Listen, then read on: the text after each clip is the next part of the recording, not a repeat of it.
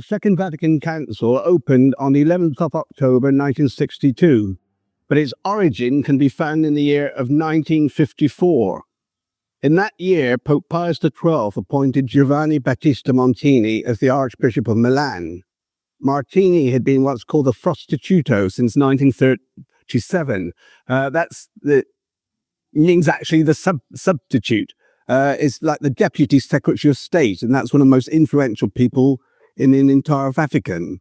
And he invariably receives a cardinal's hat. But to everyone's surprise, Montini went to Milan without one. And there was no doubt in Rome that he had incurred the wrath of Pope Pius XII. But why? Alice knows, of course. I've just been reading your review. Yes. And the question as to why he was sent off to Milan, virtually exiled there, it received many answers, but eventually it emerged that he'd been conducting negotiations with a communist party behind the back of Pope Pius XII. Now, I'm not saying in any way that Montini was a crypto-communist, but he believed that dialogue with communists and a rapprochement with them was essential, really, for the good of Italy, and that the policy of Pius XII in condemning was far too intransigent.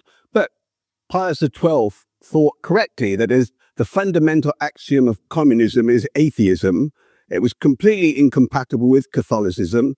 Therefore, any dialogue with them was pointless. And his policies, as John mentioned today, was generally an uncompromising condemnation. And Pius XII also took exactly the same attitude towards Protestantism. His attitude to Protestantism was rather like I was mentioning to you last time when I thought about Newman, that Protestantism and Catholicism are two different religions, not just variations of one religion. And Montini had been conducting secret negotiations with the Anglicans. He used to come over to England. He'd invite them to Italy, again, because he thought Pius XII was too intransigent, and everybody ought to work together for make a better, happier world. Now, there were some influential cardinals in some European countries who also believed, like Montini, that Pius XII was too intransigent and that the church should become more open towards those outside its boundaries, and that dialogue with anyone and everyone should replace confrontation. The buzzwords were that Catholics should abandon the fortress mentality or alternatively come out of the ghetto. Montini was the chosen liberal candidate to succeed Pius XII. But Pius XII had preempted his election by not appointing him as a cardinal. Thus, when this great pope died in 1958, the liberals had a problem because they couldn't elect their chosen candidates, so what were they to do? And they decided they would elect the 77-year-old Cardinal Angelo Roncalli, who was the Patriarch of Venice. Now, Roncalli was by no means a liberal in the sense we'd say today. He was apostolic delegate to France at the end of World War II, and he defended a lot of the bishops who'd supported the Vichy regime in France. The anti-clericals there, they wanted General de Gaulle to dismiss 30 of the bishops. And John, the future John the 23rd, Roncalli, he persuaded him to reduce the number to 3. He dealt ruthlessly with the worker priest movement, which had really become the communist priest movement. And as Patriarch of Venice, when he went there, he really tightened up the discipline in Venice. Priests were ordered to wear the soutane. They were forbidden to go to the theatre. They weren't ever to go in sight of the Lido in case they saw a lady in a bathing costume. So he was, he's a pretty strict person. Then when he became Pope, in 1961, he warned against unorthodox tendencies among some Catholic biblical scholars. And in 1962, he put out a monitum condemning the works of Père de Chardin. And his apostolic constitution, Veterum Sapientiae, insisted that Latin should be retained as the language of the church. But now, of course, he's been allocated a prominent place in the liberal pantheon. The explanation the liberals give of his apparent conservatism was that he was liberated by the council. Before the council, they said he was almost helplessly at the mercy of his curial advisors. Well, press reports started designating him as a stopgap pope, which in fact he was. He was a stopgap pope. And this upset him. And he decided that he'd make a name for himself in the history of the church by calling a general council. he insisted that this decision was inspired by God. To quote him, "We had decided under the inspiration of God to convene an ecumenical council." Where you talk about an ecumenical council as a general council of the church, it's got nothing to do with ecumenism or the ecumenical movement. There are all sorts of councils, from diocesan, national, patriarchal, but the highest is an ecumenical council from the Greek word ecumenica, which means the whole world. And there had been 20 of these councils prior to Vatican II, from Nicaea in 325 to Vatican I in 1869. And an authentic ecumenical council must be presided over by the Pope or his legates, and its decrees, if they're confirmed by the Pope, bind all Christians according to the authority bestowed upon these documents by the Pope and the Council Fathers. That is to say, the Council Fathers are the patriarchs, bishops, and superiors of religious orders for men. Wouldn't surprise me if they have another one, that the superiors of religious orders for women will come along. According to Pope John, the inspiration to call an ecumenical council came to him during a conversation with Cardinal Tardini towards the end of 1958. The Pope asked his Secretary of State what might be done to give the world an example of peace and concord among men and an occasion for new hope, when suddenly there sprang to his lips the words, "a council." This, he insisted, was an impulse of divine providence. Pope John revealed this divinely inspired plan to the Sacred College of Cardinals on what he described as that memorable 25th of January 1959, the feast of the conversion of St. Paul, and the meeting was taking place in the Basilica of St. Paul without the walls. This enactment, the Pope said, when he announced it, it was completely unexpected by the cardinals and came to them like a flash of heavenly light, shedding sweetness in eyes and hearts. But actually, far from this being the case, there was a distinct lack of enthusiasm on the part of the cardinals. And when Pope John asked them for their reaction to his inspiration, not even one of them had a single word to say. He later admitted his disappointment. "Humanly speaking," he said, "we could have expected that the cardinals, after hearing our allocution, might have crowded round to express approval and good wishes." But later, he put the most favorable possible interpretation on their failure to reply and described it as a devout and impressive silence. So Pope John's belief that his council had been summoned in response to a divine inspiration was shared by his successor, Pope Paul VI, as Paul made quite clear in his opening address to the second session of the Second Vatican Council. The Pope said, "O dear and venerated Pope John, may gratitude and praise be rendered to you for having resolved, doubtless under divine inspiration, to convoke this council in order to open to the Church new horizons and to tap the fresh spring water of the doctrine and grace of Christ and let it flow over the earth." There is, of course, no obligation for any Catholic to believe that Pope John's inspiration came from God. There's no doubt that he was a good and holy Pope who he was declared venerable, as you know, last year, and he'll probably be canonized. And as you all know, being canonized, all it means is you're in heaven. They're sure you're in heaven. Doesn't mean you have to be a great theologian or anything like that. But anyway, those who are familiar with the lives of the saints, they'll know that very often it is to the most saintly members of the Church that Satan addresses his most subtle temptations. In a pastoral letter addressed to his clergy in 1870, explaining the background to the events of the First Vatican Council, Cardinal Manning quoted with approval the words of Cardinal Pallavicino, who was the great historian of the Council of Trent, that to convoke a general council except when absolutely demanded by necessity is to tempt God.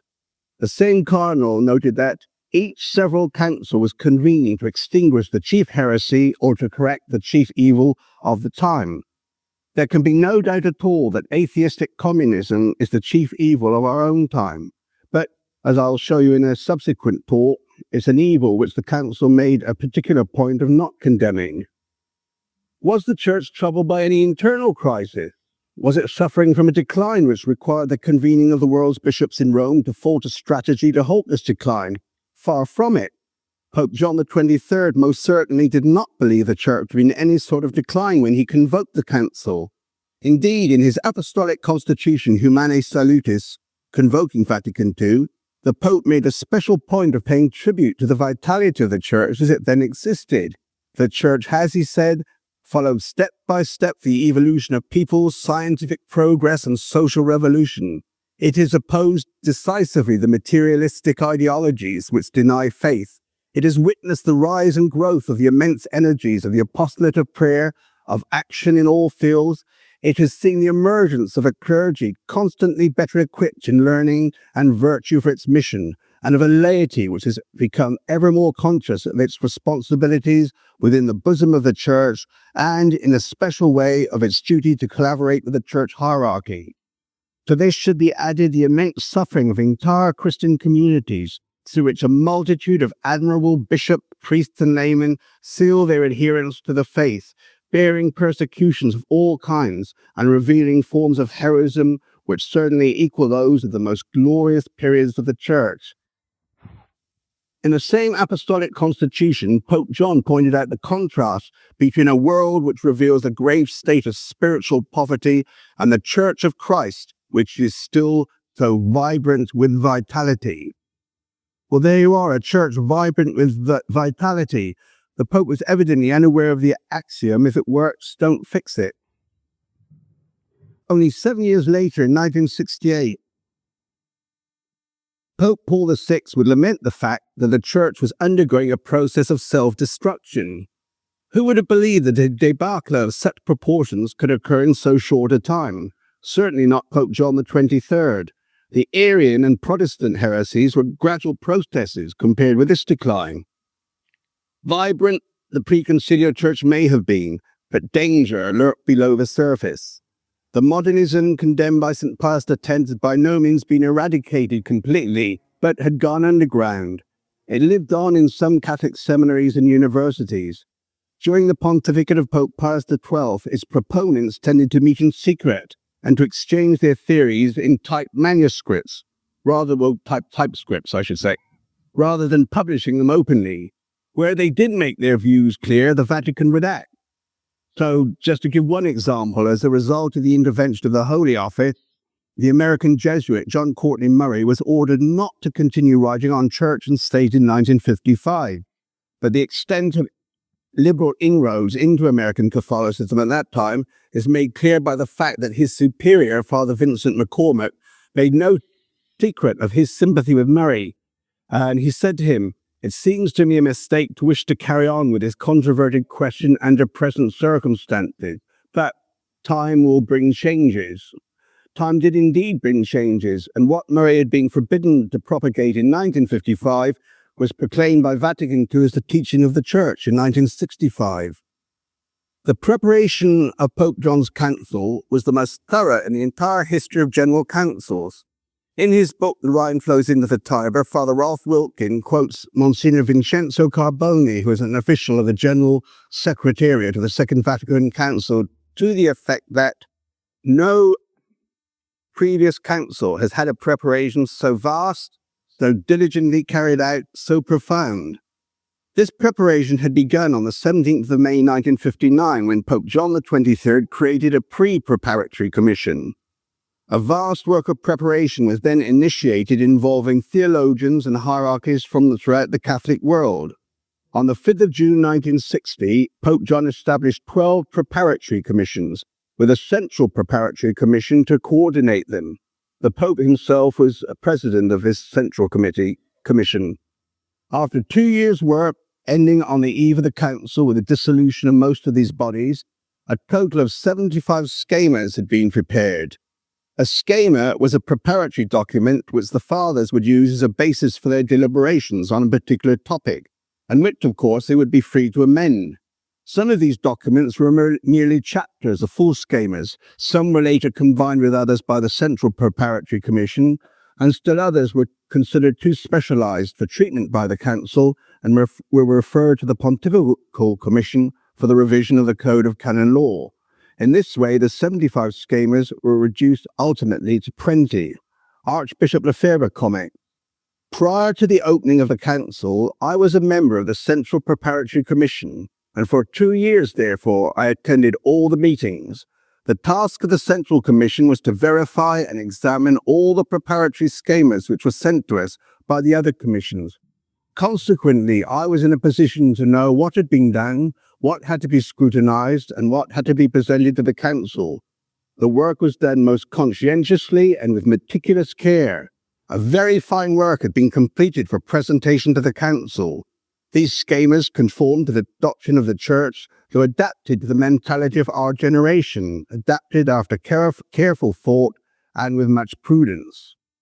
On the 13th of July 1962, 3 months before the opening of the council, Pope John decreed that the first 7 schemas, officially called the first series of schemas of constitutions and decrees, should be sent to the council fathers around the world. The first 4 were dogmatic constitutions, and when you hear the titles, it's enough to send any poor liberal screaming to his psychiatrist just to read the titles. They were called the sources of revelation, preserving pure the deposit of faith, Christian moral order, and chastity, matrimony, the family, and virginity. The 5th schema came into a very different category. It concerned the liturgy and had been prepared under the close supervision of a certain Father Annibale Bunini, of whom I'll have much more to say in the 4th of my lectures. His influence on the schema had been so predominant that it was referred to as the Bunini schema. Well, obviously, the first 4 schemas were anathema to the liberals, and they decided before the council even opened that these schemas wouldn't even be discussed, never mind the 2 years' work. They're not even going to be discussed. Most of the council fathers arrived in Rome for the opening of the council in 1962 without any clear idea as to why they were there and without any definite plan as to what they were supposed to achieve. They could well have sung as did the British troops who went to France in 1914. They had a song began, "We're here because we're here because we're here." Looking back, writes John Cardinal Heenan, the Archbishop of Westminster, it's easy to see how psychologically unprepared bishops were for what happened during the first session. Most of us arrived in Rome in October 1962 without any idea of the anti-Italian mood of many Europeans. The conciliar fathers, for the most part, shared Pope John's illusion that the bishops of the world had come together as brothers in Christ for a short convivial meeting. John thought there'd only be one session of the council. Cardinal Heenan's book, A Crown of Thorns, is one of the most valuable sources for accurate information on what took place during the council. It's out of print, but I'm sure you could get it from a library. Bishop Lucy of Cork and Ross in Ireland had written that certain hierarchies came to the council knowing what they wanted and having prepared a way to get it. Others came feeling their way. Prominent among those who knew what they wanted were the German-speaking Dutch and French hierarchies. Xavier Ring, who covered the council for New Yorker, informs us that before the council had even been announced, there had been pressure in these countries for a modernization of the way in which the church faces its internal problems. Some groups, he said, were openly agitating for a reorganization, if not the complete abolition of the Roman Curia. Others wanted changes in the laws and regulations affecting marriage and education, the Mass, the sacraments, liturgical ceremonies, the Holy Office, clerical dress, and what they termed the unseemly pomp of prelatial vestiture, and a redefinition of the rights and prerogatives of bishops and laymen in the church's structure. Why they left the priests out of that, I don't know. But the extent to which these aims have now been achieved is the most evident fact of life in the post-conciliar church. Indeed, the ease with which total victory was achieved surprised even the progressives themselves. Father Wilkin writes, "They had come to the first session of the council hoping that they might win some concessions. They returned home conscious that they had achieved a complete victory, and they were confident that numberless other victories were yet to come." In an address to the United States Bishops' Press Panel at the end of the first session, Hans Küng asserted jubilantly that what had once been the dream of an avant-garde group in the church had spread and permeated the entire atmosphere of the church due to the council. Cardinal Heenan remarks that, looking back, it is quite clear that the English-speaking bishops were quite unprepared for the kind of council that the rest of the Northern Europeans were planning. The Americans were even less prepared than the British. They made no contribution at all to the first session, which was largely a probing battle between the old and new theological ideas. The Cardinal's warlike metaphor is well chosen, for a battle did take place. In a review of one of the first books to appear on the council, one liberal English father, Abbot Christopher Butler, criticised the book for failing to convey to one who was not present at those fateful debates the passion of the drama that was being enacted in them. Dr. John Moorman, leader of the Anglican delegation, affirms that those in the observer's box were aware that during the council there was a very real division among the fathers, a deep feeling that two big forces were coming to grips, and that this was not just a clash of opinions, but of policies, or even of moralities. The tactics used by the Germans and their allies can best be described by comparing it with the technique which they introduced to military warfare, that of the blitzkrieg. Time and again they shattered and demoralized their opponents by the efficient use of the pressure group methods used in political takeovers. It's doubtful whether any hierarchy but the German would have had the efficiency, the organization, and the financial resources necessary to initiate and sustain such a campaign. It's probable that the majority of those who supported the German bishops did so because it seemed to be the fashionable thing to do, because everyone else seemed to be taking this line. There was once a popular song called "Everybody's Doing It," and when everybody is doing it, the normal reaction is to do it too. And even those who have been consecrated as bishops remain only too human in many respects, as any church historian will confirm. If a bandwagon rolls along, it takes great strength of character to refrain from leaping upon it. When the vote came round, read Archbishop R.J. Dwyer of Portland, Oregon, who was wise after the event, like Sir Joseph Porter, KCB, we always voted at our party's call and we never thought of thinking for ourselves at all. That way, you can save yourself a world of trouble. You'll all will have recognized the quote from HMS Pinafore. The business sessions of the council were called general congregations. The first of these took place on the 13th of October 1962. Archbishop Lefebvre writes, "The council was under siege by the progressive forces from its very first day. We felt it, we sensed it, and when I say we, I refer to the majority of council fathers at that moment. We were convinced that something irregular was happening in the council."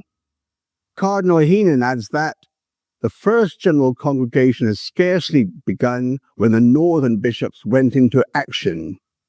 Their aim was to obtain control of the 10 conciliar commissions which would oversee the working of the council, which would mean virtual control of the council itself. After the Mass with which the first general congregation had begun, each of the fathers received 3 printed booklets. The first contained a list of all the fathers eligible for election to the 10 commissions. The second listed those who had taken part in the preparatory commissions. The third contained 10 pages, one for each commission.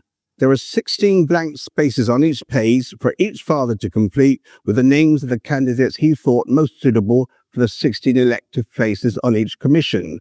The commissions would have 24 members in all, an additional 8 would be nominated by the Pope. The German bishops realized that if the fathers voted on the basis of a general list containing the names of all the eligible candidates, they would be unlikely to dominate the commissions. They decided it would suit them far better if each hierarchy could put forward a list of candidates from its own ranks for each commission. This would mean that rather than voting for a candidate simply on his individual merits, he would be considered a representative of a hierarchy or group of hierarchies. The Germans were in a position to be the largest bloc and would therefore be able to ensure the election of a substantial number of candidates, not necessarily German-speaking, who are sympathetic to their policies. A meeting was held in the house of Cardinal Frings of Cologne, at which a plan to secure the adoption of this procedure was adopted. It was decided to use a non-German father to put their proposals forward, and Cardinal Liénard, president of the French Episcopal Conference, agreed to do this. Cardinal Heenan describes what happened at the first general congregation after the 3 booklets had been distributed. Cardinal Liénard, Bishop of Lille, rose to make a speech of protest. It would, he said, be absurd to vote immediately for members of commissions because as yet the fathers were unacquainted with each other. It would be much wiser and fairer to allow time for bishops to exchange information and discuss the merits of the proposed candidates. If votes were taken at once, bishops would be voting for men with whom they were unfamiliar, even by name. The qualifications and worth of individual bishops were not usually known outside their own country of origin.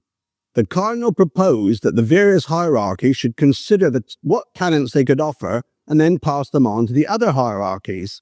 As soon as the French cardinal sat down, his German friend Cardinal Frings rose to second the proposal, which of course was his own proposal.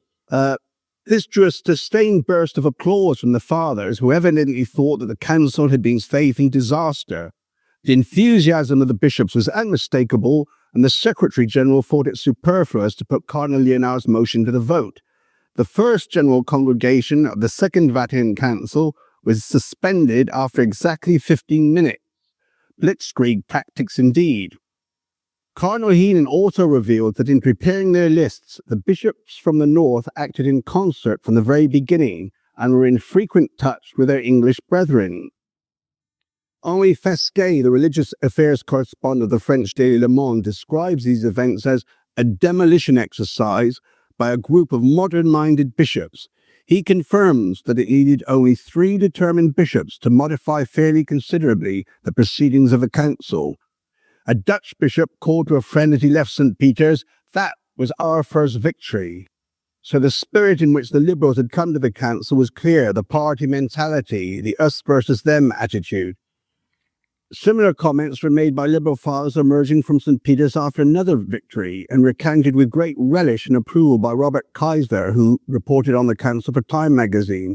"Now the gloves are off," said one of them, "the big fellow whose Cardinal Bear got him and I got him too." The German bishops had prepared the ground for victory by persuading the council to accept their proposals for electing members to the commissions. But to achieve victory, it was necessary to get their own candidates elected. To continue with the Blitzkrieg analogy, the Stukas had done their work, and now it was time for the Panzers to move in. Then, writes Cardinal Heenan, began the well-known process of lobbying. In his diary for the 13th of October 1962, he records that he received visits from the Bishop of Bruges in Belgium, who came as an emissary from the German bishops. He gave Archbishop Heenan some names that the Germans, Dutch and Belgians intended to back, and explained that a final list was being drawn up at a meeting then in progress at the Animac College, the German House of Studies, under the presidency of Cardinal Frings. This list would be available at 9 o'clock the next day. Meanwhile, many names had been given, and it was hoped to make the list fairly international. It would attract the votes of missionaries. For example, the Congo had many Belgian bishops. You see, nobody else is preparing lists. These are the only people making them. Archbishop Lefebvre has recorded the stupefaction of the fathers when, on the 14th of October, each one was presented with a printed list of candidates containing names which most of them had never heard of, but for whom they eventually voted. He writes, "Those who prepared these lists knew these bishops very well. They were, I do not need to tell you, all of the same tendency." Cardinal Heenan tells us that even using every spare moment, it was impossible to learn enough about 16 people for each of the commissions. It was therefore inevitable that the bishops gave votes for some candidates, knowing little about them beyond their names. And that, of course, is what the German, that was their objection. They said if we vote for the lists that had been prepared before the council, all they would know were the names of the candidates. And now that's all they knew then, the names of the candidates. The manoeuvre which resulted in the liberal takeover of the 10 commissions is being documented in detail in Father Wilkins' book. He explains how the Rhine Group, that's to say the German bishops and their allies, quickly expanded to include the bishops of Austria, Switzerland, Holland, Belgium and France. A Dutch-born bishop of an African diocese was instrumental in organizing a list of bishops from both French and English-speaking Africa, which he put at the disposal of the Rhine Group, thus assuring it of many extra votes. Liberal-minded bishops from other countries were contacted both as candidates and supporters, and a hand-picked list of 109 candidates was drawn up to ensure Rhine Group representation on all the commissions. And, in a success which exceeded anything they had thought possible, 79 of the 109 candidates were elected. And when the Pope appointed his own nominees to bring the number of each commission up to 24, he included 8 more Rhine candidates. So 8 out of every 10 candidates put forward by the European Alliance, as the Rhine Group was now being called, received a seat on the commission. After this election, writes Father Wilkin, it was not too hard to foresee which group was well enough organized to take over the leadership at the Second Vatican Council. The Rhine had begun to flow into the Tiber. This success had been achieved because, in contrast with other hierarchies, the alliance was able to operate effectively because it knew what it wanted and what it did not want. Not by how communists used to take over the big companies. In England, the Ford Motor Company, they had something like 20,000 workers and about 150 communists, and they controlled every committee. When you're having an election, well, to start with, about 9 out of 10 of the workers didn't turn up, and someone would get up and say, I propose so and so, someone would say, I second that, and then everyone would vote for them. That's in any type of organization, in a commercial company, that if you've got a plan and everything's all worked out before, you'd almost certainly succeed with it. Now I want to say a word about the periti. A peritus, the plural being periti, means an expert advisor. Every bishop present at the council brought his own peritus. Douglas Woodruff, who was one of England's outstanding scholars at the time of the council, remarks, in a sense, this council had been the council of the periti, silent in the aula, but so effective in the commissions and at bishops' ears. By silent in the aula, he meant that these experts could not speak during the formal sessions of the council in St. Peter's Basilica, but they certainly had no qualms about making themselves heard during private meetings of the commission. Cardinal Heenan mentions one such meeting in which the only discord came from the periti in attendance. A German theologian addressed us in a voice frequently rising to a scream. The periti would advise and in effect instruct their bishops on how they should vote. And Woodruff's comment is exceptionally perceptive, and it would be very hard to improve on the Council of the Periti for a one-phrase description of Vatican II. Father Wilkin explains in his book how just one peritus could impose his views on the whole council if he could win the approval of the German bishops. I'll be giving you a couple of examples of that in some of these talks. Bishop Lucy of Cork and Ross in Ireland insisted that the periti were more powerful than most bishops, even though they had no vote, because, he said, they had the ear of a cardinal or the head of a national group of bishops, and they were influential in the drafting of council documents. The expert, said the bishop, is the person with power.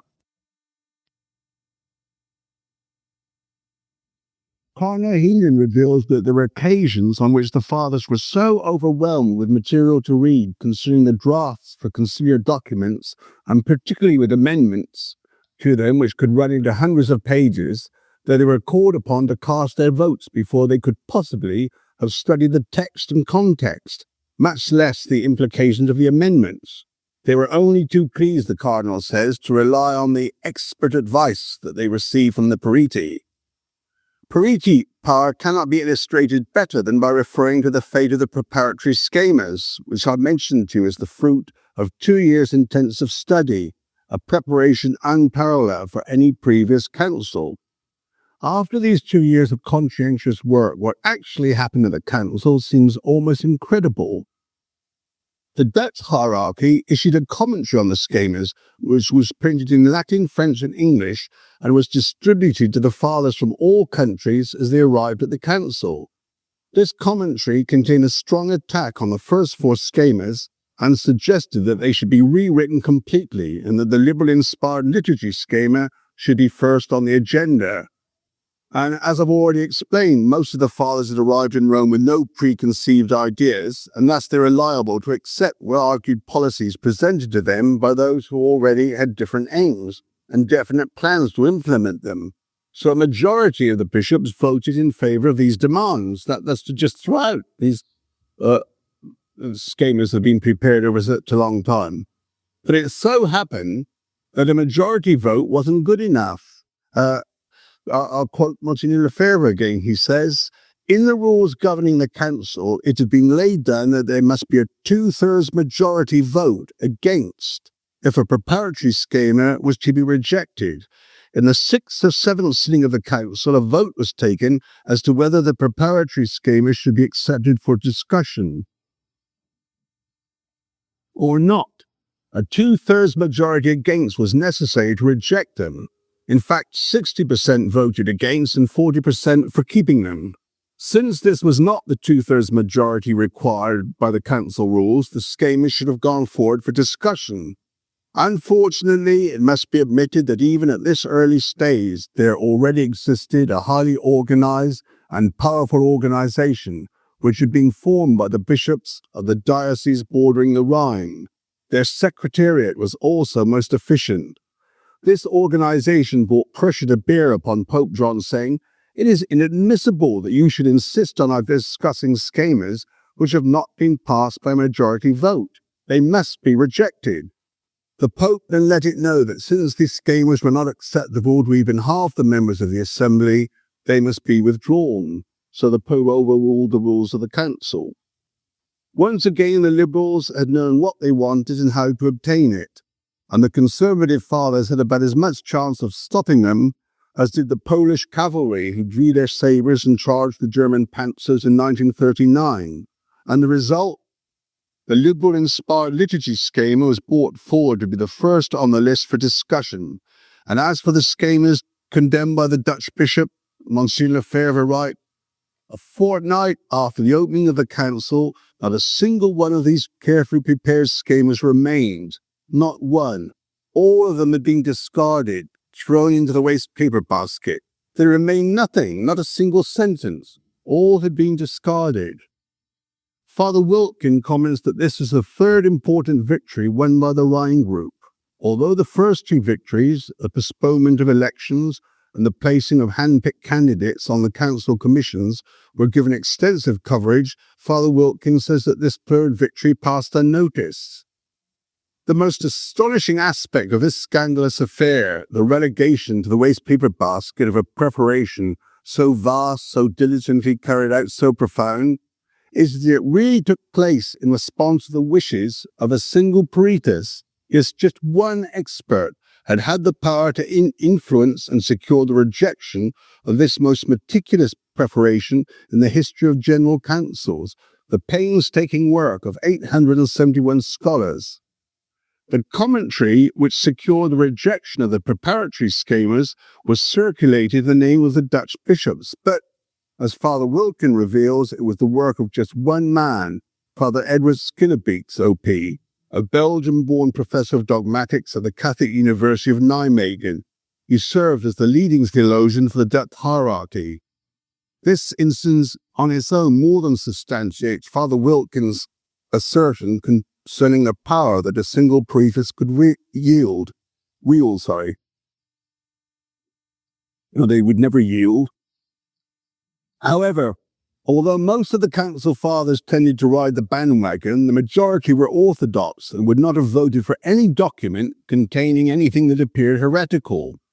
The tactic of some preti then was simple. They proposed to insert ambiguous phrases into the conciliar text, which they could exploit after the council, provided they could get control of the commissions that were going to be set up after the council to implement the conciliar documents. See, once the bishops went home, there'd be these permanent commissions in Rome, which would then interpret the documents and order what reforms had to be made. Cardinal Heenan was well aware of the manner in which the periti could phrase the official text with a view to manipulating them for their own purposes after the council. He writes, "There are hundreds of papers in the Vatican archives which presumably will reveal to scholars of the future the proceedings in secret commission meetings. The more significant activities within commissions have not yet been fully revealed. The framing of amendments for the vote of the fathers was the most delicate part of a commission's work. A determined group could wear down opposition and produce a formula patient of both an orthodox and a modernistic interpretation." So this isn't some crazy conspiracy-minded old lady saying this. This is one of the leading fathers in the whole of the council, Cardinal Heenan. In order to win total control of the council, the Rhine Group needed to ensure that the procedural rules were altered. These were described in what the pseudonymous Xavier Ring praised as a highly interesting and authoritative critique, as demonstrably contrived to ensure the domination of the proceedings at all stages. The principal complaint of the Liberals, according to Xavier Ring, was that the cardinals presiding over the conciliar commissions had powers that were too vast and arbitrary, which was another reflection on the Curia. Not enough use was made, said the critique, of the council expert periti, who not infrequently found themselves virtually excluded from any participation in the work, which of course is complete nonsense. But this is in the second session now. Pope Paul then decided he revised the procedural rules on the advice of certain venerable council fathers. The Rhine Group demands were largely met, and particularly useful to them was the transfer of a great deal of power to 4 cardinal moderators who would be responsible for directing the activities of the council and determining the sequence in which topics would be discussed at the business meetings. Pope Paul's own sympathies were made clear when he accepted well-known liberals to fill 3 of the 4 posts, Cardinals Döpfner, Lecaro, and Suenens. They were, as Henri Fesquet remarks, universally known for their reformist ardor. Father Wilkin points out that as the 4th cardinal, Agagianian, I practicing saying that name, I still can't say it, but anyway, Agagianian, he wasn't a very forceful person, and so the 3 liberal moderators had virtually 100% control. Another procedural change, which was very useful to the Rhine Group, made it possible for as few as 5 members on any commission to substitute another form of any amendment proposed. And by an interesting coincidence, the Rhine Group had a minimum of 5 members on every commission. It was also made possible for the periti to speak in the council debates under certain circumstances. They would no longer be silent in the aula. He was clear at this point, writes Father Wilkin, how the discussions would develop. There would be a strong German influence which would make itself felt in nearly every council decision and statement of any importance. In every council commission, German and Austrian members and periti would be highly articulate in presenting the conclusions reached at Munich and Fulda. With the Munich and Fulda conferences, the drastic changes that Pope Paul had made in the rules of procedure and the promotion of Cardinals Döpfner, Suenens, and Lecaro to the position of moderators ensured domination of the council by the European Alliance, which is the Rhine Group. And when they're referring to these meetings at Munich and Fulda, you see, the German bishops would meet and decide everything that was going to happen in the council before they even turned up. The second session opened on the 29th of September 1963. By mid-November, the Rhine Group aimed at nothing less than total control. The European Alliance by this time had full control of the council majority and was confident that it could replace all the conservative members on the council commissions if only it were given the opportunity. It wished to impose its own diktat under the slogan of freeing the council from curial control. So once again, in response to the requests of many council fathers, the Pope agreed to allow additional members to be elected to the commissions, and the Rhine Group set about drawing up an unbeatable international list. This work was greatly facilitated since the European Alliance had expanded into a world alliance. In point of fact, the origins of the World Alliance went back to the beginning of the first session, and from that time it was always under the domination and influence of the European Alliance. Father Wilkin writes again, the World Alliance during the first session was an undercover group who met periodically. From the beginning of the second session, when they considered themselves strong enough to act more openly, they held meetings at the Domus Mariae each Friday evening and saw their membership expand to 24 bishops and archbishops, who represented approximately 65 episcopal conferences. Although not juridically organized, the World Alliance was able to determine the policy of the controlling liberal majority. The election for the additional Commission members took place on the 28th of November, and all the candidates elected to office came from the list prepared by the World Alliance, every single one of them. After these elections, comments Father Wilkins, there is no need for anyone to doubt the direction in which the Council was headed. The commissions were controlled, according to Archbishop Lefebvre, by a majority of members imbued with an ecumenism which, according to their own admission, was no longer Catholic, but bore an extraordinary resemblance to the modernism condemned by St. Pius X.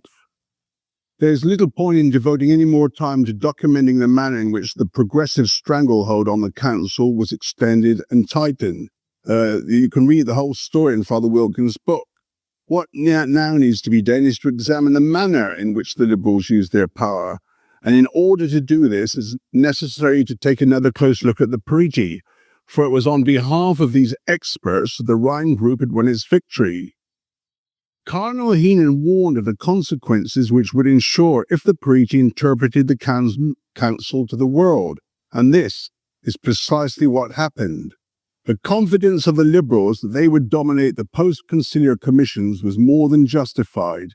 Indeed, the 5 post-conciliar commissions were created as a result of pressure from the Rhine Group, which feared that the progressive measures adopted by the Council might be blocked by conservative forces in Rome once the Council Fathers had all returned home. The members of these commissions were chosen with the Pope's approval, for the most part from the ranks of the Council periti. So when certain conciliar texts are interpreted in a manner which appears to be in direct conflict with Catholic teaching and tradition, the natural reaction is to exclaim that that could not have been intended. As far as the intention of the majority of Council Fathers is concerned, such a judgment would probably be correct. But as regards the periti who drafted the documents, the opposite is true. The best insight into the real views of these experts can be obtained not by reading conservative criticisms of them, but by examining their own activities and their own writings since the Council. It is of very great importance to make a distinction between the teaching of the Second Vatican Council, as contained in its official document, unsatisfactory as these may be in places, and the Council as an event. The effects of the Council derive less from the former, that's the official documents, than from the latter. Not least among the consequences of the Council as an event was that liberal theologians all over the world were brought together in Rome at a very great expense, borne ultimately by the ordinary faithful, where they were able to get to know each other, to organize themselves, and to formulate their policies at great leisure and in very great comfort. An Anglican observer remarked that if Christian unity were no more than a question of prodigal sons returning to their father's house, many of us would be tempted to go there tomorrow if the standard of living is anything like what we saw. Under Pope Pius XII, the liberal theologians had been on the defensive, but now, as a result of the Council, the situation had been reversed. Pope John, like Dr. Frankenstein, had brought into existence a creature he could not control. As the Council progressed, Pope John grew more and more depressed, writes Cardinal Heenan. Doubtlessly, like Dr. Frankenstein, Pope John did what he did with the best of intentions, but now it is the magisterium which is on the defensive. So many bishops are obsessed by one fear and one fear only, that of appearing reactionary. Once again, Cardinal Heenan has summed up the position perfectly. We bishops, he writes, are exercising the magisterium with an unsure touch. To question brash theological opinion has become increasingly hazardous. No wise bishop courts popularity for its own sake, but, if only to preserve his authority with his clergy and people, he wants to eschew the reputation of being reactionary. Unfortunately, if a bishop criticizes dangerous opinions, he is said to be an obscurantist. The magisterium is thought unenlightened whenever it questions novel interpretations of Catholic doctrine.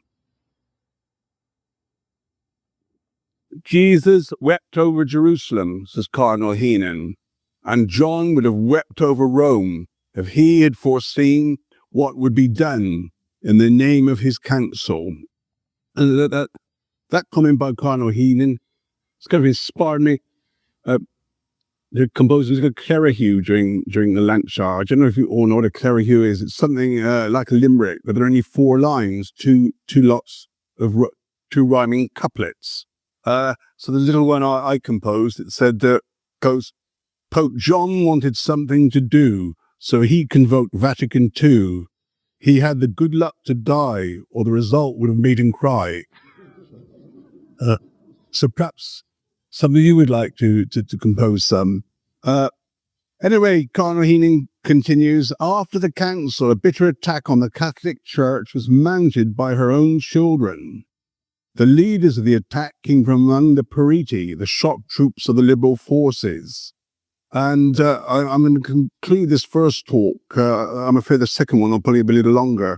But by examining the fruits of the council, as you know, in Matthew 7:16-19, it says, by their fruits you shall know them.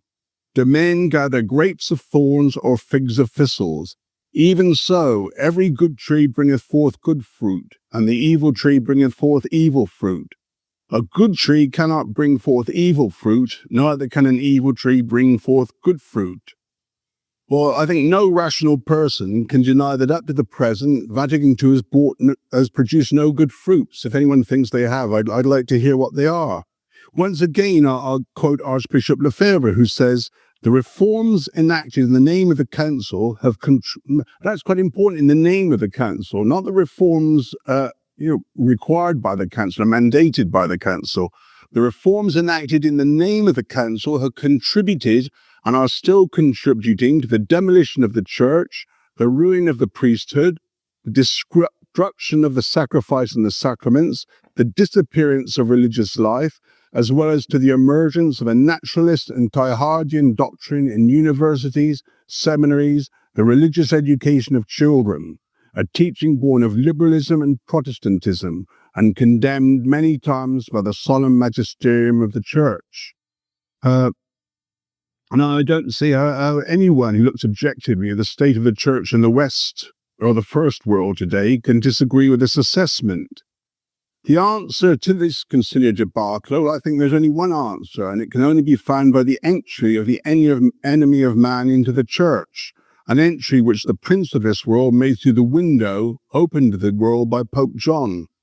I am certain, and this is an amazing quotation, I am certain, remarked Cardinal Pericle Felici, Secretary General to the Council, that when in the Council I pronounced the ritual words Exeant Omnes, everyone out, before each session, everyone had to get out who wasn't a Council Father or an observer, which all remember, one who did not obey was the devil.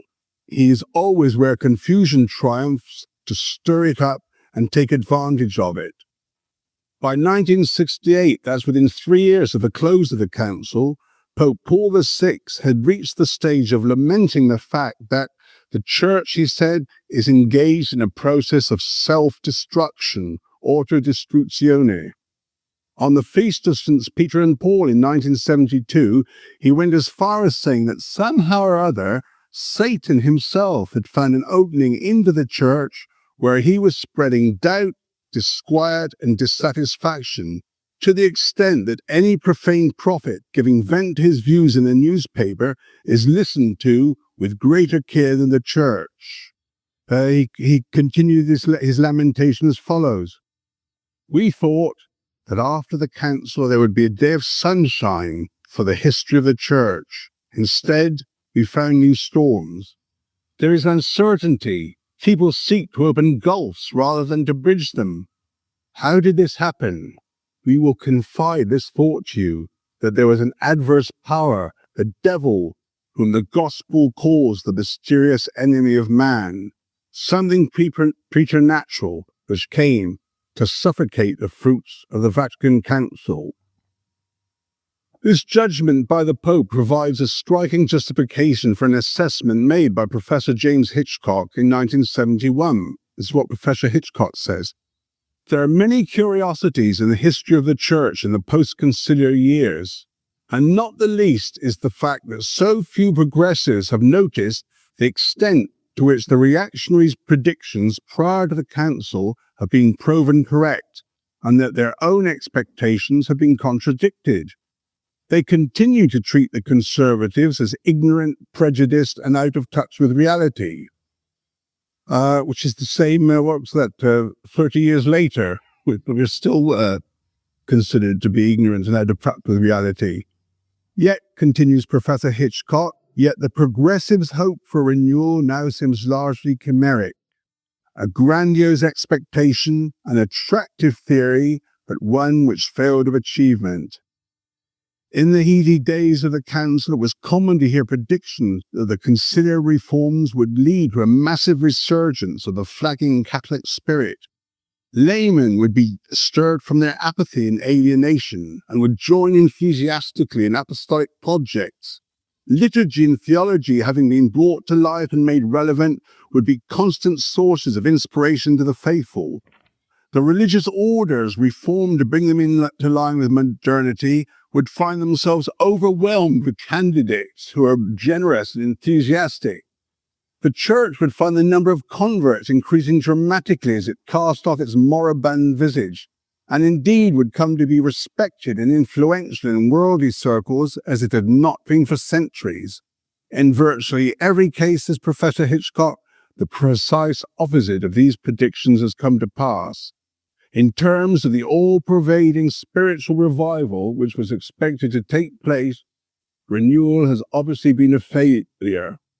Little in the Church today seems entirely healthy or promising. Everything seems vaguely sick and vaguely hollow. It's certainly no exaggeration to claim that the present trend in the West is towards universal apostasy. Two American sociologists you'll have heard of, Father Andrew Greeley and William McCready, who are both liberals, claimed that as early as 1972, the results of a survey on Catholic life in the United States made it clear that American Catholicism, as it was known before 1960, seems to be finished. They found that the decline in mass attendance had reached catastrophic proportions and could think of no other time in the course of human history when so many people, particularly older people, had so decisively removed themselves from canonically required ecclesiastical practices. In questions of doctrine and morality, they found that Protestants and Catholics are becoming virtually indistinguishable, and that the prospects of a significant proportion of the young continuing to regard themselves as Catholics are remote in the extreme. The remarkable thing, they continued, the remarkable thing is that no outside foe destroyed us. We destroyed ourselves. The pattern described by these sociologists is common in varying degrees to most Western countries. A spokesman for the French hierarchy lamented the fact that France is being swept by a tidal wave of unbelief. Cardinal Marty conceded that in the years following the Council, up to 1975, mass attendance in the parish churches of Paris had declined by the staggering figure of 54%. The decline in vocations in France had become even more serious, the number of men studying for the priesthood having dropped by 83% between 1963 and 1973, and this decline is common to all First World countries. The official 1998 Catholic Directory for the United States reveals that the number of seminarians is now, in the entire country, is now only 1,700, which is a decline of almost 97% from the 1965 figure of 48,000.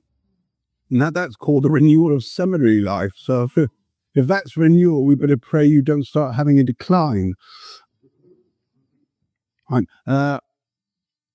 And Cardinal Heenan, again, he said in 1972, one does not need to be a prophet to realize that without a dramatic reversal of the present trend, there will be no future for the Church in English-speaking countries. Cardinal Paul Poupart, who is the president of the Pontifical Council for Culture, stated bluntly in January 2000 The de-Christianization of Europe is a reality. Cardinal Daniels of Brussels, in an interview given in England in May last year, warned that the Church in Europe, he said, is facing extinction. During the Synod of European Bishops in October 1999, Monsignor Fernando Sebastian Aguilar, who was the Archbishop of Pamplona, gave the following gloomy but realistic assessment of Spanish Catholicism. I think this applies to most European countries, or to all of them. For 40 or 50 years, Spanish society has moved far away from the Church and the explicit acknowledgement of the treasures of the kingdom of God. Cultural and spiritual secularization has affected many members of the Church. The result of this has been the weakening of the faith and faith in divine revelation, the theoretical and practical questioning of Christian moral teaching, the massive abandonment of attending Sunday Mass, the non-acceptance of the magisterium of the Church and those points that do not coincide with the trends of the dominant culture, the cultural convictions on which social life in Spain is based today are undermined and are more atheistic than Christian. In his opening speech of the Council, Pope John had used stern words towards those whom he designated as prophets of gloom who are always forecasting disaster. He claimed that the ashes of St. Peter and his other holy predecessors thrilled in mystic exultation at his council, which, now beginning, rises in the Church like daybreak, a forerunner of most splendid light. It is now only dawn. But, as Professor Hitchcock has shown, the predictions of the reactionaries, Pope John's prophets of gloom, have been proven to be correct. And Professor Hitchcock isn't alone in this judgment. Professor Louis Boyer is one of the most distinguished Catholic scholars of the second half of the last century. I keep meaning to say this century, but it's the last century though, isn't it? He was a prominent figure in the liturgical movement, and it's expected great things from the Council, especially from the Liturgy Constitution, as his book, The Liturgy Revived, makes clear. He was very swiftly disillusioned, and in 1968 he wrote, "Unless we are blind, we must even state bluntly that what we see looks less like the hope for regeneration of Catholicism than its accelerated decomposition." In his opening speech to the Council, Pope John had explained that the greatest concern of the Ecumenical Council is this, that the sacred deposit of Christian doctrine should be guarded and taught without any attenuation or distortion, which, throughout 20 centuries, notwithstanding difficulties and contrast, has become the common patrimony of men. It is a patrimony not well received by all, but always a rich treasure available to men of goodwill. There's no reason to suppose that he wasn't totally sincere in this aim. I often wonder, wrote Cardinal Heenan in 1968, what Pope John would have thought had he been able to foresee that his council would provide an excuse for rejecting so much of the Catholic doctrine which he so wholeheartedly accepted. Pope John had hoped that as a result of his council, the old truths would be expressed in new ways, while preserving their essential meaning, and that this would aid the Church in the mission entrusted to her by Christ in evangelizing the world, a world increasingly influenced by secular modes of thought. As Pope Paul conceded in his opening speech to the 1967 Synod of Bishops, the opposite has happened. We refer to the immense dangers on account of this present age's cast of mind, alienated from religion. They are so full of snares, so that in the very bosom of the Church there appear works by several teachers and writers who are trying to express Catholic doctrine in new ways and forms, often desire rather to accommodate the dogmas of faith to the secular modes of thought and expression than be guided by the norms of the teaching authority of the Church. And I'll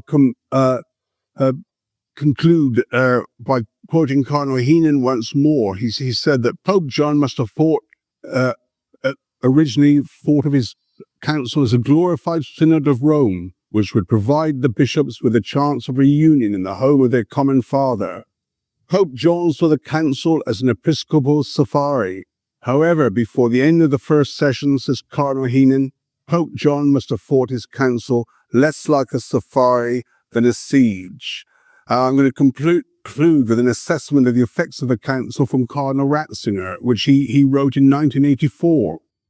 Certainly, the results of Vatican II seem truly opposed to the expectations of everyone, beginning with those of Pope John the 23rd and then of Pope Paul VI.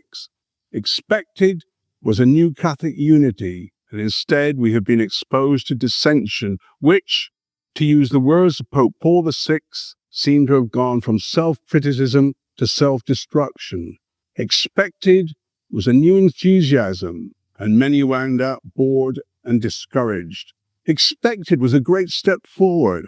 Instead, we find ourselves faced with a progressive process of decadence, which has developed for the most part under the sign of calling back to the Council, and has therefore contributed to discrediting it for many. The net result therefore seems negative. I am repeating here what I said 10 years after the conclusion of the work. It is incontrovertible that this period has definitely been unfavorable for the Catholic Church. Second protocol is called the prefabricators. It's going to have a great deal to do with the influence of the press upon the council. And before I begin, I'd better make a little correction to my last talk. Father Barrero pointed out to me, I called Pope John the 23rd the Venerable. He's now blessed. He was beatified last September. I should have remembered that because I was there. So, that's...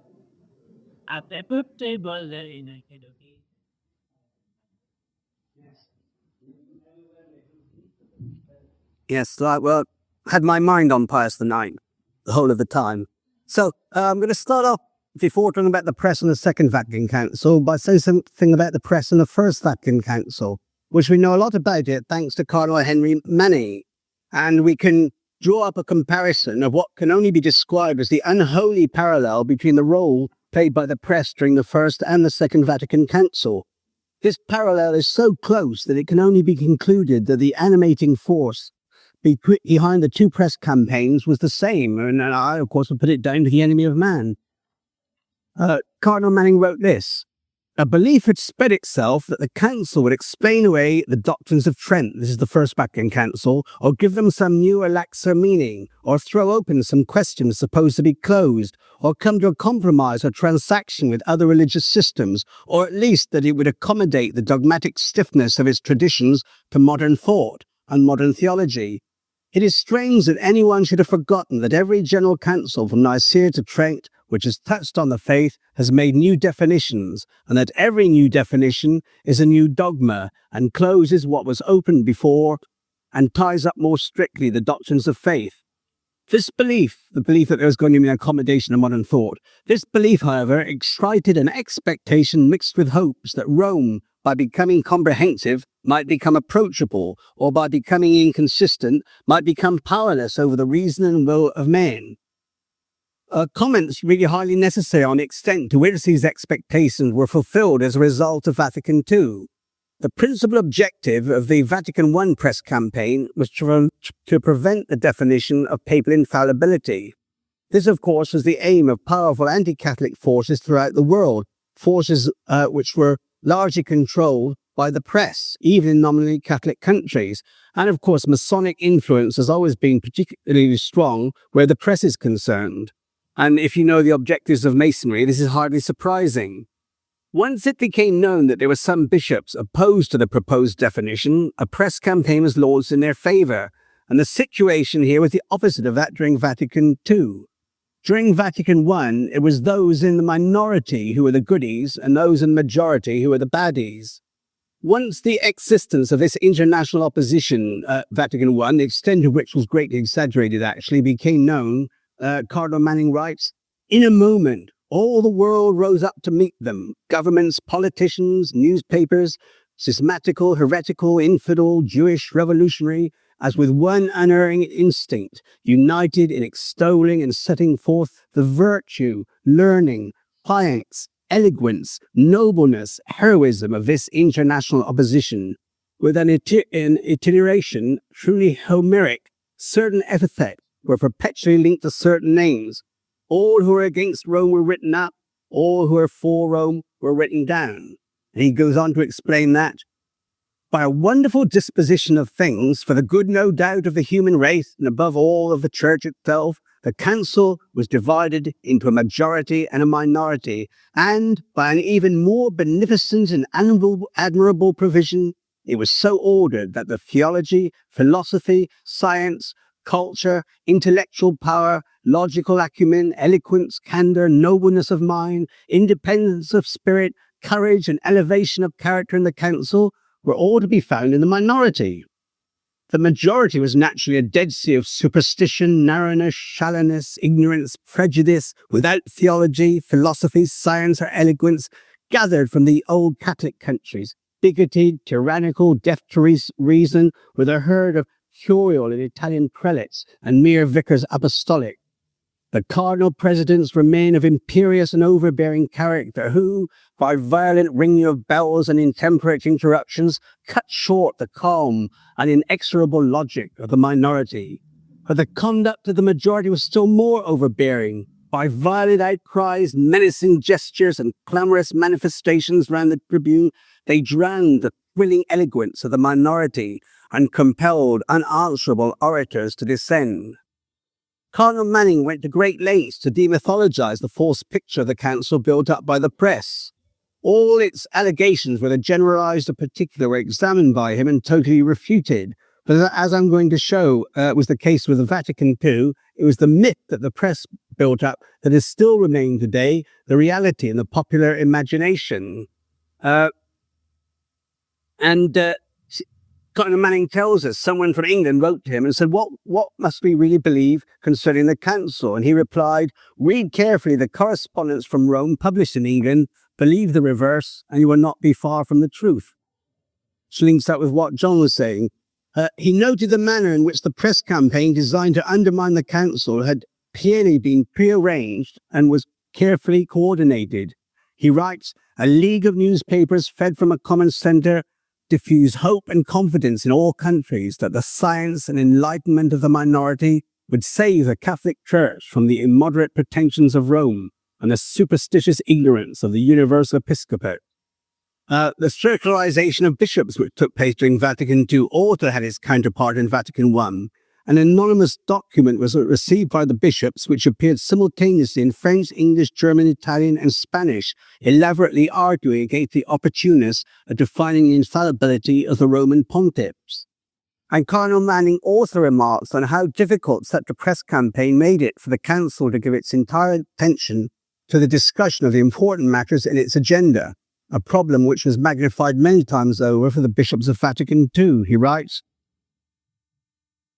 it is obvious that for the treatment of such matters as were before the Vatican Council, a complete independence and tranquility of mind were necessary, a thing impossible under the relentless assault of hostile governments and an ubiquitous press, with the perpetual harassing of half-informed friends and incessant misrepresentations of enemies. And the secrecy of the council was also violated, just as would be the case during Vatican II. Cardinal Manning writes, the enemies of the church were in intimate and constant communication with those who were in opposition to the council. Many of them obtained every schema as it was distributed to the bishops. It is to be remembered that this fact proves the violation of the secret imposed on all who were within the council, and in those who had sworn to its observance, it involved perjury.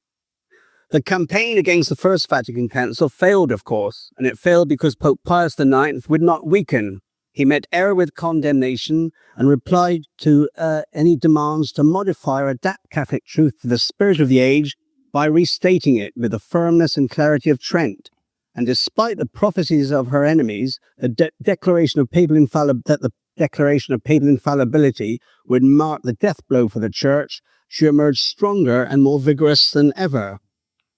In my first lecture, I quoted Cardinal Heenan to the effect that most bishops arrived at the council without any clearly formulated views and policies, and were thus ideally placed to be influenced by those who were quite definite about what they wished to achieve. If you had told me 2 years ago that I would be voting for some of the things I've been voting for this session, I would have told you were crazy, commented Bishop Joseph J. Mueller of Sioux City in Iowa. Father Wilkin expressed regret that all the Episcopal Conference didn't work with the same intensity as the Rhine bishops and their supporters. Had they done so, he says, the rest of the council wouldn't have found it necessary to accept the positions of the World Alliance with so little questioning. It would have then been less one-sided, and its achievements would truly have been the result of a worldwide theological effort. But I think Father Wilkin is rather unrealistic here. The strategy of the Rhine Group was that of a definite party with a definite policy, and it had a nucleus of a party and a definite policy before the council opened. Without such a nucleus and without such a policy, there was no hope of a viable alternative to the Rhine Group being formed. At a later stage, the International Group of Fathers, of which Monsignor Lefebvre was a leading member, began to offer sufficient opposition to make the Rhine Group anxious, but this didn't happen to the third session, when the control of the Rhine Group was so absolute that it could not possibly be broken. The fact is that most of the bishops had come to the council not as members of the party, but simply as Catholic bishops. Why they'd come to Rome and what they were supposed to do there was something they hoped to discover as the council progressed. The greatest concern of many fathers soon became that of coming to terms with modern man, with the spirit of the age, and entering into a dialogue with the world. These, of course, are very nebulous concepts to which it would be hard to attach any concrete meaning. To a very large extent, they are the creations of the press, and insofar as they do have any meaning, it is the meaning that the mass media impart to them. The mass media, the press in particular, played a key role in conjuring up the mood of the council, the so-called spirit of Vatican II, the mood of euphoria in which so many of the bishops were happy to be told what the world expected from them and happy not to disappoint the world. Many a bishop, Bishop Tracy wrote to his people in Baton Rouge, many a bishop revised the attitudes of a lifetime on certain reforms once he saw the mood and spirit of the council, hence the big votes, which were all but unanimous on most points. The French oratorian Father Louis Brouillet remarked, "I do not know whether, as we are told, the council has freed us from the tyranny of the Roman Curia, but what is sure that willy-nilly it has handed us over after having first surrendered itself to the dictatorship of the journalists, and particularly the most incompetent and irresponsible among them." When Father Brouillet states that the council surrendered itself to the dictatorship of the journalists, he means in effect to the Rhine Group, for almost every influential journal and journalists supported the Rhine Group program. Among the best names are John Cogley of Commonweal, Robert Kaiser of Time, Xavier Rinn of the New Yorker, Michael Novak, who represented a number of American papers, Father Antoine Wegner of La Croix, and probably the most influential of all, Henri Fesquet of Le Monde. These journalists all expanded their reports on the council into books, which appeared while the council was still taking place or shortly afterwards, and thus consolidated for these journalists the myth that they themselves had created. And it's this myth that has become, for most Catholics, the only real council. I've already you mentioned Father Wilkin in my last talk, and he wasn't in any way conservative or traditionalist. If anything, he was quite liberal. But he was, unlike most of the journalists there, he was totally objective, and he reported what actually took place during the council. His book, which you can get from Pan Books, still I'm glad to say, is being described as documenting the unknown council, and because for most people what actually took place at Vatican II is still unknown. Robert Kaiser, who I just mentioned, wrote for Time magazine, concedes that the reporters were almost all on the progressive side, probably because they realized that although Christianity was the same, its message had to be adapted to the progress of history, while the motto Con Ottaviani Semper Idem, always the same, carried to its logical conclusion, would put the Catholic press out of business tomorrow. The basic premise of the modernism that I described to you last year is that the Christian message must be adapted to the progress of history, which is what Robert Kaiser just said.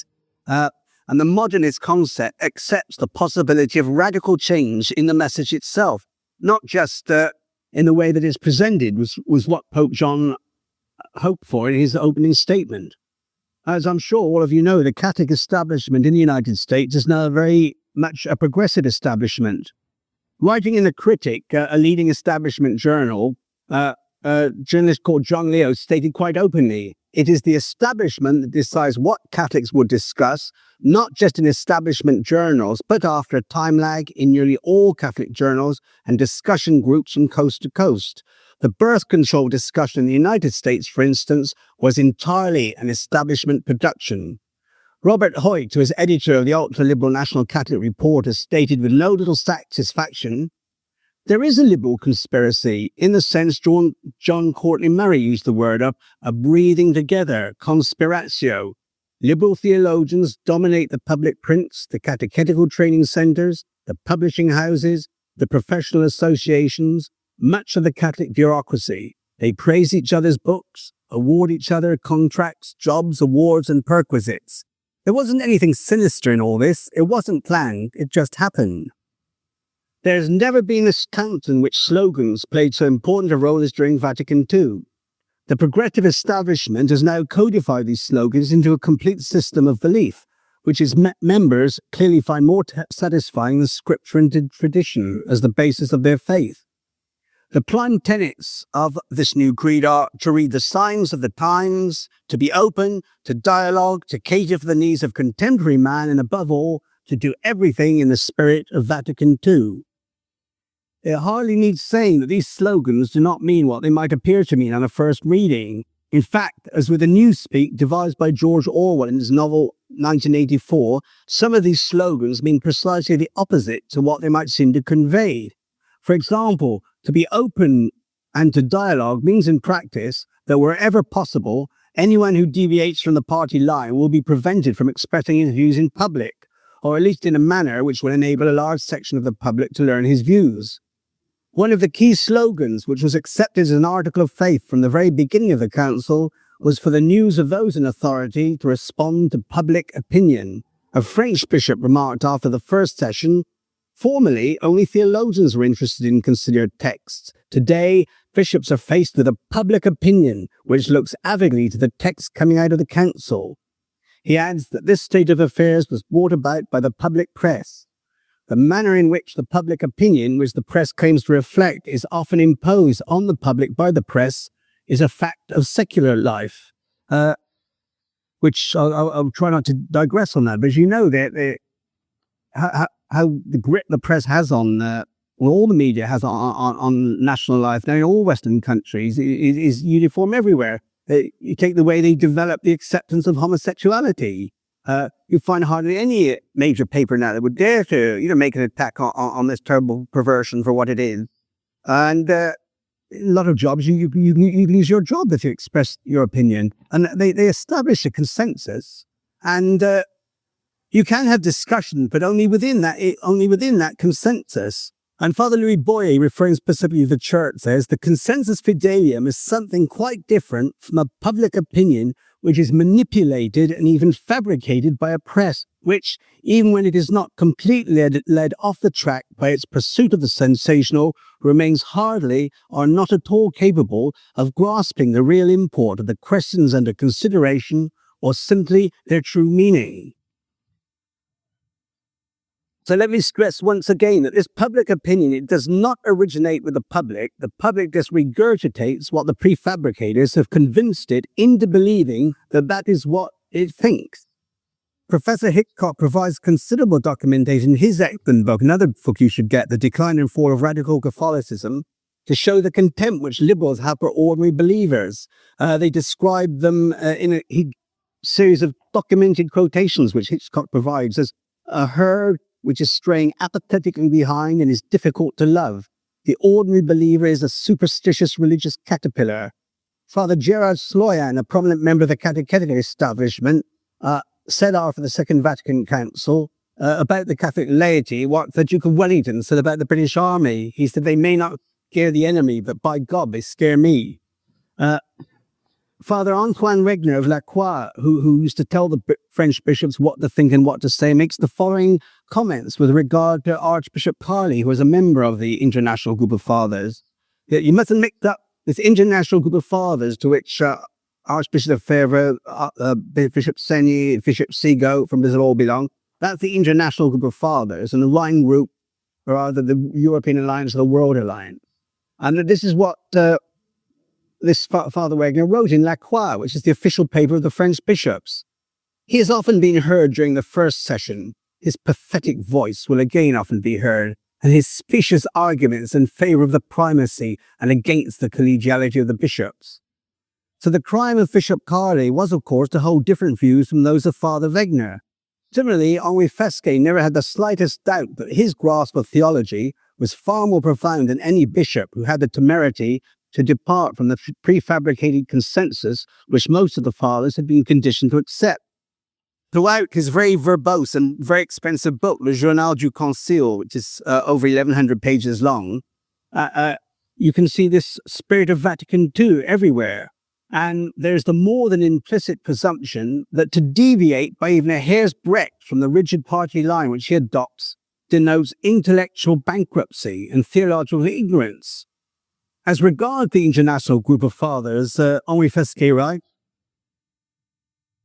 and you see how similar this is to what Cardinal Manning said about the First Vatican Council. For these bishops and for those who think like them, it appears quite obvious that Catholicism is the only true religion, and that the idea of being a Protestant or a Marxist is quite unthinkable. Such attitudes have horrified many who have heard them expressed, but they are indicative of an attitude still widely held in certain countries with a largely Catholic population. They reveal a scarcely credible narrowness of outlook and a total disregard for the most elementary sense of respect for one's neighbour. This sectarianism is totally incompatible with justice and, a fortiori, the charity demanded by the Gospels. Professor Hitchcock shows that the liberals' formula for change has been entirely elitist, the imposing of reform from above by an enlightened few. He speaks of the liberal assumption that their own needs, their own sensibilities, their own insights have a priority and superiority which the Church must recognize. When progressives, writes Professor Hitchcock, when progressives speak of the Church's insensitivity to human needs, they mean exclusively insensitivity to their own needs.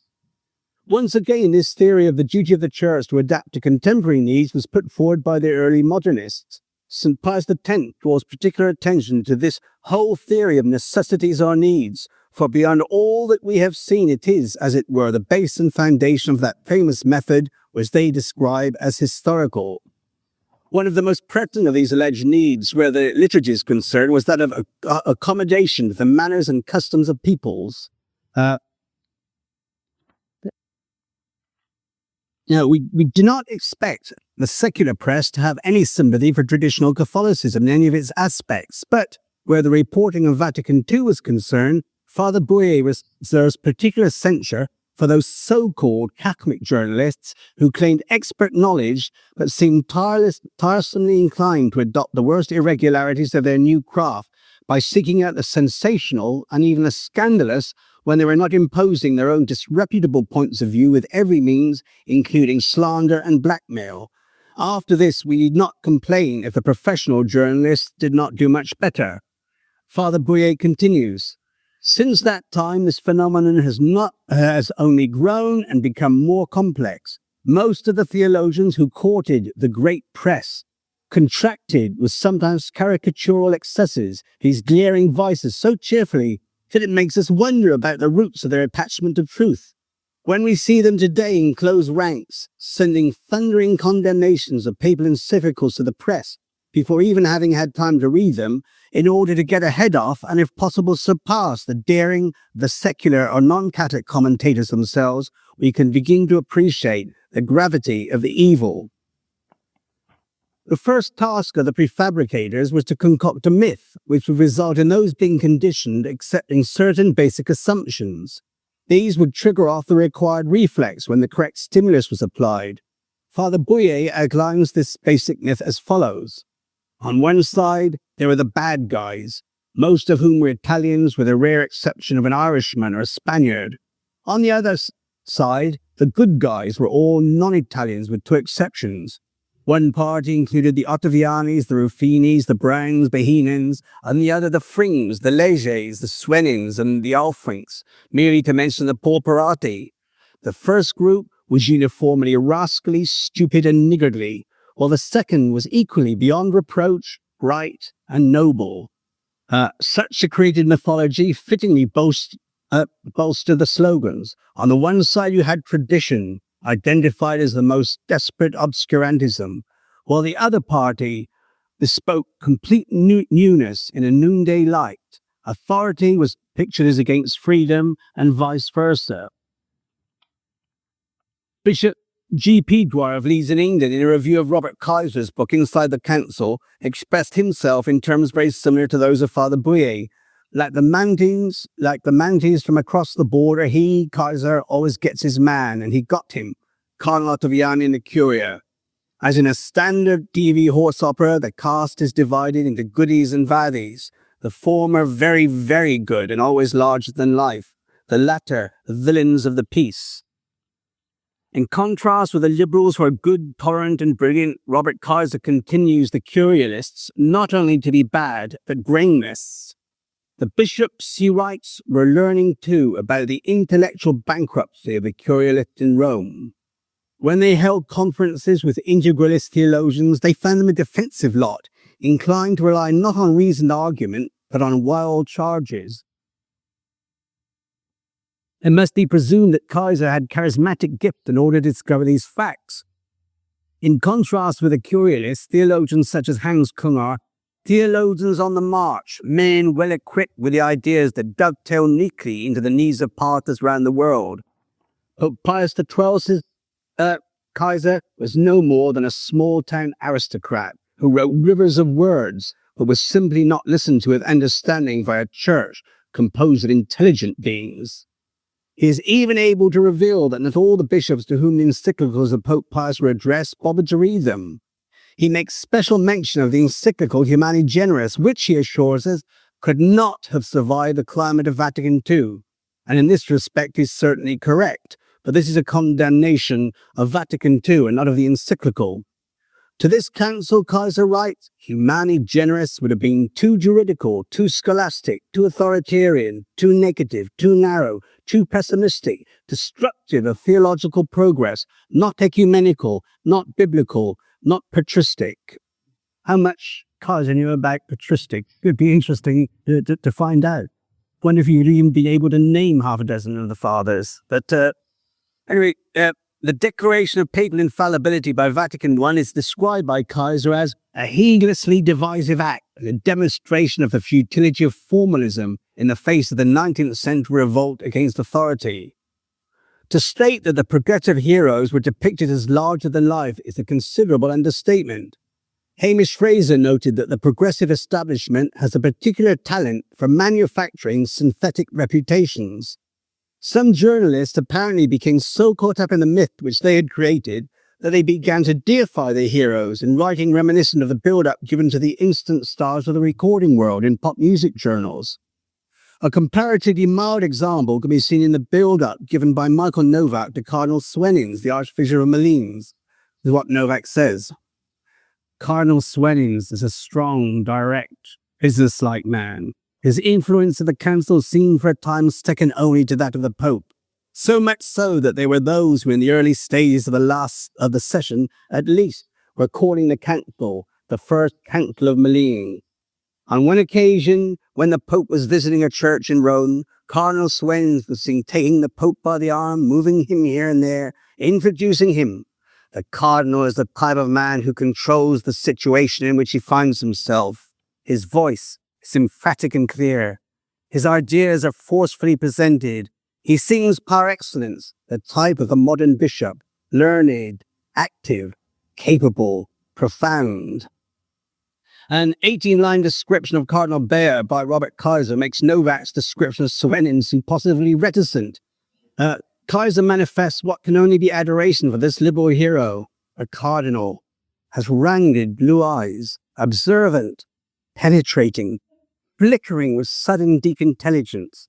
A thin, slight, scoop-shouldered frame, bowed but not weighted beneath the burden of port, and giving the impression of a mind encased in a tenement of clay, bespoke the fire ready to be kindled, the suppleness of restraint, the measured discretion to accept the real, the reserved power to attempt the possible, the air of intellectual dominion, and fractured practical conviction that the draught of life's potion given to him was to be tasted to its subtlest fineness, distilled and distinguished as a fine oblation to the Father of all things.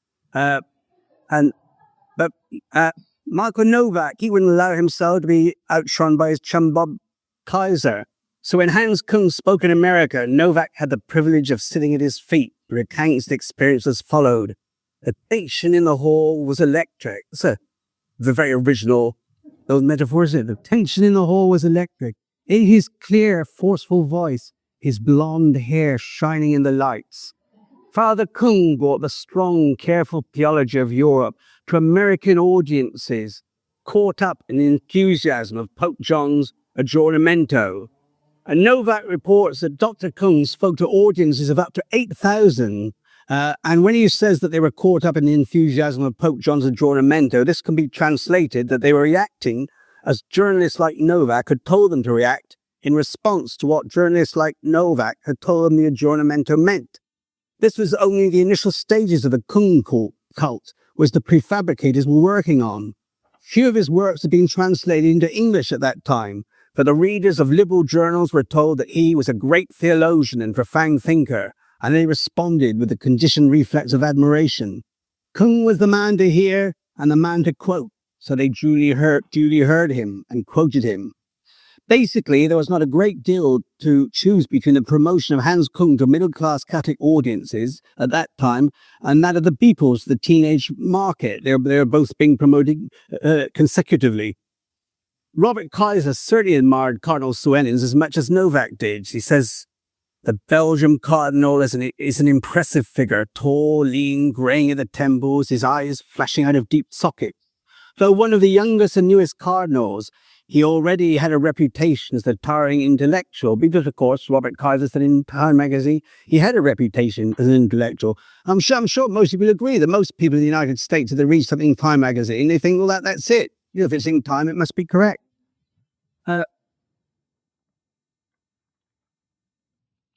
And Kaiser, Robert Kaiser, he seems to have had kind of charismatic gifts.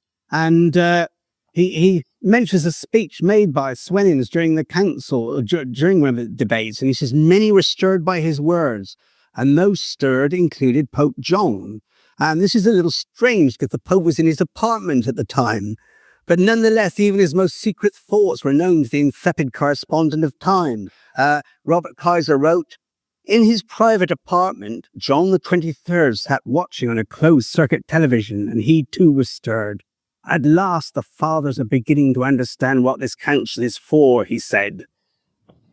Any father who expresses sentiments acceptable to Mr. Kaiser is rewarded with almost superhuman qualities. Bishop de Smet from Belgium makes a speech in favor of ecumenism, and while doing so, rolls his eyes over the assembly with the pinpointing magnetism of a born orator. The bishop expounds the virtues of ecumenism with obviously inspired words.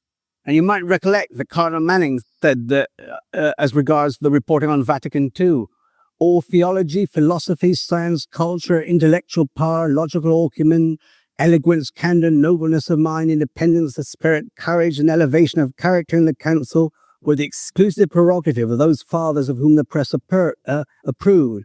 And if the Cardinal had made a similar study of Vatican II, he would have needed to change one word of this assessment.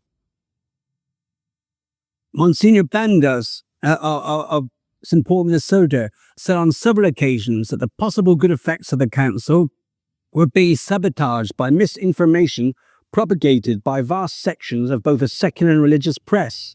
He expressed himself particularly bewildered and saddened by the reports appearing in Time, Newsweek, and The New Yorker. I want to quote Father Louis Bouyer again. If you can get hold of this book, The Decomposition of Catholicism, you should do so, but it would have to be second-hand.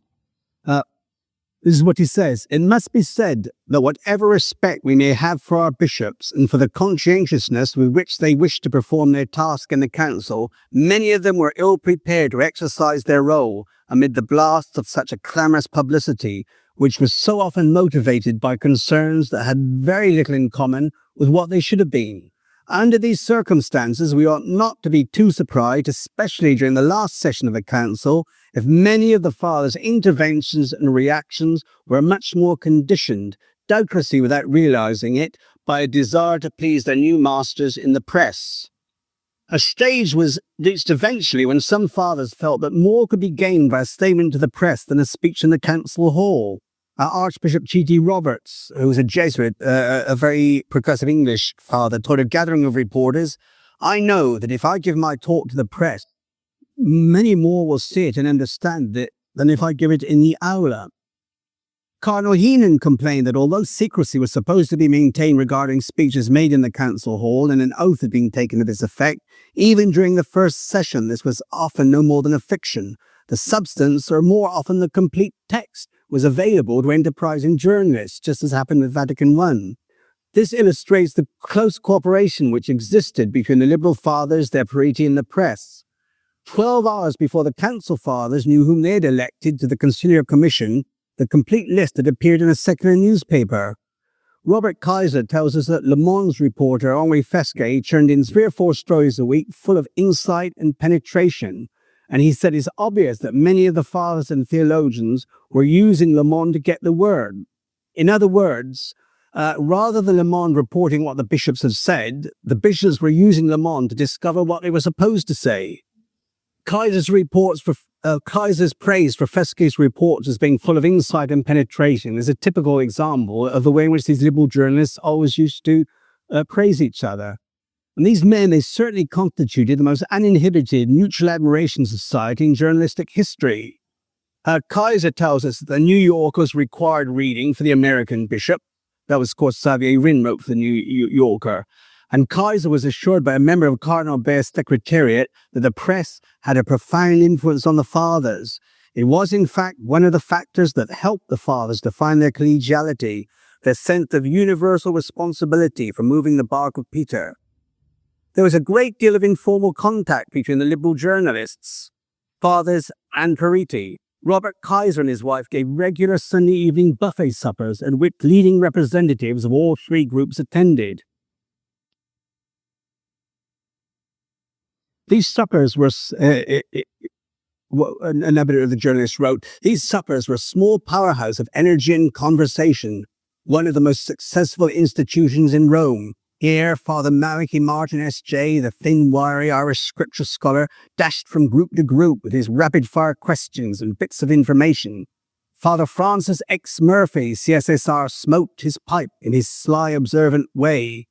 A wide spectrum of the world's bishops appeared on alternate Sundays. It is, by the way, highly probable this Father Francis Xavier Murphy was the pseudonymous Xavier Rinn. Needless to say, Robert Kaiser was praised by his fellow journalists just as much as he praised them. No one knew more about the council than Robert Kaiser, said Michael Novak. No one had talked with more of its personalities, prominent or minor, or had more sources of information to tap.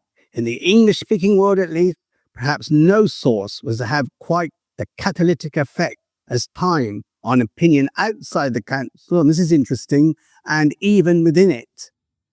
It is worth noticing, though, how the same conclusions are reached by those with different views. Novak and Father Bouyer are both agreed regarding the influence of the press, but differ as to whether the influence was good or bad. Robert Kaiser is also in accord with Father Bouyer concerning the extent of press influence, but there is no doubt that he considers it to have been all to the good.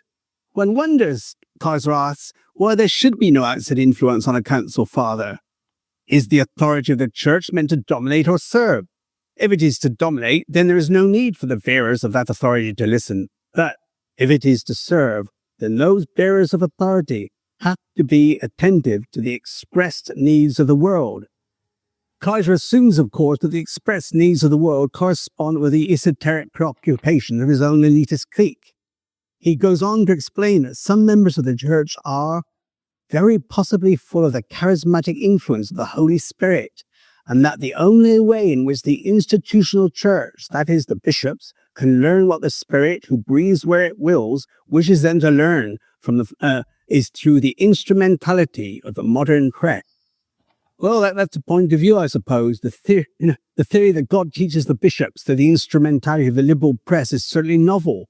But The depressing fact is that it was a theory which was accepted wholeheartedly by so many of the bishops who vied with each other in the concern to please their new masters, as Louis Vuitton expressed it. According to Cardinal Sunins, 2,800 bishops represented the faithful people at the council, and it was the faithful people who dictated the 9,000 proposals. The public opinion was growing at all levels, but in order to strengthen the awareness of the people of God and for the Christian to assume his adult responsibilities of the church today, he needs daily enlightenment on events which have to be seen in the light of faith. The Catholic journalist, then, is the theologian of today. Well, once again, that's the point of view. Well, of course, in fact, our Lord actually began the church with a hierarchy, appointed a hierarchy, and then they built up the people of God by teaching and baptizing them. And he also stated that the faithful were to listen to the apostles, and that in listening to them, they were listening to him. Now, according to Cardinal Sunins, the bishops are reduced to the status of delegates of the faithful, whose mind is to be made known through the oracle of the public press. One very well-known journalist, the priest, Father Alting von Gezo, he said, the essence of our Lord's incarnation was Christ came to communicate with people, and every attempt to impede communication is a sin. Vatican II has shown the Church that she was the people of God before becoming a hierarchy. So if it's by this, we're supposed to understand that our Lord was the first Christian journalist. And as I've just pointed out, the Church actually began with a hierarchy and not with the people of God. And as for impeding communication being a sin, one's lost the words of that statement. As Hamish Fraser has said, the real power of the mass media today doesn't just consist in spreading false or slanted information, it's suppressing information that they don't want people to know, and they're never more effective when deciding that we won't hear something, that we won't know anything. But there are only too many council fathers willing to manifest uncritical acceptance of the role which the press claimed for itself, and to offer homage to their new mentors. Cardinal Koenig, the Archbishop of Vienna, explains, public opinion has influenced the council. Public opinion has now taken over the role played by kings and princes in former times. The role of official representatives and ambassadors is now exercised by journalists. When a Catholic journalist has something to say, he need not always wait for the permission of a bishop or information from Rome. He must alert those he considers need to be alerted. He must incite to action those who he considers need to be incited. He must inform the world about the Church and the Church about the world. He can and must open the mouth and the ears of the Church. He must not allow her to remain either deaf or mute. It's unbelievable, a cardinal. He is talking this utter rubbish. Monsignor Sturm was the Archbishop of Thames and a member of the French Episcopal Committee of the Press to the Council, offered the following obsequious tribute. I must thank you for your fidelity and your elevated standard of professional integrity. Your task is not easy. I know your difficulties. I congratulate you on your magnificent effort. Satisfaction with the quality of your work is expressed on every side. This is all most encouraging for us. Once the Council Father was prepared to accept that public opinion, the voice of the people, was the voice of God, and that the journalists of the establishment press were the inspired and authentic interpreters of this infallible magisterium, then life was made very easy for him.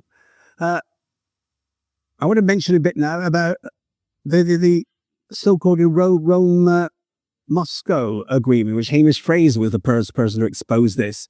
And the Vatican considered that persuading Russian Orthodox observers to attend the council was a matter of the very highest priority. Monsignor Willibrand secured something of a diplomatic triumph when, after negotiations in Paris and Moscow, 2 Russian Orthodox observers arrived at the very last minute, contrary to everyone's expectations. According to the Soviet news agency Novosti, the Russian delegate expressed their satisfaction at the unaffected friendship of the Pope.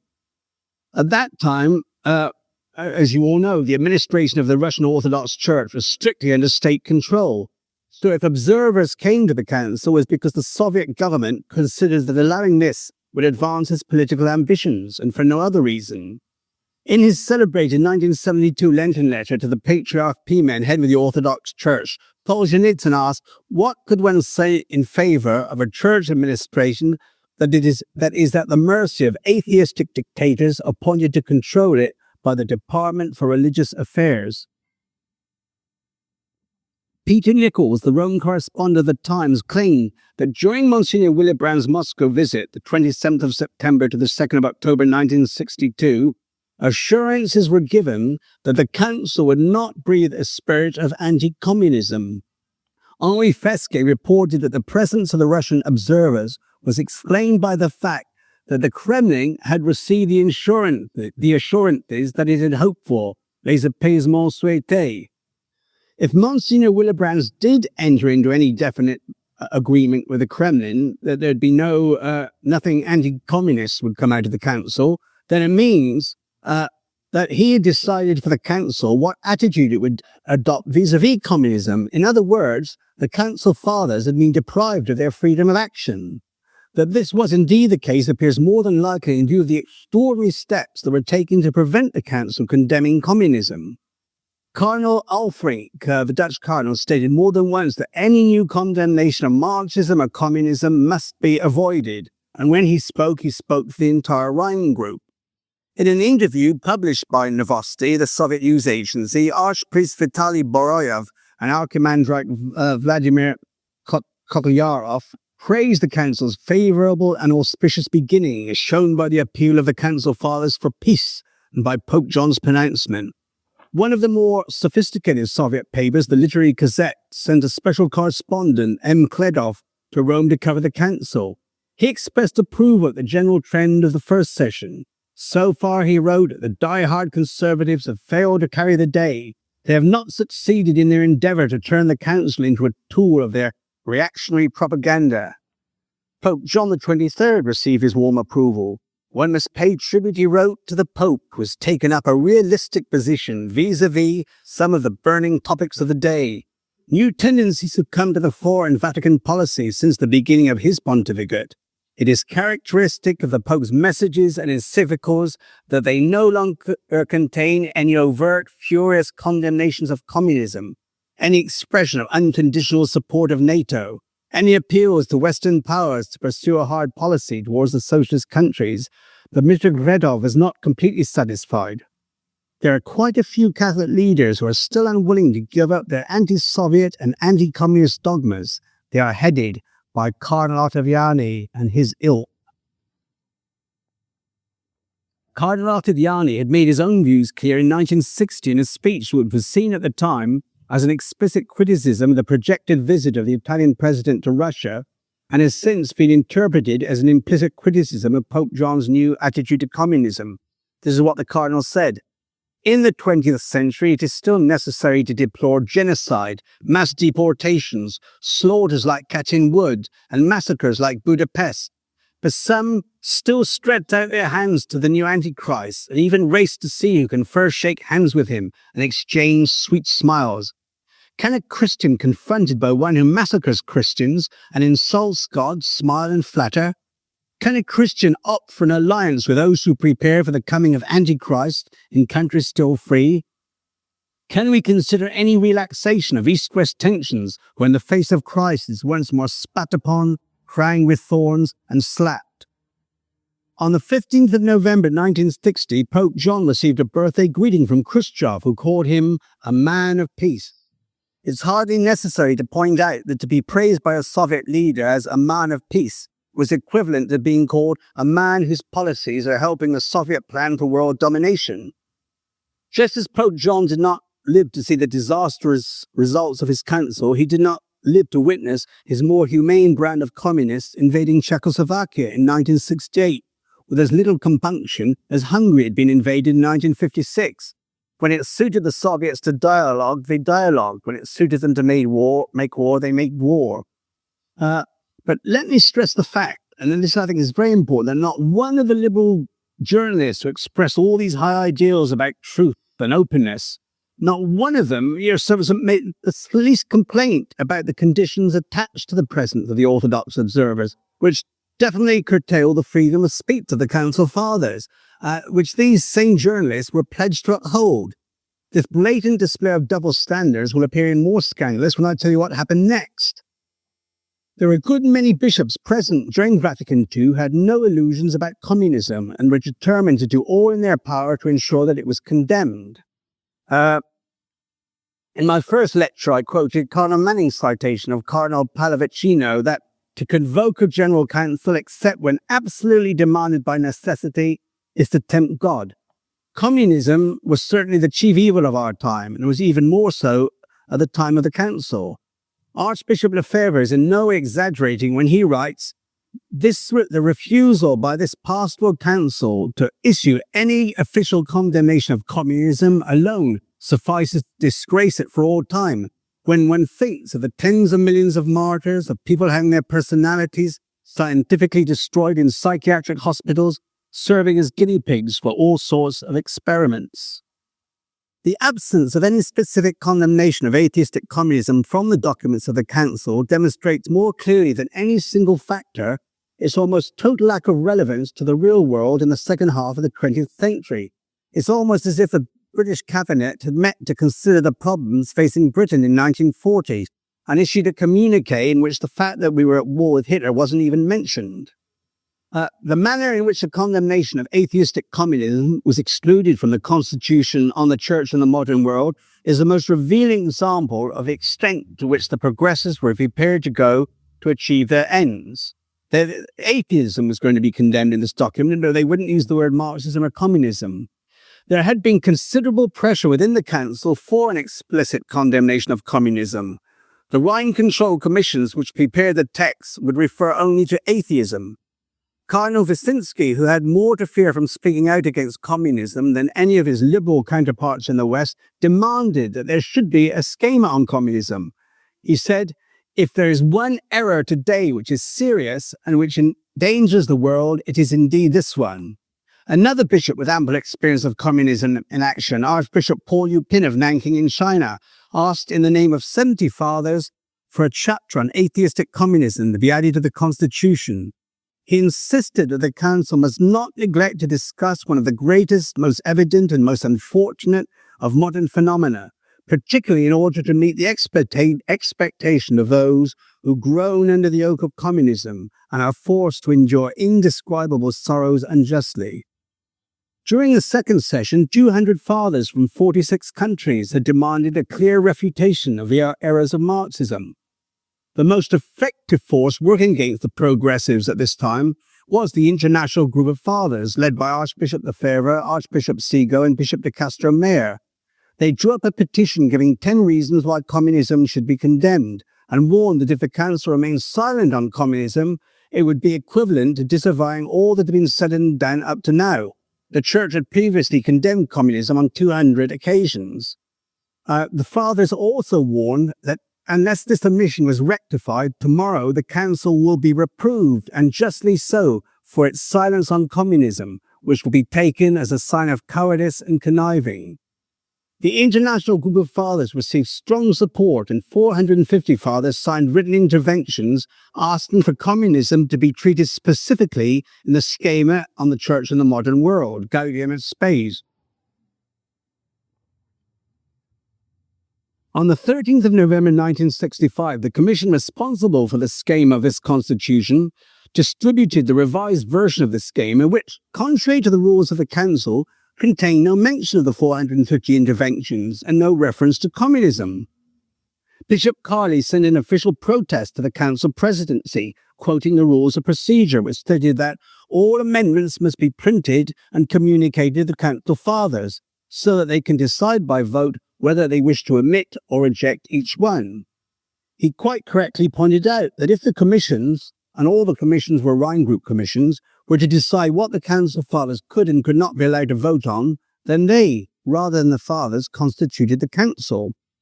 Cardinal Tisserand had the responsibility of conducting an official investigation. The first excuse given by the Commission was that the interventions had not been handed in within the prescribed time limit. I can confirm the fact that the amendments on communism did not reach either the members of the Commission or the periti who are part of the Commission. There is no intrigue here of any sort. This placed the blame upon the international group of fathers for failing to deliver the interventions on time.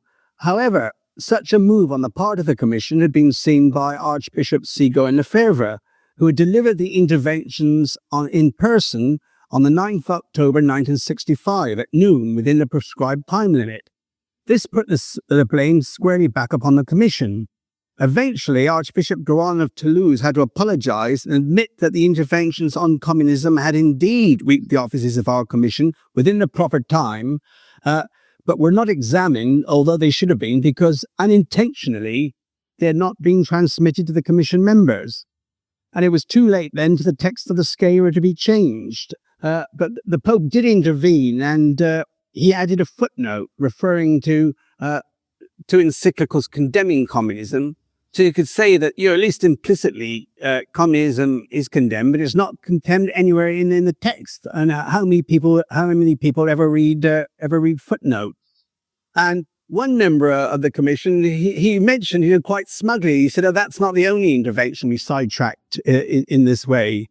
So, in other words, what Bishop Carlier said was correct. It was the Commission rather than the Council Fathers, in this case, who constituted the Council. And the reason, which I've already mentioned, I've gone into such detail concerning this incident, is not for its intrinsic interest, though I think it is very interesting, but it's to demonstrate the complete hypocrisy of all the liberal journalists I've been citing. Cogley, Kaiser, Xavier Rinn, Novak, Gregory Baum, Henri Fesque, and all. One can look in vain in their books, all of which I've purchased and read, and in not a single instance does the Commission receive even the most gentle rap on the knuckles for its duplicity. To put this matter in its proper perspective, imagine what a furore there would have been, what endless outbursts of shock, indignation, and holy wrath there would have been from the secular and religious press had Cardinal Ottaviani deliberately prevented a properly filed amendment from being voted upon, lied about it, been proved to be lying, admitted doing the same thing on other occasions, and insisted that all the fathers had not been given a chance to express their opinion. What he had done is satisfy the Council as a whole. The journalists that I've just cited, they have devoted entire chapters of their books and called this the scandal of the century.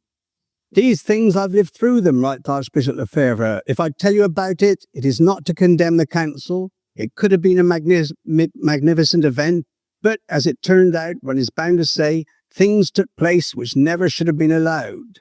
But you will reply, the Council was inspired by the Holy Ghost. Not necessarily. A pastoral council, not dogmatic, is a form of teaching which does not of itself involve infallibility. And of course, there are no documents of the Second Vatican Council that have infallible status. There's a lot of infallible teaching in the Council, is where they repeat teaching that has already been defined as infallible. One of the most poignant moments of the Council occurred during the debate on the liturgy constitution. You probably have heard about it. Cardinal Ottaviani had very, very bad eyesight, and he had to speak without a text. And unlike most of the Council Fathers, he saw a lot of the implicit dangers in the liturgy constitution, and he started delivering a warning. He said, are we trying to stir up wonder or perhaps scandal among the Christian people by introducing changes in so venerable a rite that has been approved for so many centuries and is now so familiar? The rite of Holy Mass should not be treated as if it were a piece of cloth to be refashioned according to the whim of each generation. There was a 10-minute limit on speeches, which was by no means always enforced, but the Cardinal exceeded it and a bell was rung. Engrossed in his speech, he did not hear it and carried on. At a signal from Cardinal Alfrink, a technician switched off the microphone. After confirming the fact by tapping the instrument, Cardinal Ottaviani stumbled back to his seat in humiliation. The most powerful cardinal in the Curia had been silenced, and the Council Fathers clapped with glee. And why not? Cardinal Ottaviani was a bad guy, and Cardinal Alfrink was a good guy. Xavier Rinn comments, it seems to have caused Ottaviani to feel insulted and to remain away for almost 2 weeks. In other words, the bad guys are poor losers. One wondered, what the reaction of Xavier Rinn would have been if Cardinal Ottaviani had Cardinal Alfrink cut off in the middle of his speech. I even wonder if it's not possible when this poor half-blind old man stumbled back to his seat. One of the fathers didn't say to it in prophesy unto us, who is it that cut thee off? And once again, this wasn't condemned by any of these journalists. They all found it very amusing. And I just have to read you this before I finish. I said that these journalists, it must have been the biggest mutual admiration society in the history of journalism. And they liberals all take themselves terribly, terribly seriously. This is something that was utter rubbish I've ever read. And if you don't believe it, I'll photocopy Michael Novak's book and show you that he really did write this. He reports on a long discussion which took place between some American journalists and two of the lay auditors charged with presenting lay opinion at the council. And this is what Novak writes. The group met in a large sitting room and seated themselves on soft divans and chairs. A maid dressed in a pink dress with a tiny white apron wheeled in a cart with espresso, coffee, cigarettes and cigars. The two auditors were eager to learn about the attitudes of laymen in the United States. The Americans tried their best to explain the position of the American church, its coming out of the ghetto, the desire among the more highly educated Catholics to enter secular organizations and associations rather than Catholic ones. As the evening wore on, the maid brought in a tray of scotch, ice cubes and water. In a mood of relaxation, they couldn't help reflecting on the creativity of this age in the church of history. Here were 6 men trying to think what the future of the world in which they lived would be like. On one point, they all agreed. They wanted to leave as many doors open as possible. Not enough thought had gone into the position of the layman in the world to make it easy, and as yet to see just what a layman is or what he can do. John Cogley, with his unassuming smile and diffident way, began to thought more and more as the evening progressed. At one moment he remarked that he did not like the word, the layman's role. He liked to think of everything that laymen did as sacramental. Even, he said, looking round the room in which the men sat, even talking in this room, carrying on this conversation here tonight, I think that it's a holy thing, a good thing. The only comment I can make on that, you wonder what the maid would have thought if she could have understood what they were talking about. And they just will conclude by, it's rather sad, but religiously, because it's about the United States. Pius X had condemned one of the things about modernism. He said that people who don't want to seem outdated, want to seem modern, want to seem intelligent, instead of condemning modernists, he said they often surrender and give themselves up to modernism. And one of the most depressing results of the council was the manner in which the European liberal periti and their allies in the press were able to convert previously conservative theologians and bishops from countries such as the USA by convincing them that the one unforgivable sin was not to keep abreast with modern thinking, which of course was their thinking, not to read the signs of the times or to cling to outmoded beliefs and attitudes. Listen to Bishop William Adrian of Nashville, Tennessee. As the council developed, some of the originally somnolent American bishops, catching fire from their alert European colleagues, became the able engineers of liberal proposals, going beyond the Europeans in their ferocious vituperative attacks on the Roman Curia. Yet, however brilliant the American periti may have been, they got their ideas from the European Catholic liberals, and some conservative Americans, following their second-rate periti, joined the revolutionary group to bring about whatever their mentors thought best. The European periti who reimposed their theories upon the bishops were themselves deeply imbued with the errors of Teilhardism and situation ethics, which errors ultimately destroy all faith and morality and all constituted authority. They make the person the center and judge of all truth, and morality irrespective of what the church teaches. It is the root of the evil of this disrespect for authority, divine and human. These liberal theologians seized on the council as a means of de-Catholicizing the Catholic Church while pretending only to de-Romanize it.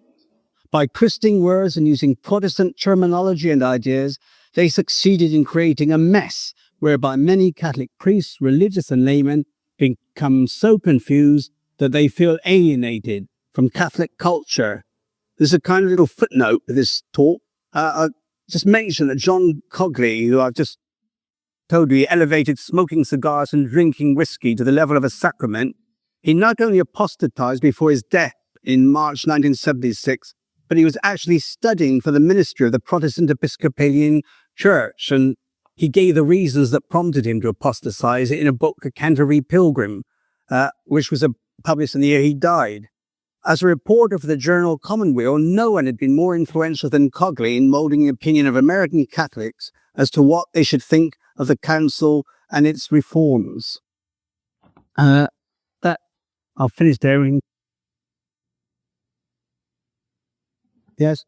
Well, today, the first talk I'm going to give you today is called Vatican II, the Protestant Connection.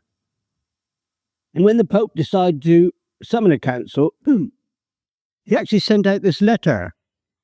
I'll just read you a few extracts from it. We, on the occasion of the coming council, cannot refrain from addressing our apostolic and paternal words to all who acknowledge the same Jesus Christ as Redeemer and who glory in the Christian name, but who do not profess the true faith of Christ or follow the communion of the Catholic Church. We do this so that in all zeal and charity we may strongly advise, exhort, and beseech them to consider seriously and to take heed whether or not they are following the road prescribed by Christ the Lord, which leads to eternal salvation.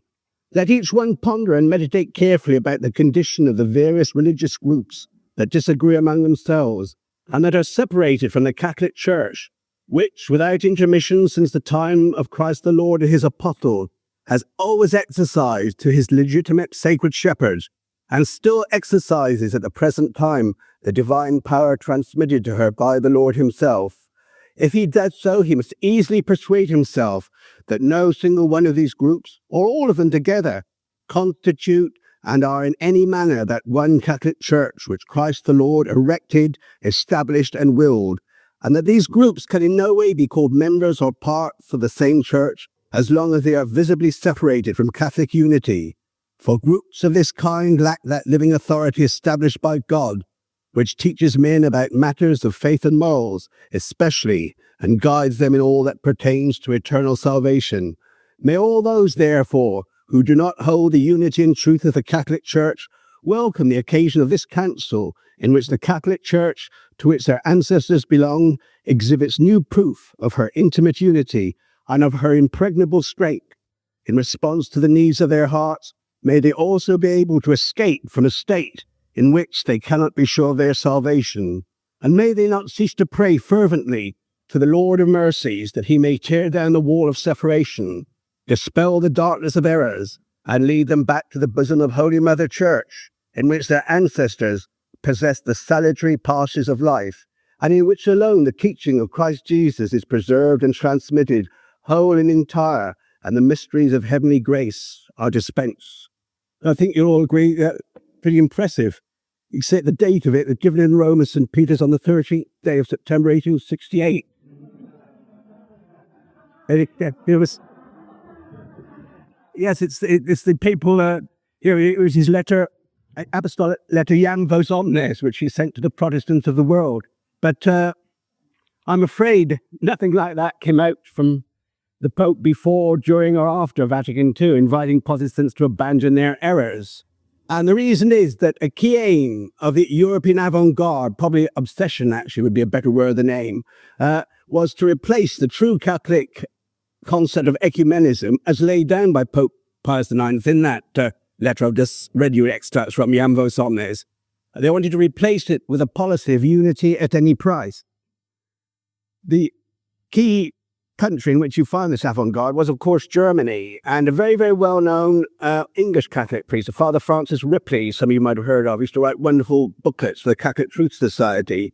He wrote a letter to the tablet, and he explained what was going on in Germany.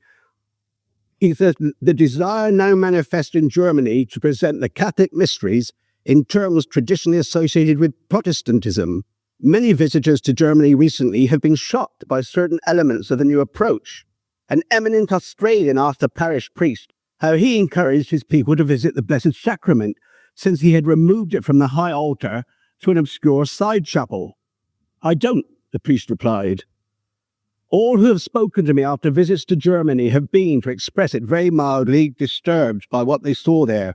As another priest put it, they're talking about sweeping away useless accretions to the liturgy, but they are in reality attacking perfectly legitimate developments which have meant much to the piety of the faithful. Pius XII warned against this very thing in Mediator Dei." Yet another visitor, an American priest, summed up his impression of Catholic scholarship in Germany like this: "I guess they're waging a total war against tradition." Nor is this confined to the liturgy, Father Ripley continues. Some speak of the tragic definition of the Assumption, which came perilously near to bringing the death blow to the ecumenical movement. Others want us to drop references to tradition as a source of revelation, and alongside all this is a calculated refusal to make individual converts on the excuse that conversion work will impede progress towards unity. Again, a practical reversal of the policy of the Church since apostolic times. And it's very important to notice that Father Ripley wrote this letter in 1962. It wasn't written with the benefit of hindsight, and it is hardly necessary to point out to you the extent to which the situation he reported was found in Germany in 1962 has spread throughout the West since the Council, and practices which the Church previously condemned as aberrations in 1962 are now the norm. Cardinal Heenan of Westminster, England, has explained how completely unaware the British and American bishops were of the extent to which so many of their European counterparts had been infected by what he later termed ecumenia. Cardinal Heenan writes, "We did not know what the Dutch were thinking, and were quite unprepared for the later discovery that some Dutch Catholics had made almost a religion of ecumenism. Impatient of any dogmatic differences, they are ready to barter any doctrine in the cause of external unity. When the Secretariat for Christian Unity was first set up, there were not less than 4 members from Holland. This did not seem significant at the time, because the rest of the Church was unaware of the vast religious change in Holland since the war." I remember John saying to me the other day, he was reading something by some European theologians, and they said since Auschwitz, Thomism is completely irrelevant. Everything we did before Auschwitz is now all irrelevant. It means nothing. A good number of the Council Fathers and the periti succumbed very quickly to this disease of ecumenia, which could be defined as a state of mind in which the prime criterion for explaining any aspect of church teaching is not whether it is true, but whether it is ecumenical. Those with this ecumenical obsession were sufficiently powerful to adapt the official documents of the Council to this standpoint, sometimes by ambiguity, but more often by a change of emphasis. The true Catholic position can usually be found by those who look hard enough, but is sometimes phrased in such muted tones that Protestant commentators have been able to give a number of the documents a most enthusiastic welcome. Before examining the influence of Protestantism upon the Council, it will be useful to take a look at the nature of contemporary Protestantism. The first and most obvious point to make is that it is not really possible to make any generalized statements about the positive aspects of Protestantism, that is to say, common beliefs and common practices. The history of Protestantism is one of division, fragmentation, and conflict, a fragmentation into 70,000 distinct communions. As is normally the case with sects when they begin to subdivide, their internal disputes become even fiercer than their opposition to the body from which they have broken away. Calvinism expanded not primarily at the expense of Catholics, but of Lutherans in North Germany, and the name Reformed first came into common use when opposed not to Catholics, but to Lutherans. Before 1570, some stricter Lutherans had even begun to profess that Catholicism was nearer to orthodoxy than Calvinism. The process of Protestant fragmentation doesn't even stop here. For within each Protestant denomination, each individual is his own pope in the final analysis. The heretical concept of justification by faith alone, devised by Luther, dispensed with the need for any divinely founded church, mediating the grace of God to man and able to teach with authority. An infallible magisterium was replaced with an infallible book, the Bible. But even an infallible book needs an interpreter, and the inescapable logic of Protestantism is that no individual has the authority to impose his interpretation on anyone else. Father Louis Bouillet recounts that the Princess of the Palatinate once described Protestantism to Louis XIV with this formula: "In our country, everyone makes up his own little religion." Luther replaced the infallible teaching authority of the Church by his self-bestowed personal infallibility in interpreting the Bible. In theory, he conceded the right of every believer to do this. In matters of faith, he said, each Christian is for himself Pope and Church. But in practice, it was Luther's interpretation which must be accepted. "He who does not accept my doctrine cannot be saved, for it is God's, not mine." Luther most certainly did not believe in universal freedom of opinion in religious matters. What he demanded was freedom for his own opinions. Those who disagreed with him, whether Catholic or Protestant, were dismissed as pig dogs, dolts, donkeys, fiends from hell. His interpretation of the Bible was the saving truth. All else was lies and delusions. It's hardly surprising that some reformers who disagreed with him remarked sardonically that it was small gain to have got rid of the Pope of Rome if they were to have in his place the Pope of Wittenberg. A logical consequence of Protestantism is that if each believer is free to make his own reason the ultimate arbiter of truth, then Protestantism must inevitably move towards rationalism. Pope St. Pius X warns in his encyclical Pascendi, "By how many roads modernism leads to atheism. The error of Protestantism," he said, "made the first step on this path. That of modernism makes the second. Atheism makes the next." The often impressive structures of the major Protestant bodies are in reality no more than facades, behind which there exists a series of ill-defined systems undergoing an inexorable process of mutation into rationalism. It is clear that the ecumenical movement as it now exists is based on the completely false premise that organic unity with Protestants can be achieved by ecumenical negotiations. Such a belief is the most illusory form of utopianism imaginable, and unfortunately its most fervent advocate is Pope John Paul II. And let anyone who doubts this just subscribe to the Osservatore Romano for a year and start reading his allocutions. The more those in authority try to bring the church closer to Protestantism, then the closer they bring it to religionless Christianity. To quote Father Bouillet again, "Catholics today endlessly drag themselves along on their bellies before the more or less cloven hoofs of all the golden calves with which their progress teems. But what is really extraordinary is that, while at their horizons they do not hear the enormous burst of laughter gradually growing in the world at the spectacle presented by their maniacal servility. Actually, people stopped taking them seriously long ago. But what else would you want them to do at a sudden and unexpected crawling on all fours by people who turn their backs on you for generations, but hold their sides? Yet there are more sensitive people in the world, and more than Catholics imagine, who are not only not carried away by all this mouldy incense taken from God for the sole benefit of their nostrils, but who find the stench of this abject humility nauseating. Christians of all denominations are now devoting themselves to the construction of an earthly paradise with the zeal that their predecessors displayed in propagating the gospel. And in this endeavor, they are happy to collaborate with men of any belief or none, providing that they accept that all the problems of the world can be solved by a redistribution of wealth and a drastic reduction in the birth rate. When I mentioned earlier that it was not possible to make generalized statements about the common beliefs and common practices of Protestantism, I was not referring simply to the differences between the sects, but to their internal differences. The denomination that has most preoccupied the conciliar popes is Anglicanism. It would be very hard to find any particular doctrine and state that it represents Anglican belief. All that can be done is to state that it represents the belief of some Anglicans. Monsignor Dwyer, the Catholic Bishop of Birmingham, remarked in a speech during the council debate on ecumenism, "It is a great mistake to imagine that Catholic and non-Catholic Christians always, or even usually, are in agreement about fundamental doctrines. In fact, We are very far apart on many matters of faith and morals. For instance, you can never be sure that the non-Catholic with whom you are speaking, even if he's a bishop, believes in the virgin birth of Christ, or his bodily resurrection from the dead.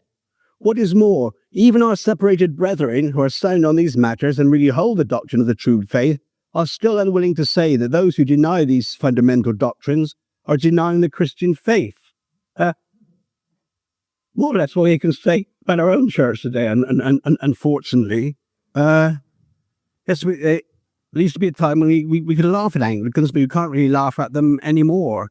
Now, I've got a letter actually from an Anglican bishop which illustrates this problem very well. As I'm saying, I'm quite embarrassed reading it, and it didn't strike me when I wrote it that you could say this about the Catholic Church today. An Anglican lady wrote to him and asked, what exactly does the Church of England teach about the Eucharist? And this is what the bishop said.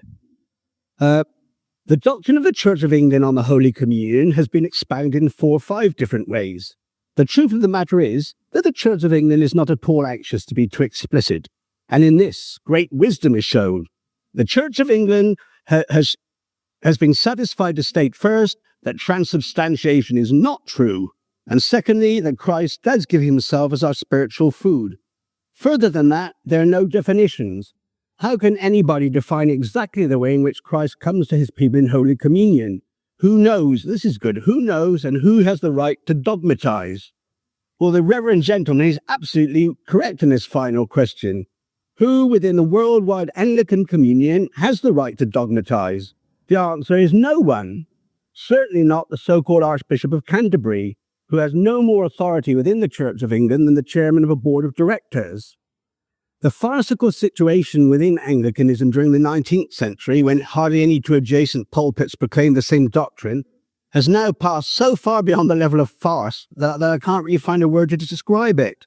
Now, we all know, of course, that the Anglican clergy do not have valid orders, and hence they don't have a valid Eucharist, but we'll leave that aside for a moment and try to get inside of the minds of thousands of Anglican clergy who imagine that they do have valid orders and can consecrate validly, just as our own priests do. These men also insist that women cannot be ordained, and as women cannot be ordained, the Eucharist celebrated by the Anglican priestesses are invalid. Now, all Anglicans, they're free to believe women have valid orders when they're ordained, or they're free to believe that they don't. And the priest in one parish thinks his lady colleague in the next is just as much a priest as he is, which of course isn't a priest at all. But then another priest can believe that this is just a laywoman dressing up in priest vestments, conducting a parody of the Anglican communion service. Yet thousands of such clergy are content to remain Anglicans. There was talk of thousands of them coming to join the Catholic Church in England when the Church of England started ordaining women, but it just ended up with a couple dozen. I had a friend of mine, the historian Hugh Ross Williamson, who himself left the Church of England, and he said the Anglo-Catholics have a perpetually receding crunch point. They say if this happens, we all go over to Rome. Then they'll find the excuse. And the next thing, if this happens, we'll all go over to Rome. So you get Dr. Carey, who's the current layman, styling himself Archbishop of Canterbury. He believes fervently in the validity of female ordination, just of course as he believes in the validity of his own illusory ordination. And he considers anyone who says women can't be ordained as a heretic. But you see, here's this farcical situation. No Anglican is obliged to accept Dr. Carey's opinion.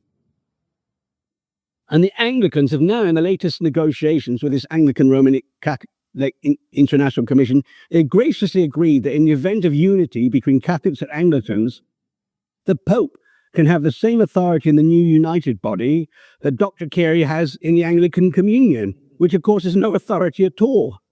So I think that's hardly an offer that the Pope can't refuse. There are also very important differences in moral teaching. The Anglican bishops are not opposed to abortion in principle. Some of them think you shouldn't be able to get abortion on demand.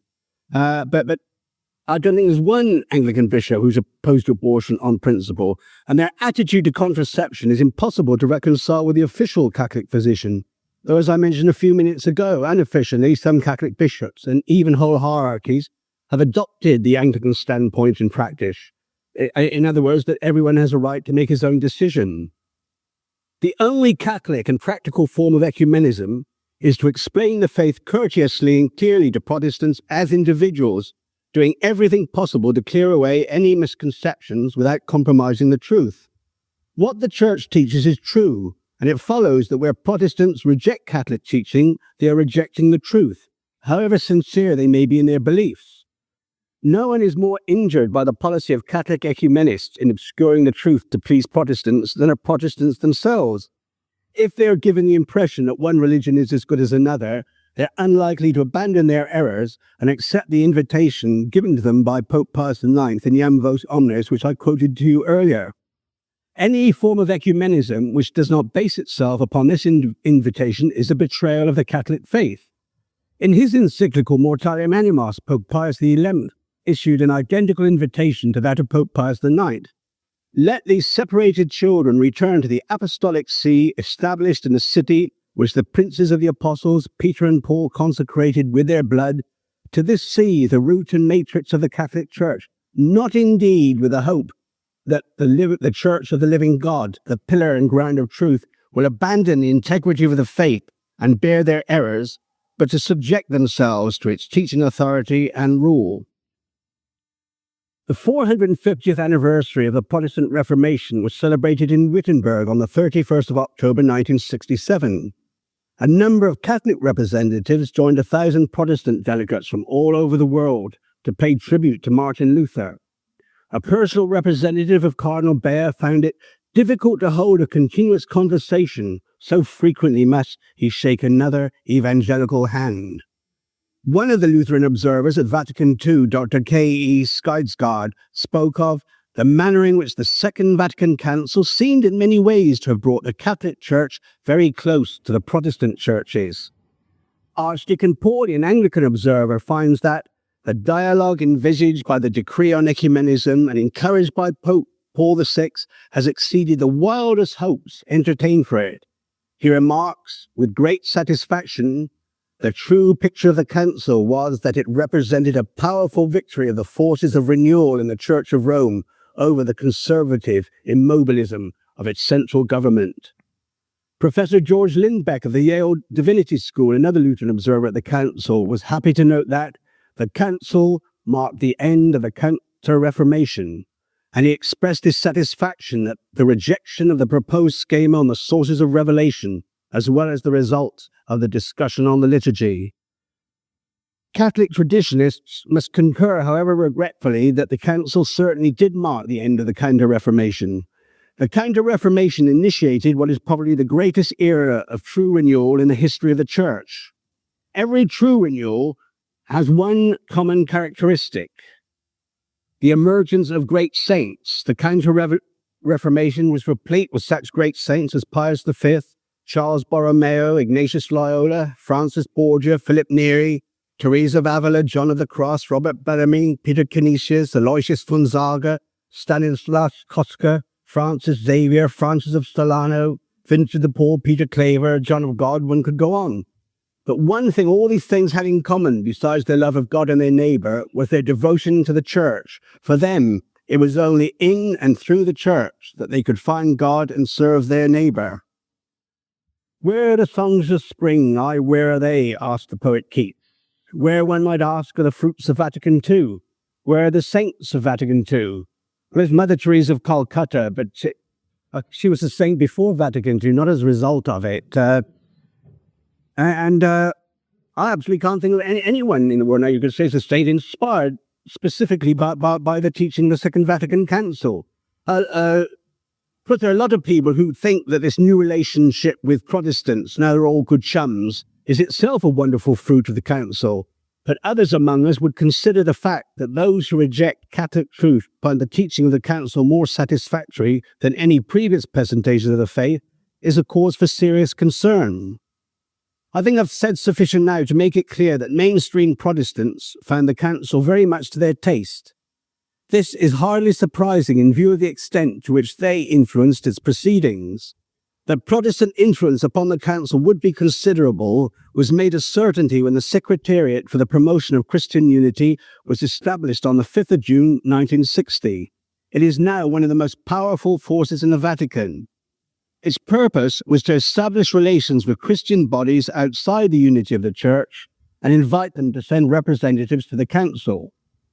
The very presence of Protestant observers at the Council was bound to have an inhibiting effect upon the debates.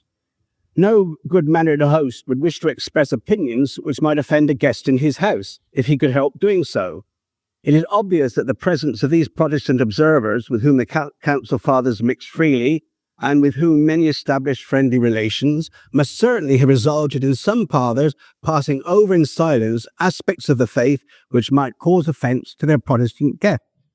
Archbishop Lefebvre complained that, thus, on those points of specifically Catholic doctrine, one is forced to compose schemas which attenuate or even completely banish anything which could displease the Orthodox and, above all, the Protestants.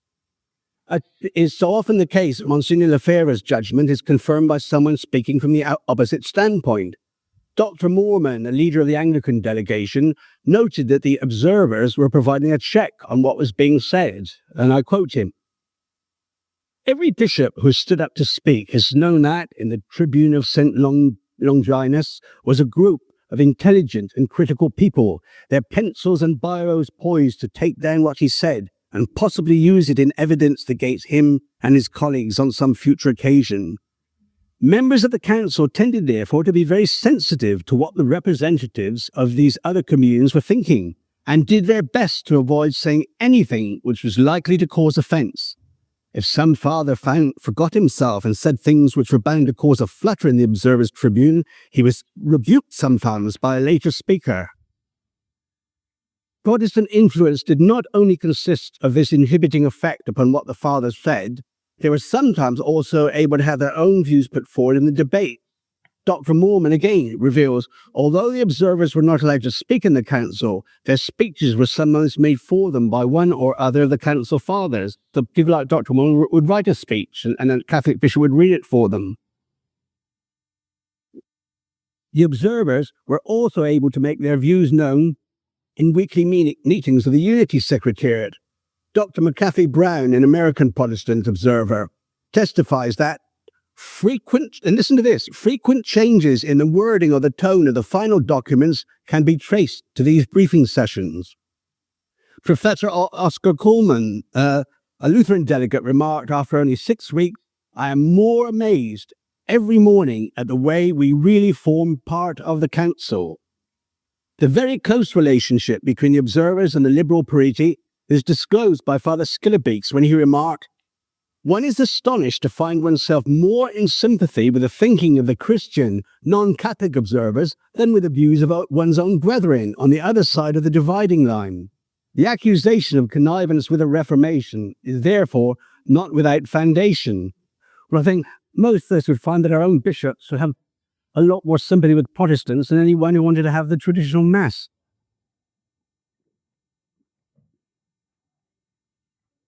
However sincere the motives behind this misguided policy of appeasement may be, its fruits are now available for us all to see.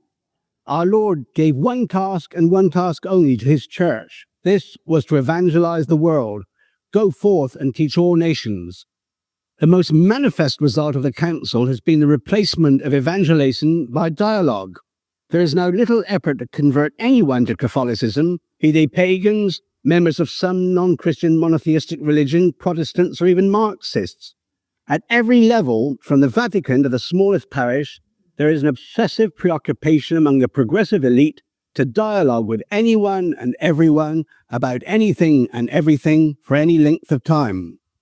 The council was the catalyst which enabled the bishops in a state of euphoria to replace the daunting task of evangelization by endless, fruitless, but very satisfying dialogue.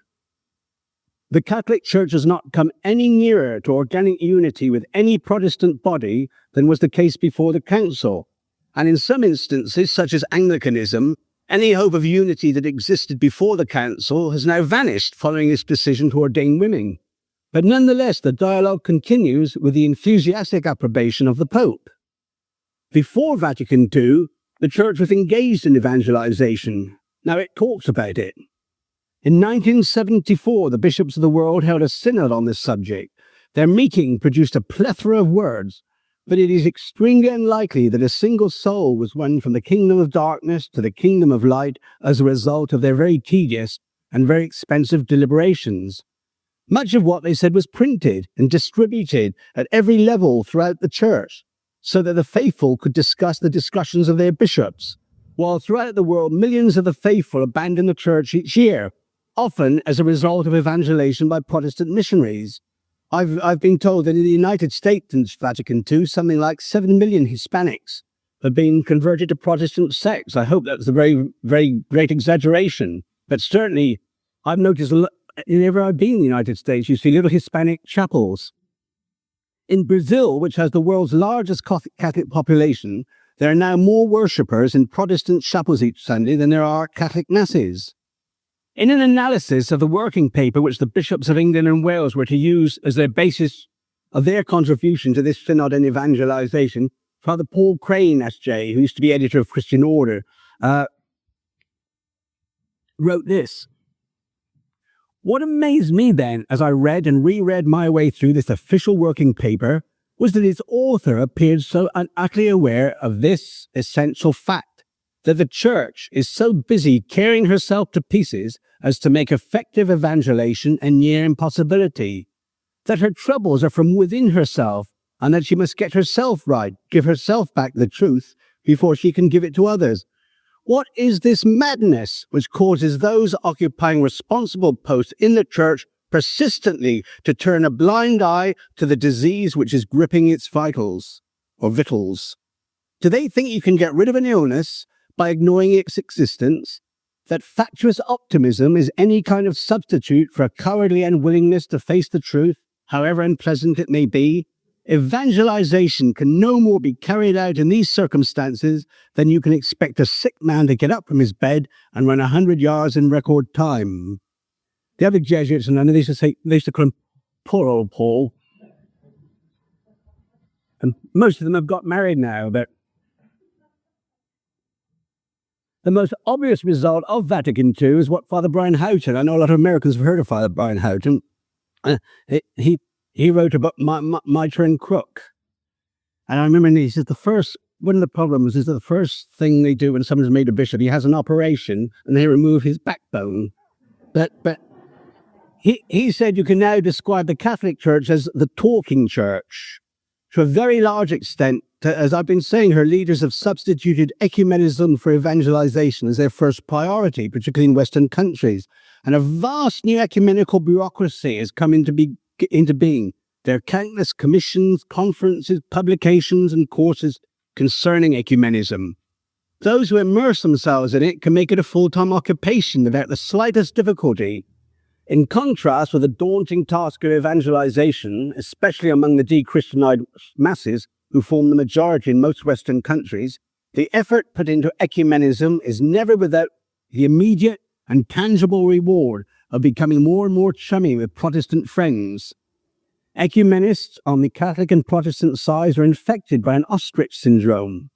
Their endless talks take place with their heads buried deeply in ecumenical stand, which is guaranteed to insulate them from the truth that out in the real world, churches of all denominations are emptying at a terrifying rate, with the exception of the fundamentalist Protestant sects who refuse to take part in the ecumenical movement and are constantly converting millions of members from all the mainstream Christian denominations. It's an inescapable fact in the Western countries that the more progress made by ecumenists, the fewer the number of mainstream Christians offering to worship to God each Sunday. For this puts the ecumenists no concern at all. The justification for and satisfaction in ecumenical activity derives from the very fact that it's taking place. It's a self-perpetuating organism giving the impression of constant and escalating progress. One conference leads to another. National committees mutate into international committees. There's now an ecumenical jet set with privileged members who meet each other in one exotic setting after another. This is particularly true of the Joint Catholic-Anglican International Committee responsible for the notorious agreed statements on the Eucharist ministry and authority. Cardinal Heenan wrote this early in 1966. He says, There is a fraternity of international conference speakers who appear on both sides of the Atlantic at meetings of every theological complexion. There is no little danger that the multiplication of conferences will lead to a neglect of pastoral action. If too much time is spent on speculation, there will be less spent in preaching the word of God. That, incidentally, said Cardinal Heenan, is one of the dangers of ecumenism. We can become so engrossed in discussing each other's theology that the flocks committed to our care, feeling unwanted, may begin to disperse. These were truly prophetic words, and as ecumenical initiatives proliferate, the pace of the dispersal accelerates. Ecumenism, ecumenia, to give it a more accurate name, is truly the sickness of the church today. Well, what might have seemed to have been a digression from the subject of the Protestant influence on Vatican II is actually very relevant to the theme of this lecture.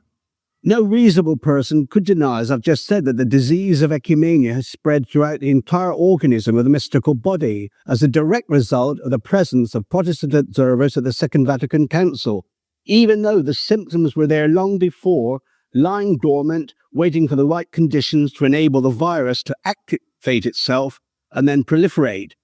The symptoms of the disease were accurately diagnosed in a series of papal statements from Pascendi Gregis of St. Pius X to Mortalium Animos of Pius XI to Humani Generis of Pius XII. I suppose you've noticed how all the really great popes we've had in the past centuries have always been called Pius. Thus, though their influence on the course of the council and the wording of its documents was considerable, the impact of the Protestant observers was most manifest in setting into motion a movement which no group or individual within the church seems willing or able to stop. I was just reading the Observatory Romana a few weeks ago, and there's a huge allocution by Pope John Paul II, who says no one can consider himself a Catholic today unless he's devoted to ecumenism. In 10 short years, this is what an Anglican observer, Archdeacon Pauli, wrote in 1974. In 10 short years, the Council has taken on the dimension of a world revolution. Archdeacon Pauli finds this a cause for particularly great rejoicing in view of the pessimism felt by Protestant ecumenists during the pontificate of Pius XII. The dogma of the Assumption, and encyclical Humani Generis in particular, had given rise to great despondency among Protestants. Pauli claims, and I don't think any reasonable person could deny this, that the movement given such impetus by Vatican II in its general trend is irreversible. The most dramatic manifestation for ordinary Catholics is the Protestantization of our liturgy. This too has won great praise from Protestants. And as is so often the case, Archbishop Lefebvre has assessed the situation perfectly. He says, with reference to the changes in the liturgy, all these changes have but one justification, an aberrant, senseless ecumenism that will not attract a single Protestant to the faith, but will cause countless Catholics to lose it and will instill total confusion in the minds of many more who will no longer know what is true and what is false. Needless to say, we all have a duty to uphold the true Catholic principles of ecumenism as set out in the documents of the three popes I mentioned a few minutes ago. It is dishonest to dissemble, wrote Cardinal Heenan, who insisted that the ultimate object of ecumenism is reunion of all Christians under the Vicar of Christ. The full extent of the debacle of Vatican II lies in the fact that far from thinking of entering Catholic unity, Protestant leaders are now confident that the Catholic Church is coming to accept the basic doctrines of the Reformation. Pastor G. Richard Mollard, who covered Vatican II for the French Protestant journal Pour Réforme, he said, while he regretted that a small number of Catholic bishops still confused truth itself with the teaching of the Catholic Church, he was generally optimistic. He affirmed that any Protestant present at the Council who might have felt tempted to modify any of the major axioms of the Reformation, what he called the Proclamation Majeure, would be lacking in intelligence or deaf for failing to see or hear that for more than 2 years, and doubtlessly for even longer, so many believing Catholics, priests and laymen had been probing the Scriptures, searching, praying and suffering to arrive at this moment, and by other ways at the point where they too accept these very same axioms. Pastor Richard Mollard is, like Archdeacon Pauli, confident that the process of renovation set in motion by the Council is more or less irreversible, quasi irreversible, he says. The influence exercised upon the Council by Protestants can best be illustrated by examining the evolution of the teaching of Vatican II concerning the Blessed Mother. I'll have to do this into 3 headings. 1, the separate schema on Our Lady. 2, the title Mediatrix of All Graces. 3, the title Mother of the Church. The Preparatory Commission, about which I told you in my first lecture, decided unanimously to devote a separate schema to the Blessed Virgin Mary. After several changes of title, the schema was eventually called On the Blessed Virgin Mary, Mother of the Church. And if you think of it from a Protestant standpoint, to call Our Lady the Mother of the Church is absolutely horrifying. Cardinal Ottaviani had hoped that the Council would discuss this short 6-page schema before the close of the first session, and the happy result, he believed, would have been that the Council Fathers, with the assistance of Our Lady, would conclude the first session in union and harmony. But the very fact that there was to be a separate schema devoted to Our Lady and the content of this schema aroused the displeasure of Protestants and their Catholic sympathizers. The ecumenically motivated Rhine Group program was clear in its objectives. It was opposed to any separate schema being devoted to Our Lady. It was opposed to the title Mediatrix of All Graces and opposed to the title Mother of the Church. There had been legitimate differences of opinion among Catholic theologians before the Council, not on the fact that Our Lady had cooperated with our Lord in the economy of salvation, but on the nature and extent of that cooperation. An important school of thought favoured by Pope Pius XII had come to see Our Lady as cooperating in the acquisition of salvation and wished to see the magisterium define her as co-redemptrix and mediatrix of all graces. Another school favoured an approach emphasising her position as a member of the Church like ourselves, differing from us not in the essence but in the degree of her perfection. While the former view is incompatible with Protestantism, the latter has distinct ecumenical possibilities. The devotion of a separate schema to Our Lady was seen by Protestants as favouring the former view. Leading German Protestants had made it clear that Catholic teaching on Our Lady was a major impediment to reunion, that a separate schema on her, if approved, would erect a new wall of division, that if the Blessed Virgin Mary was even mentioned, they didn't even want her mentioned actually, but if she was even mentioned, it must be in the schema on the Church, and even that the Council should actually condemn what they termed the excesses of devotion to the Virgin Mary. They made it known that, if their requests were complied with, they would consider it a most satisfactory ecumenical gesture. The rejection of the plan for a separate schema became the first priority for the Fathers and periti, who considered the ecumenical aspect of the Council as its most important dimension.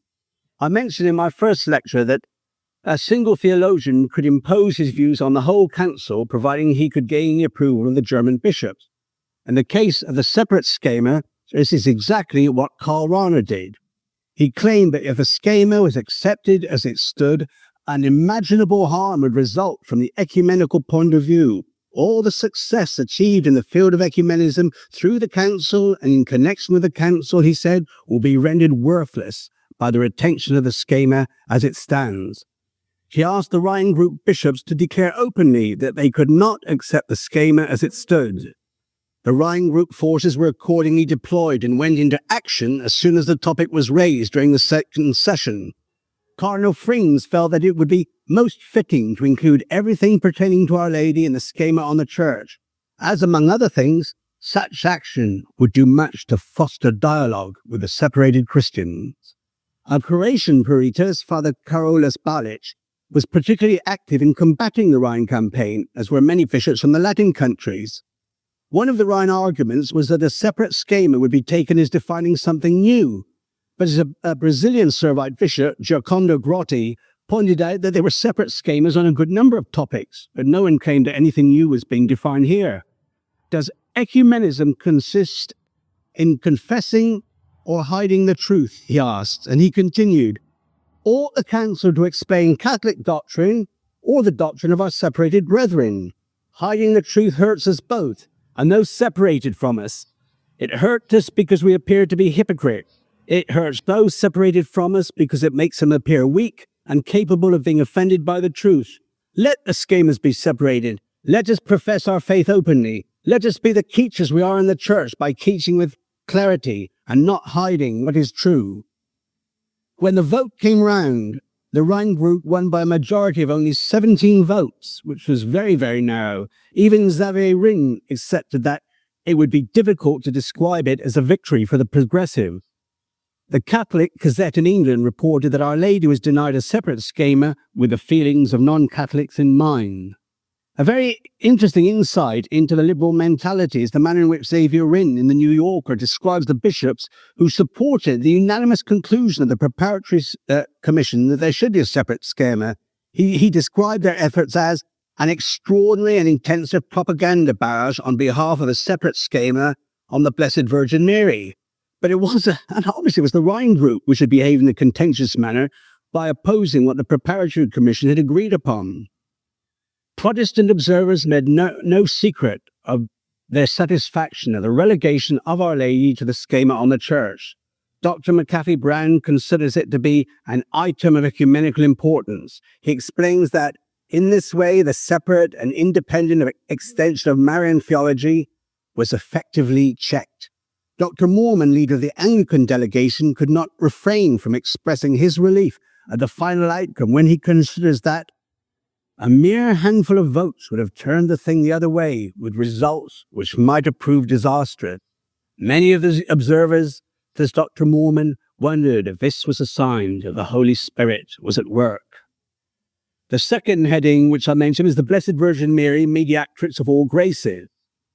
Archdeacon Pauley, who I've quoted several times, he feared that considered teaching on Our Lady, whether in a separate schema or the schema on the church, might be used as a device for getting conciliar approval to one or two doctrines which the Pope had in mind. He continued, "One English Roman Catholic bishop, who should be allowed to remain anonymous, wrote in his diocesan leaflet, 'It is an open secret that the bishops are assembling with great hopes of new definitions to supplement the dogmas of the Catholic faith already revealed. It is my personal hope that the Holy Father will see fit to crown our love of our glorious and blessed Mother, Queen of Heaven and ever Virgin, with a definition of the dogmas Maria Mediatrix and Maria Fons Gratiae, which has ever been in the prayers and devotions of the faithful.'" The application of the title Mediatrix to Our Lady is by no means new and can be traced back to the Fathers of the Church. The title is attached to Mary in official church documents, including papal bulls and encyclicals, dating from Ineffabilis of Pope Pius IX in 1854, and it has also been introduced into the liturgy of the Church through the feast of the Blessed Virgin Mary, mediatrix of all graces. They still have that feast, Father. Do you know?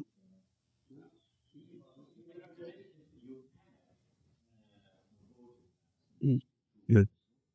But in the 17th or so, do they have it? No, it's that solved that problem. As I was saying, the Protestants, they weren't just opposed to a separate schema, they were very far from pleased with what it contains. And they didn't just want this schema to be relegated as it stood into the schema on the church, but they wanted it considerably modified. Dr. Mormon, the Anglican, wrote, "The schema produced in 1962 began well enough with a number of quotations from the Bible, indicating Mary's place and her cooperation in the divine plan. But it began to arouse suspicions in the mind of some of the observers when it began to speak of her as not only Mother of Jesus, the one and only divine mediator and redeemer, but also joined with him in carrying out the redemption of the human race. Suspicion grew when it went on to speak of her as administrator and dispenser of heavenly graces, and finally, mediatrix of all graces. Nor were they comforted by the appended note, which pointed out that these were not new phrases or titles, since each of them had appeared in some papal pronouncement, and that some of the expressions proposed by the maximalists had been deliberately omitted.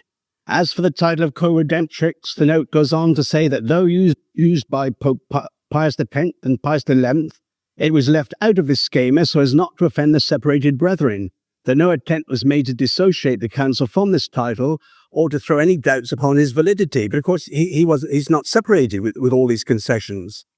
Karl Rahner stated, quite correctly, that the acceptance of Our Lady as mediatrix of all graces was not a dogma of the faith, but simply a doctrine commonly held by all Catholics.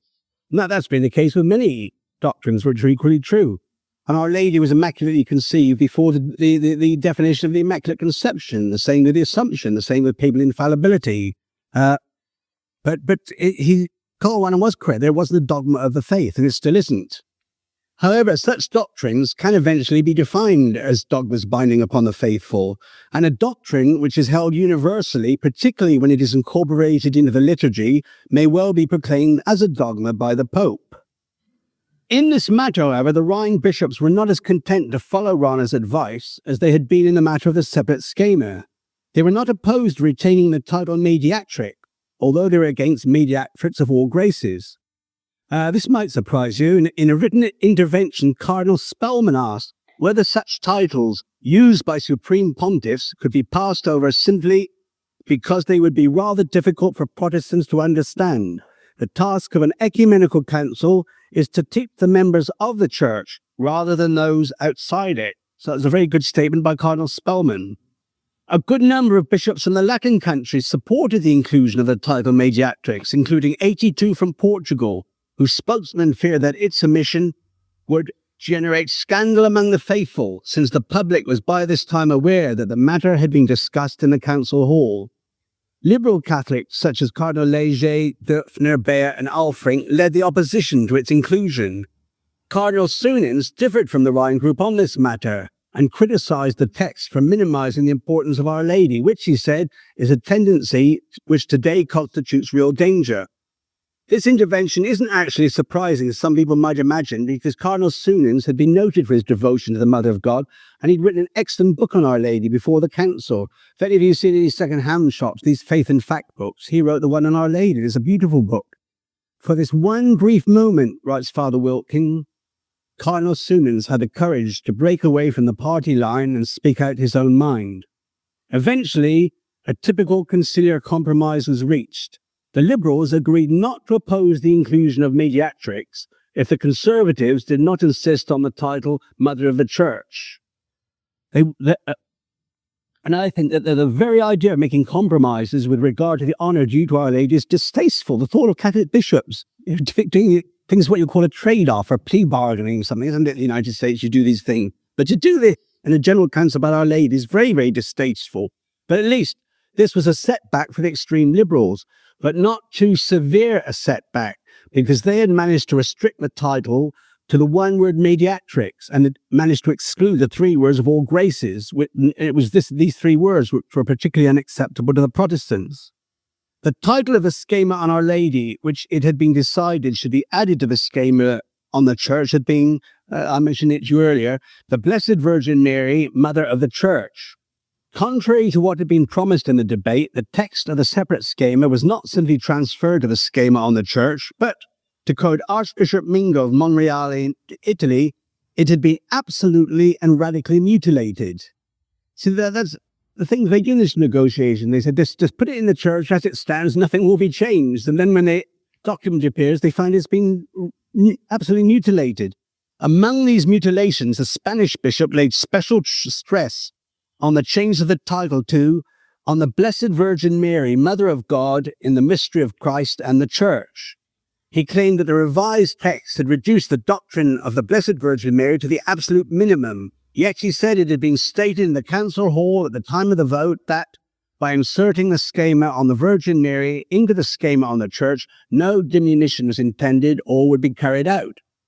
Cardinal Wyszynski, on behalf of 70 Polish bishops, asked the Pope to proclaim Our Lady Mother of the Church, as did 80 Spanish bishops, who pointed out that the title corresponded with pontifical documents issued by Popes Benedict XIV, John XXIII, and Paul VI.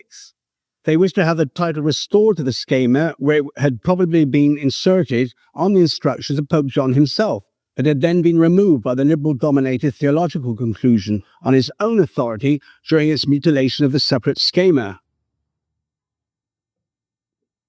In the end, as part of the compromise to enable the title mediatrix to remain, the new title for the schema was accepted, and those who demanded the inclusion of the title Mother of the Church had to be content with the following passage in Article 53 of the Constitution on the Church. Now, just listen carefully to this. So they got rid of the title Mother of the Church, and this is what they put in. You'll see it's the nuance here. Taught by the Holy Spirit, the Catholic Church honors her with filial affection and piety as a most beloved mother. However, the matter did not end here. By this time, although effective control of the Rhine Group over the machinery of the council was almost absolute, organized opposition was beginning to emerge. In the third session, this resulted in the emergence of several organized groups, which, although never approaching the numerical strength of the Rhine Group's World Alliance, were able to alert many of the middle-of-the-road fathers as to what was happening, and thus to secure the correction of some of the more glaring deficiencies in the schemas. The schemas were, of course, now drafted by conciliar commissions, which, to all intents and purposes, were Rhine Group commissions. And I mentioned to you, I think in my first talk, the most effective of these opposition groups was the International Group of Fathers, of which Archbishop Favre and Archbishop Sego were leading members. The International Group of Fathers collected signatures for a petition to the Pope, begging him to proclaim Our Lady as Mother of the Church, just as they had done to try and get a condemnation of communism. Other petitions to the same effect had been received, notably one from all the bishops of Poland, so that's good for Poland there, every one of their bishops. They didn't have one dissenter on this, they all asked for this. And then, to the dismay of the liberals, on Wednesday the 18th of November 1964, Pope Paul VI announced at a public audience, "We are happy to announce to you that we shall close this session of the Ecumenical Council by joyfully bestowing upon Our Lady the title due to her, Mother of the Church." The progressives, they had several other reverses in this week, and it's come to be known as the Black Week in their mythology. If you read any of these books by people like Xavier Rinn, Novak, Robert Kaiser, they all have a chapter or two on the Black Week. On Saturday, the 21st of November, on the last day of the session, the Pope stated in his closing address that, at his own desire in response to the wishes of many fathers and suggestions from various parts of the Catholic world, for the glory of the Virgin Mary and for our own consolation, we proclaim the Most Holy Mary as Mother of the Church. And the announcement was actually greeted with a standing ovation, and the Pope was interrupted by applause 7 times during his address. He also announced his intention of sending a golden rose to Fatima to entrust to the care of his Heavenly Mother the entire human family, with its problems and worries, with its lawful aspirations and ardent hopes. Father Wilkin considers that this was a partial reply to the petition from 510 heads of dioceses, archdioceses, and patriarchates from 76 countries, begging the Pope to consecrate the whole world to the Immaculate Heart of Mary, as Our Lady of Fatima had requested. But of course, what he didn't fulfill what Our Lady of Fatima had requested. In the face of opposition from Cardinal Bea and the bishops of France and Germany, Pope Paul had felt unable to take this step.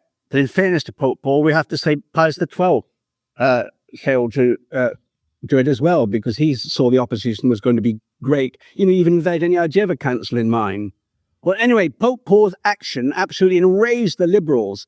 Hans Küng expressed their reaction, and he denounced the promulgation of the misleading title Mater Ecclesiae against the expressed will of the council majority, which will arouse in non-Catholic Christendom great indignation and grave doubt as to the genuinely ecumenical sympathies of the Pope. Professor Oscar Kuhlmann, the leading Lutheran observer, he stated, "We cannot pass over in silence the disappointment we experienced at seeing the title Mediatrix given to Mary. The fact that the text on Mary, after so much discussion as to where it should be placed, should have finally become the concluding chapter of the schema on the Church, a decision which was intended to weaken Mariology, has in reality made it even stronger, because everything stated about the Church culminates, so to speak, in this chapter." Professor Coleman also complained that the many ceremonies which took place honouring Mary during the Council, together with the statements made about her by both Pope John and Pope Paul, meant that Mariology at this council has in general been intensified to a degree which has been intensified to a degree which is not in keeping with the ecumenical tendencies of Protestantism and with a return to the Bible. Our expectations in this connection have not been fulfilled. What emerges from these facts is that Our Lady seems to have succeeded in turning the tables on the liberals. The inclusion of a schema on her into the Constitution on the Church had an effect precisely the opposite to what was intended.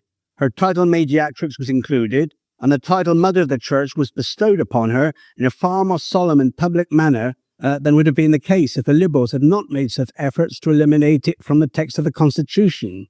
So it might seem that what this lecture has shown is precisely the opposite of what it was intended to show. In other words, the extent of Protestant influence upon the Council. But this is not the case.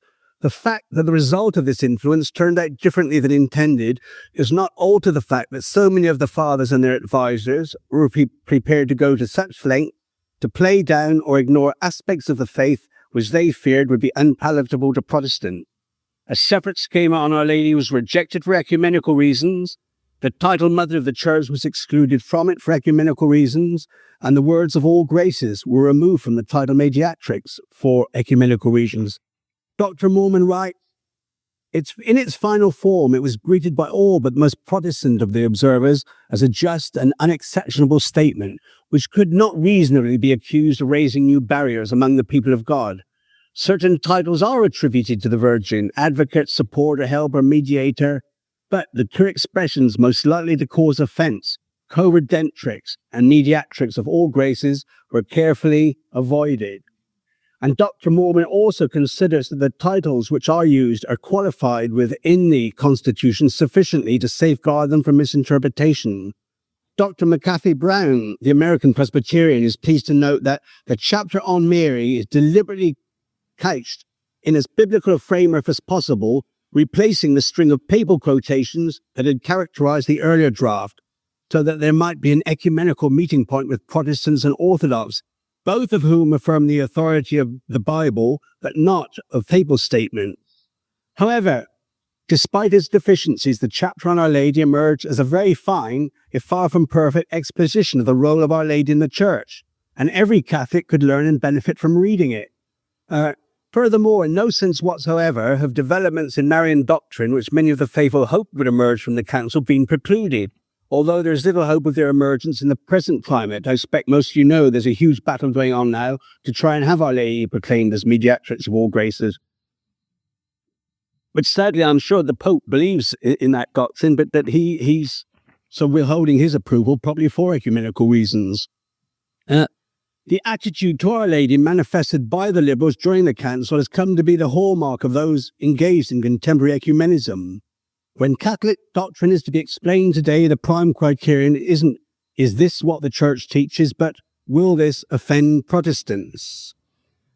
And it would be dishonest to try and gloss over the fact that Pope Paul VI, more than any single individual, must accept responsibility for the disastrous effects of false ecumenism upon the Church.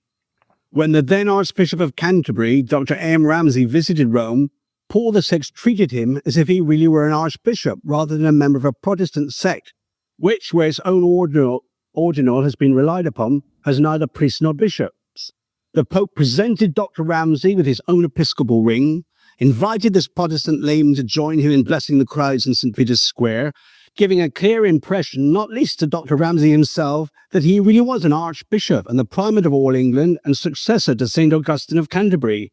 More seriously, the Pope referred to the Church of England as a sister church, a phrase which has been seized upon joyfully, not simply by Anglicans, but by Catholic ecumeniacs. And this phrase is absolutely indefensible when it's applied to Protestants. The term church, it can be used in several different senses. There's the one holy Catholic Apostolic Church, to which we have the good fortune to belong, but it's made up of diocesan churches or dioceses. Every diocese is a church. I belong to the Church of Southwark, where David White's going soon to see the new Globe Theatre. Southwark is called the other side of the river in London, and they were allowed to have plays there, but not on what's you'd call the London side now. So I'm in the Church of Southwark. John Rowe belongs to the Church of New York, and today we're all present in the Church of Brescia. They're all sister churches. And the 5 great patriarchates have also been referred to as sister churches, but the popes would never accept that all the patriarchs were of equal status.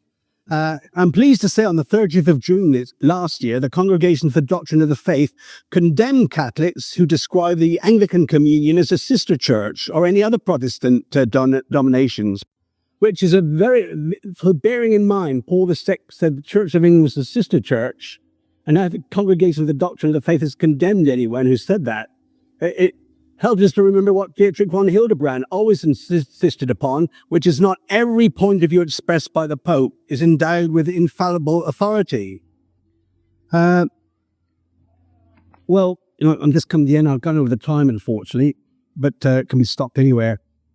As I said to you in my first talk, Archbishop Lefebvre complained that there were time bombs in the conciliar text, and by this he meant ambiguous phrases inserted into the documents by the periti, the experts, which could be exploded after Vatican II in a manner that the Council Fathers would never have envisioned.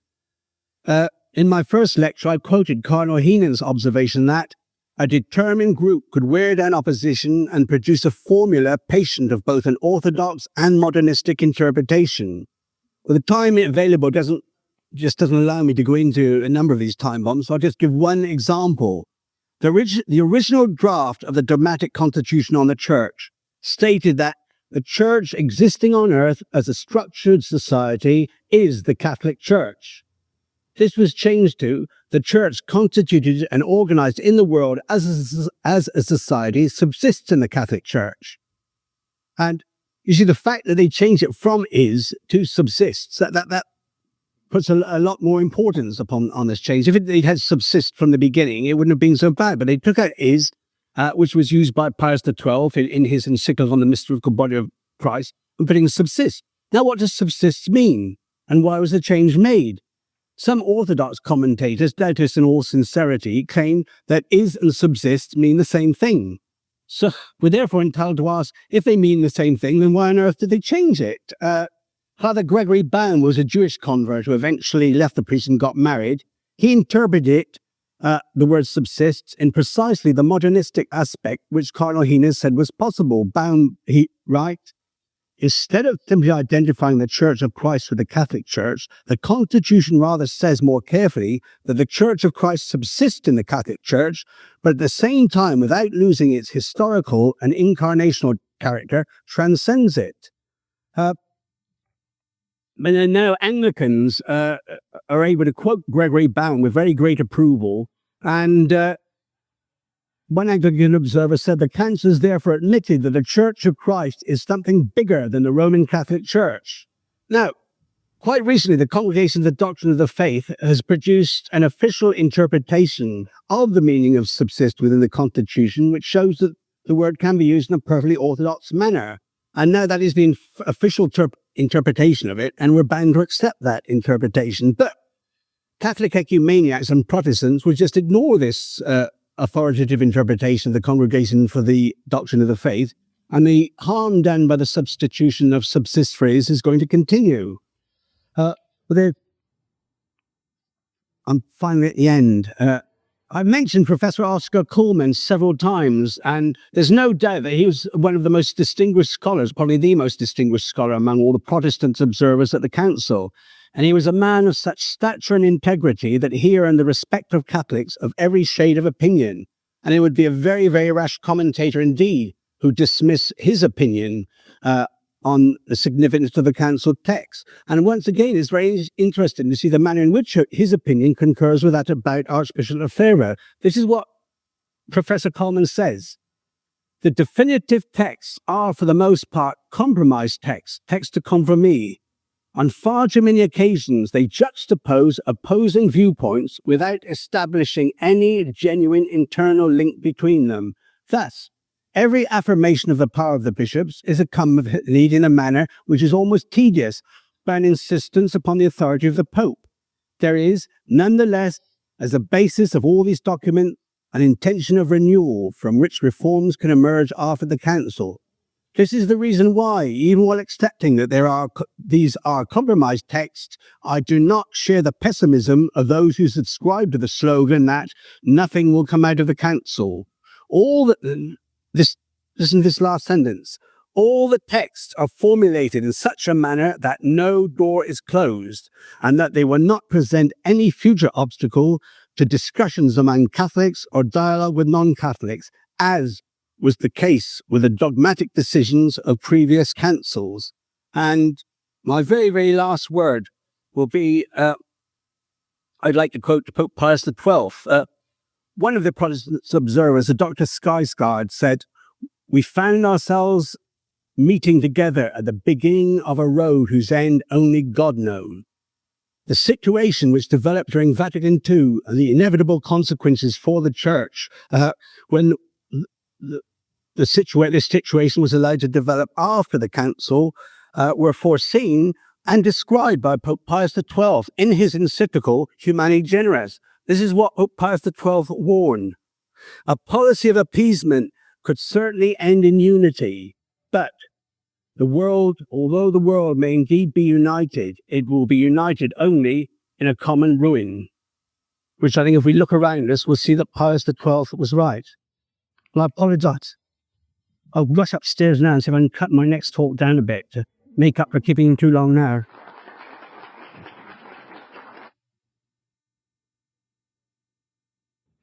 This second talk I'm giving this one is called the liturgical revolution. I want to begin it by saying a little about the Mass. And the Mass is at the center of Catholic life, just as Christ is the central figure in the Christian religion. As well as being a sacrifice, it is the greatest of all the sacraments as it contains Christ himself. It not only symbolizes or represents the passion and death of Christ, but contains it. The Mass is the sacrifice of the cross, a fact which St. Thomas Aquinas illustrates by quoting St. Ambrose. In Christ was offered up a sacrifice capable of giving eternal salvation. What then do we do? Do we not offer it up every day in memory of his death? It would be impossible to write anything that could exaggerate the importance of the Mass. It is at the center of the Christian life, just as Christ is a central figure in the Christian religion. The pontificate of St. Gregory the Great is the crucial epoch in the history of the Roman Mass. He became Pope in 590 and reigned until 604. His achievements during those 14 years almost defy credibility, and prominent among the many important reforms that he undertook was that of the liturgy, which in every important respect was left in the state that is found in the Missal of 1570. The keynote of his reform was fidelity to the traditions that had been handed down. The root meaning of the Latin word traditio is to hand over or hand down. The order of Mass that we'll be taking part in up in the church a little later is very, very close to what's found in the Missal of St. Gregory the Great. And from the early Middle Ages onwards, there's very little to chronicle about change in the order of Mass itself. The Mass, as we have it today, was regarded as a sacred and inviolable inheritance, and its origins were forgotten in the mists of times. The 16th century Protestant reformers broke with the tradition of the Church by the very fact of initiating a drastic reform of liturgical rites, and this would have been the case even if their liturgies had been orthodox. The nature of their heresy was made clear not so much by what their rites contained as by what they omitted from the traditional books. In 1898, the Anglican bishops of England published a defense of the liturgical reform initiated by Thomas Cranmer and the other English reformers, and the English bishops claimed that all Cranmer had done was to try and return to primitive usage. The Catholic bishops responded in very, very vigorous language, and they denied the right of national or local churches to devise their own rites. This is what the Catholic bishops said. They must not omit or reform anything in those forms which immemorial tradition has bequeathed to us. For such an immemorial usage, whether or not it has in the course of ages incorporated superfluous accretions, must, in the estimation of those who believe in a divinely guarded visible church, at least have retained whatever is necessary, so that, in adhering rigidly to the rite handed down to us, we can always feel secure, whereas, if we omit or change anything, we may perhaps be abandoning just that element which is essential. And this method is that which the Catholic Church has always followed.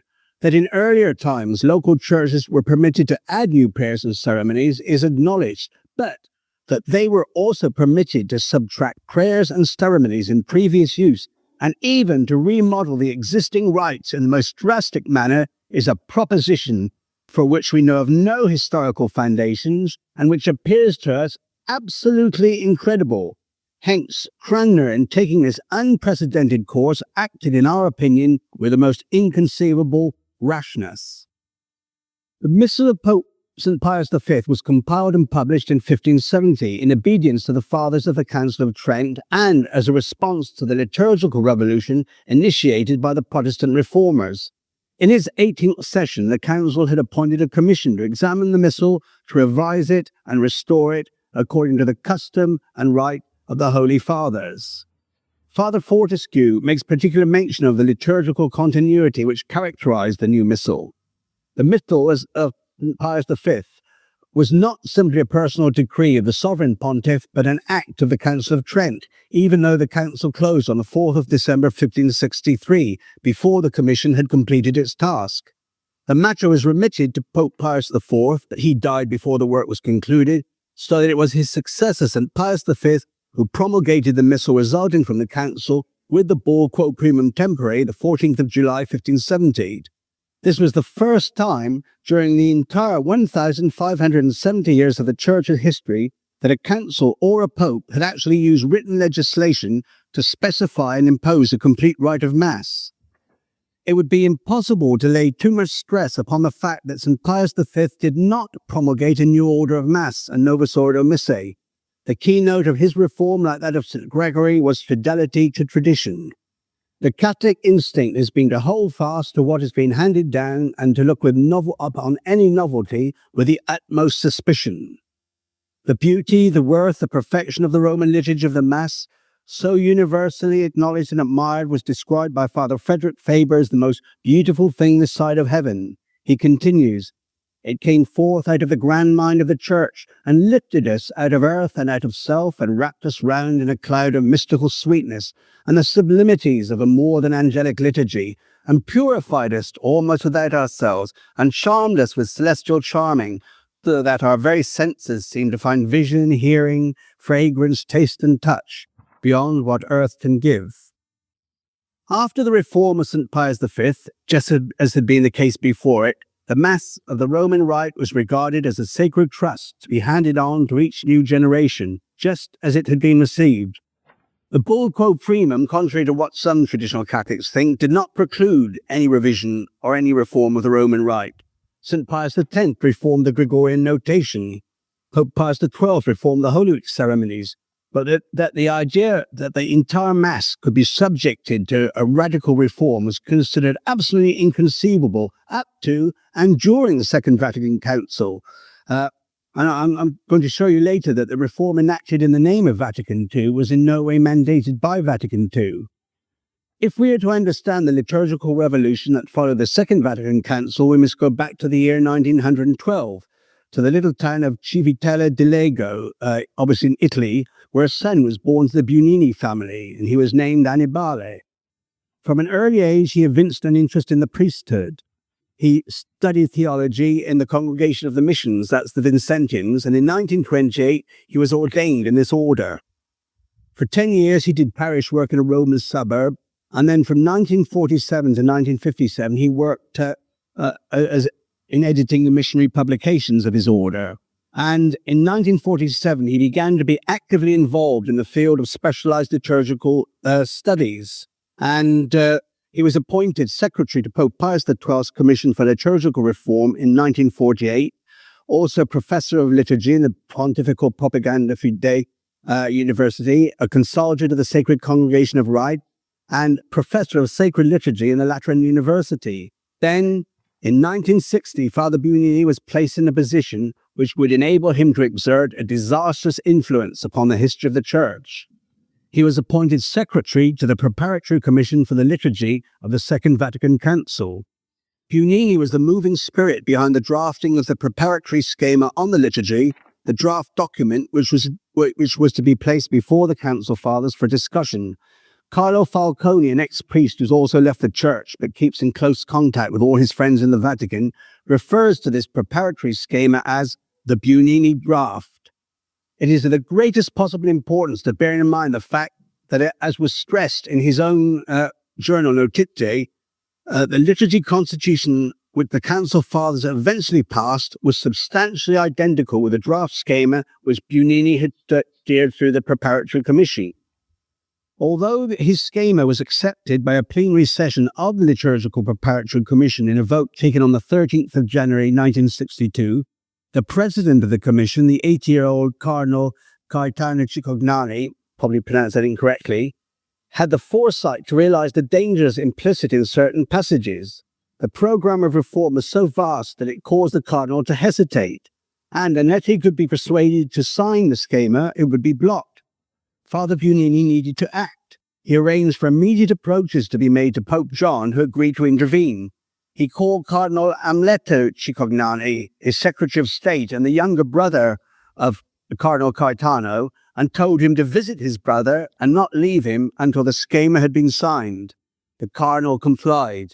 A peritist of the Liturgical Preparatory Commission later remarked, "The old cardinal was almost in tears. He waved the document in the air and said, 'They want me to sign this, but I don't know if I want to.' Then he laid the document on his desk, picked up a pen, and signed a death warrant for the traditional Mass of the Roman Rite, the most beautiful thing this side of heaven.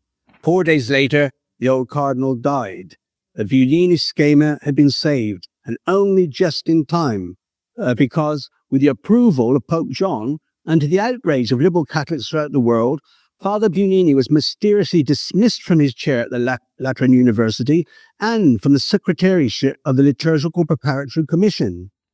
The reasons which prompted Pope John to take this step have never been divulged, but they must have been of a very, very serious nature to make this rather tolerant pontiff act in so public and drastic a manner against a priest who had occupied so prominent and influential a position in the preparation for the council. In his book, Pope John and His Council, Carlo Falconi condemns the dismissal of Father Bugnini as a retrograde step, but adds with satisfaction, all the same, Bugnini managed to get his draft through as far as the council, and now it will be interesting to see if it is passed, and even more so if the draft schema of the prescribed secretary of the Liturgical Commission should open the way for the success of other drafts of a progressive character. It was, and it did. The dismissal of Father Bugnini was very much a case of locking the stable door after the horse had bolted. He had taken it for granted that he would be appointed as secretary to the Conciliar Liturgical Commission so that he could guide his schema through the council, but this was not essential as long as it received the approval of the Council Fathers without any radical modifications, and he had drafted it in a manner which he was sure would do this. As I explained in my first lecture, Pope John had the first 7 preparatory schemas sent to the Council Fathers around the world prior to the opening of the session, but in response to an intervention by Father Skilabix, only the Bugnini scheme was found acceptable for discussion. Skilabix infused, "It was," he said, "an admirable piece of work." I mentioned earlier that Bugnini had drafted his schema in a manner which he was sure would make it acceptable to the Council Fathers, even to the most conservative among them, and his confidence is more than justified. Cardinal Heenan cites the Liturgy Constitution, or the schema for it, as an example of a text which was open to an interpretation very different from that intended by the Fathers who endorsed it by an almost unanimous vote. This is what Cardinal Heenan wrote. I'd like you to listen to this very, very carefully.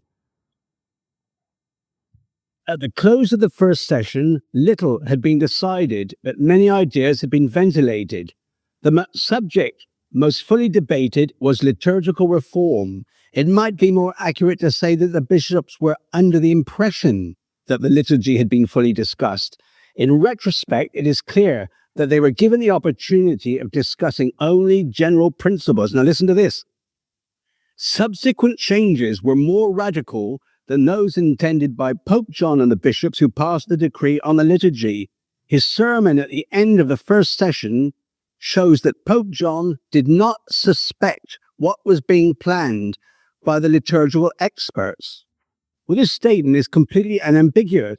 It was made by one of the most active and erudite council fathers, and he tells us that Father Bugnini and some of his fellow periti had engaged in a conspiracy to deceive Pope John and the council. If we examine the finalized version of the Bugnini schema voted for almost unanimously as Sacrosanctum Concilium, the liturgy constitution of the council, it's not hard to see why it was understood, why it was acceptable even to traditional bishops. By no possible stretch of the imagination would these bishops have believed that the constitution could be interpreted as mandating or sanctioning the destruction of the Roman Rite and the sanctuaries in which it was celebrated. It contains stipulations which appear to make any drastic remodeling of the traditional Mass impossible. The Latin language was to be preserved in the Latin rites, Article 36. Steps would be taken so that the faithful could sing or say together Latin in those parts of the Mass that pertain to them, Article 54. All lawfully acknowledged rites were held to be of equal authority and dignity, were to be preserved in the future and fostered in every way, Article 4. The treasury of sacred music was to be preserved and fostered with great care, Article 114. Gregorian chant was to be given pride of place in liturgical services. There were to be no innovations unless the good of the Church genuinely and certainly required them, and care was to be taken that any new forms adopted should grow in some way organically from forms already existing. But you're falling in what I said, Professor Coleman said in my last talk. Every statement that seems to make one point of view is opposed by one giving another. It also said that where necessary, the rites be thoroughly revised in the light of sound tradition, and that they be given new vigor to meet the circumstances and needs of modern times. It also said in the restoration of the promotion of the sacred liturgy, the full and active participation by all the people is the aim to be considered before else. It said the rites should be distinguished by noble simplicity. They should be short, clear, and unencumbered by useless repetitions. They should be within the people's power of comprehension and normally not require much explanation. I cited Article 36, requiring that the Latin language be preserved in the Latin rites, but the same article gave permission for the use of the vernacular in the Mass and the sacraments to be extended. Reference was made to the readings, some of the prayers and chants. The idea that the whole Mass would ever be said in the vernacular didn't occur to anyone there. Cardinal Montini made an intervention. He said it was absolutely unthinkable that the canon should ever be recited in anything except the sacred language of Latin. Then he allowed the four new canons of the Mass and the Roman canon all be said in the vernacular. You see, a careful reading of Article 36 will show you the Second Vatican Council does not order that one word of the Mass should ever be said in the vernacular. But carry on with a careful reading, you see it doesn't exclude any part of the Mass, which is quite time-bomb. Then, here are some terrible parts.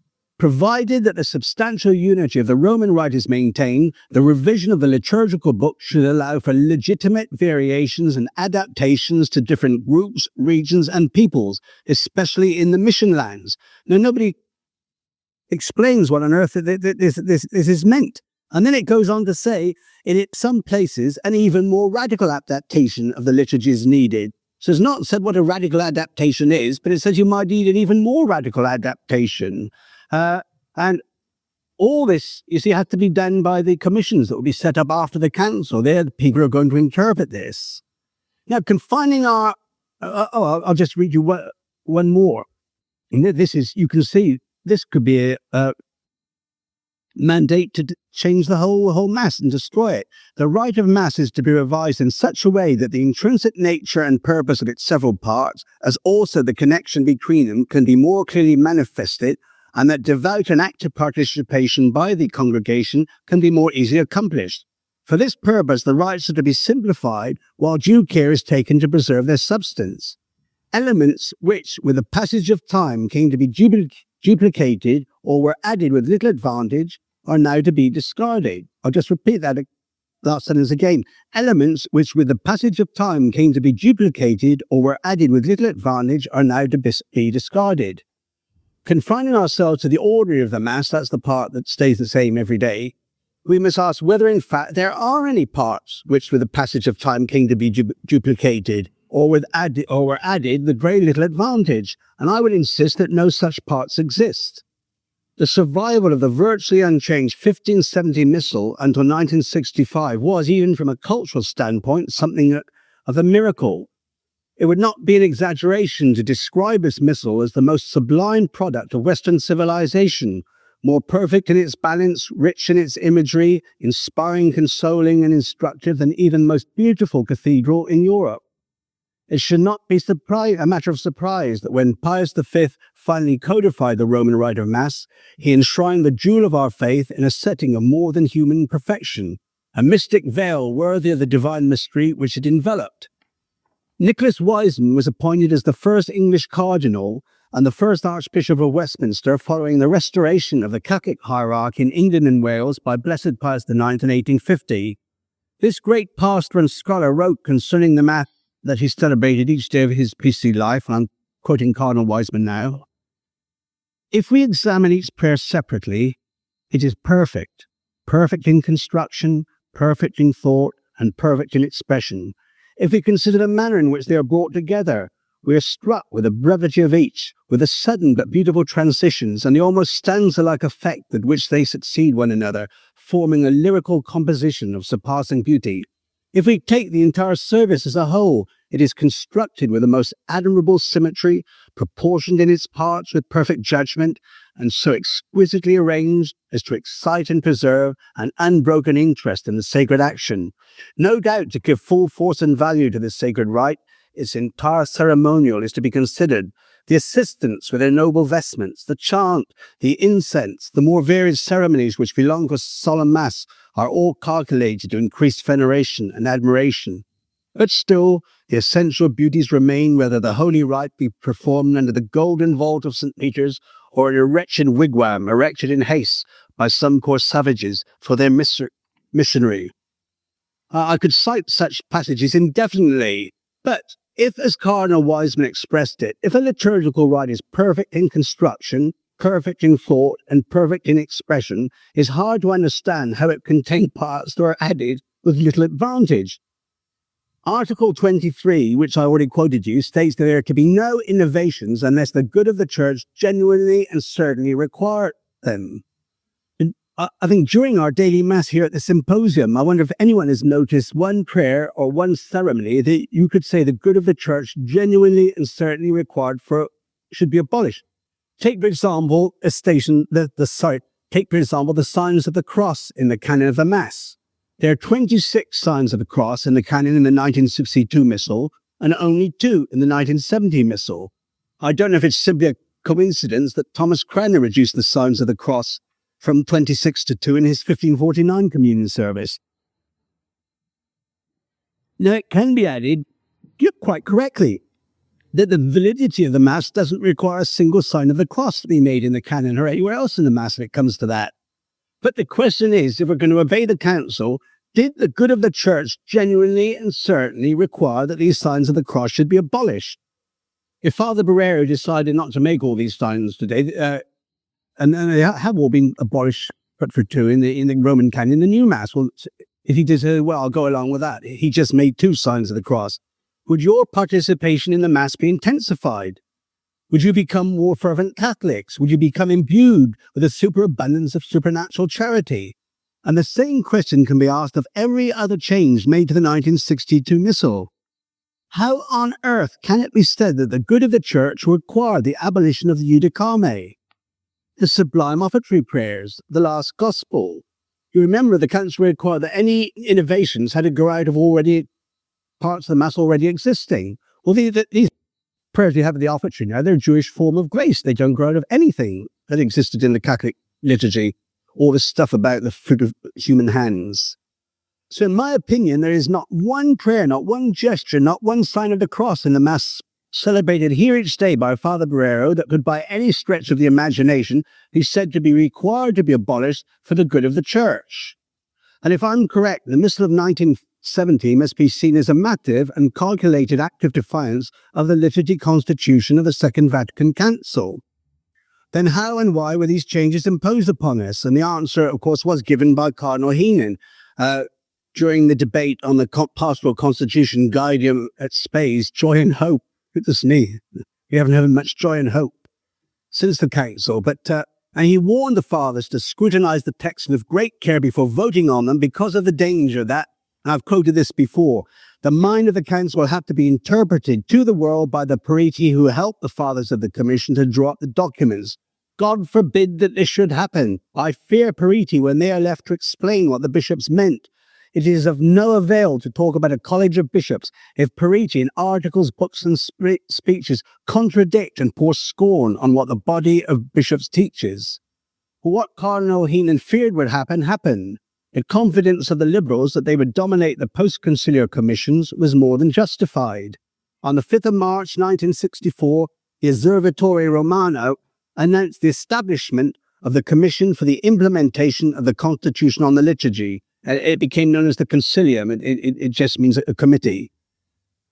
The initial membership, and I'm quoting the Osservatore Romano, the initial membership consisted of members of the Bugnini Commission, which had drafted the Constitution, and believe it or not, and this I find absolutely astonishing, Pope Paul VI appointed Bugnini as secretary of the Post-Conciliar Commission on the 29th of February 1964. He was thus placed in a position to interpret the document that he had drafted with the intention of deceiving the popes and the bishops in the way he intended to develop it. And I just find it quite unbelievable how a man who had been dismissed by Pope John the 23rd, which must have been very, very serious, the reasons to remove him from the secretaryship of the preparatory commission, to remove him from the Lateran University, how the John the 23rd successor could reappoint him to that very position. It's a great mystery. In theory, Bugnini's concilium was an advisory body, and the reforms it devised had to be implemented by the Sacred Congregation for Rites, or the Sacred Congregation for the Discipline of the Sacraments. And Father Bugnini's power was increased when he was appointed under secretary to the Sacred Congregation of Rites. And on the 8th of May 1969, Pope Paul promulgated the Apostolic Constitution, Sacra Rituum Congregatio, which ended the existence of Bugnini's concilium as a separate body by incorporating it into the Congregation for Divine Worship as a special commission which would retain its members and consultors and remain until the reform of the liturgy had been committed. And who do you think was appointed to be the all-powerful secretary of this congregation? None other than Father Annibale Bugnini.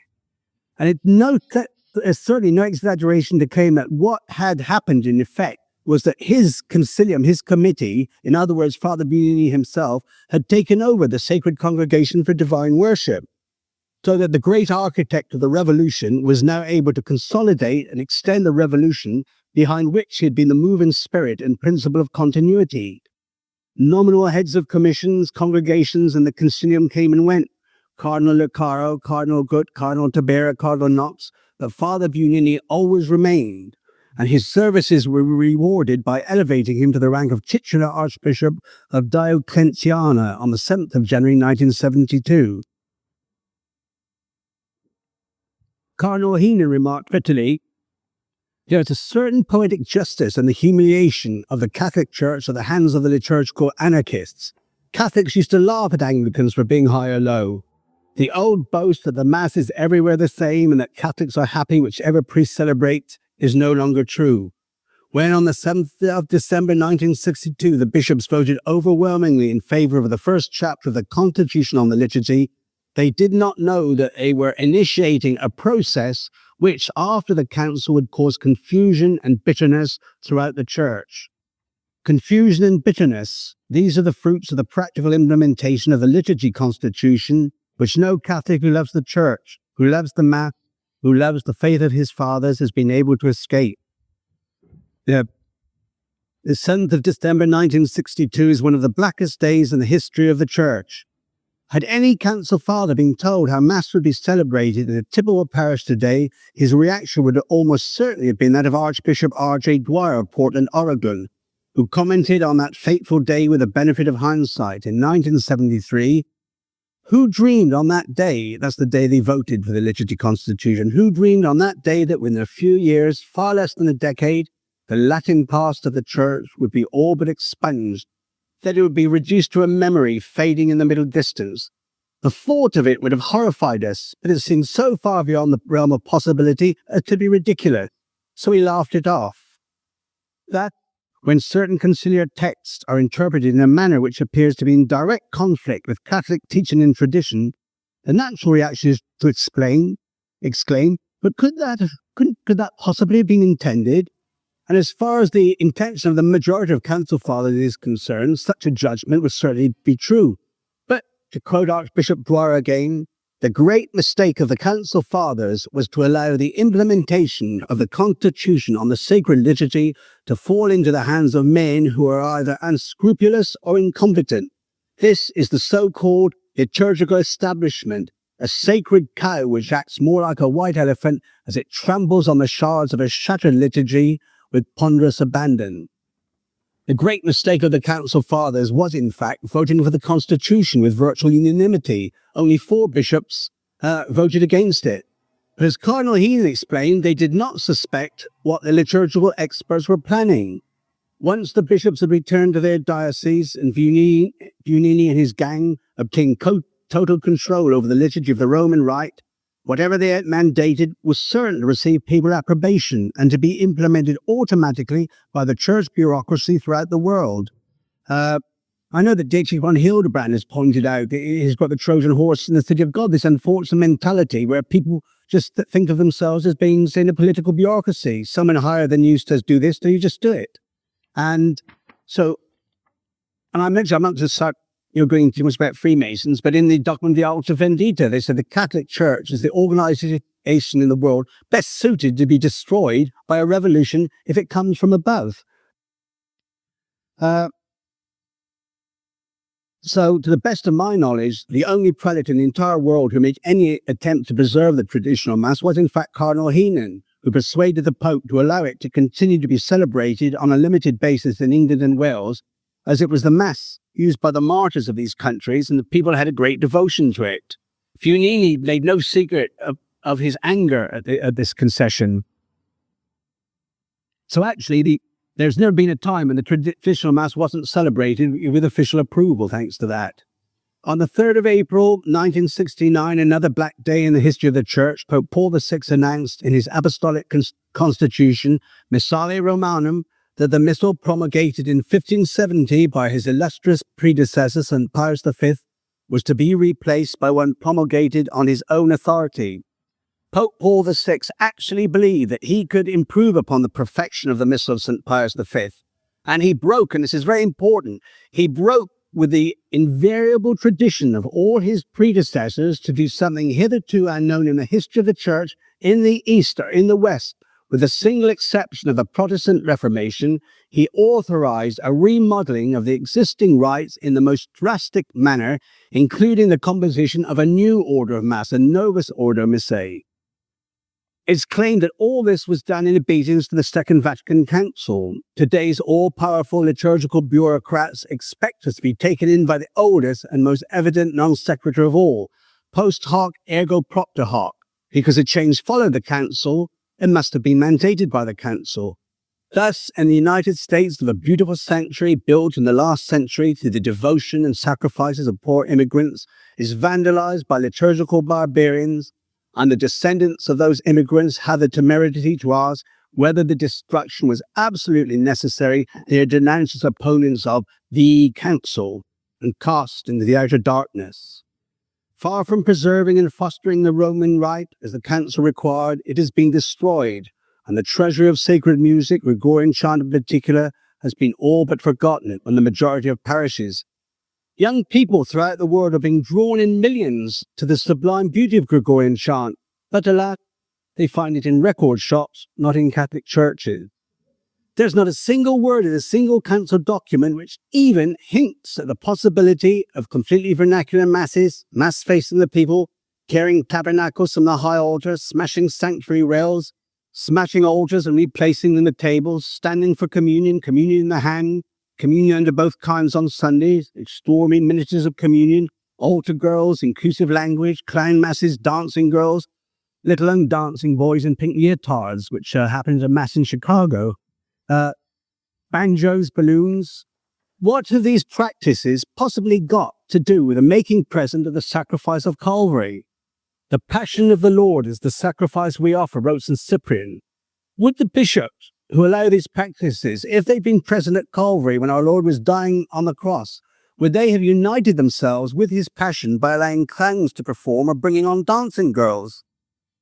As I've already explained, the new order of Mass, the Novus Ordo Missae, concocted by Father Bugnini's concilium, was not so much envisaged, let alone mandated by the fathers of the Second Vatican Council, who would most certainly not have voted for it as it stands to say. You don't have to take my word for this. And I want to quote a man who's possibly the greatest liturgist of the second half of this century, the late Monsignor Klaus Gamber. If you haven't read his book, The Reform of the Roman Liturgy, you ought to get it. He was described by Connor Ratzinger as the one scholar who, among the army of pseudo-liturgists, truly represents the liturgical thinking at the center of the Church. And as regards the attitude the Council Fathers would have taken to the changes that have been foisted upon us, he writes, one statement we can make with certainty is that the new order of Mass that has now emerged would not have been endorsed by the majority of the Council Fathers. Monsignor Gamber insists correctly that what we have experienced is not a renewal, but a debacle that worsens with each passing year. I'll quote him again. The liturgical reform, welcomed with so much idealism and hope by so many priests and lay people alike, has turned out to be a liturgical destruction of startling proportions, a debacle worsening with each passing year. Instead of the hoped-for renewal of the Church and of Catholic life, we are now witnessing a dismantling of the traditional values and piety on which our faith rests.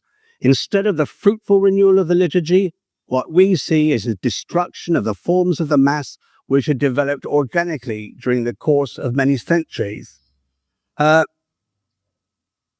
I think this great liturgist, he wasn't exaggerating when he used the word destruction. And this could be made clear by citing the opinion of someone from the opposite end of the theological or liturgical spectrum, Father Joseph Guélinau, a French priest. Some of you might even remember the Guélinau Psalms when they were introduced. He was described by Archbishop Bugnini as one of the great masters of the international liturgical world, which of course means he agreed with Archbishop Bugnini. And Guélinau was one of the most influential members of the Concilium, and he wrote a book called Demain la Liturgie, the Liturgy of Tomorrow. And he commented really with commendable honesty, but not the least sign of regret. This is what he says. Let those who, like myself, have known and sung a Latin Gregorian High Mass remember it if they can. Let them compare it with the Mass that we now have.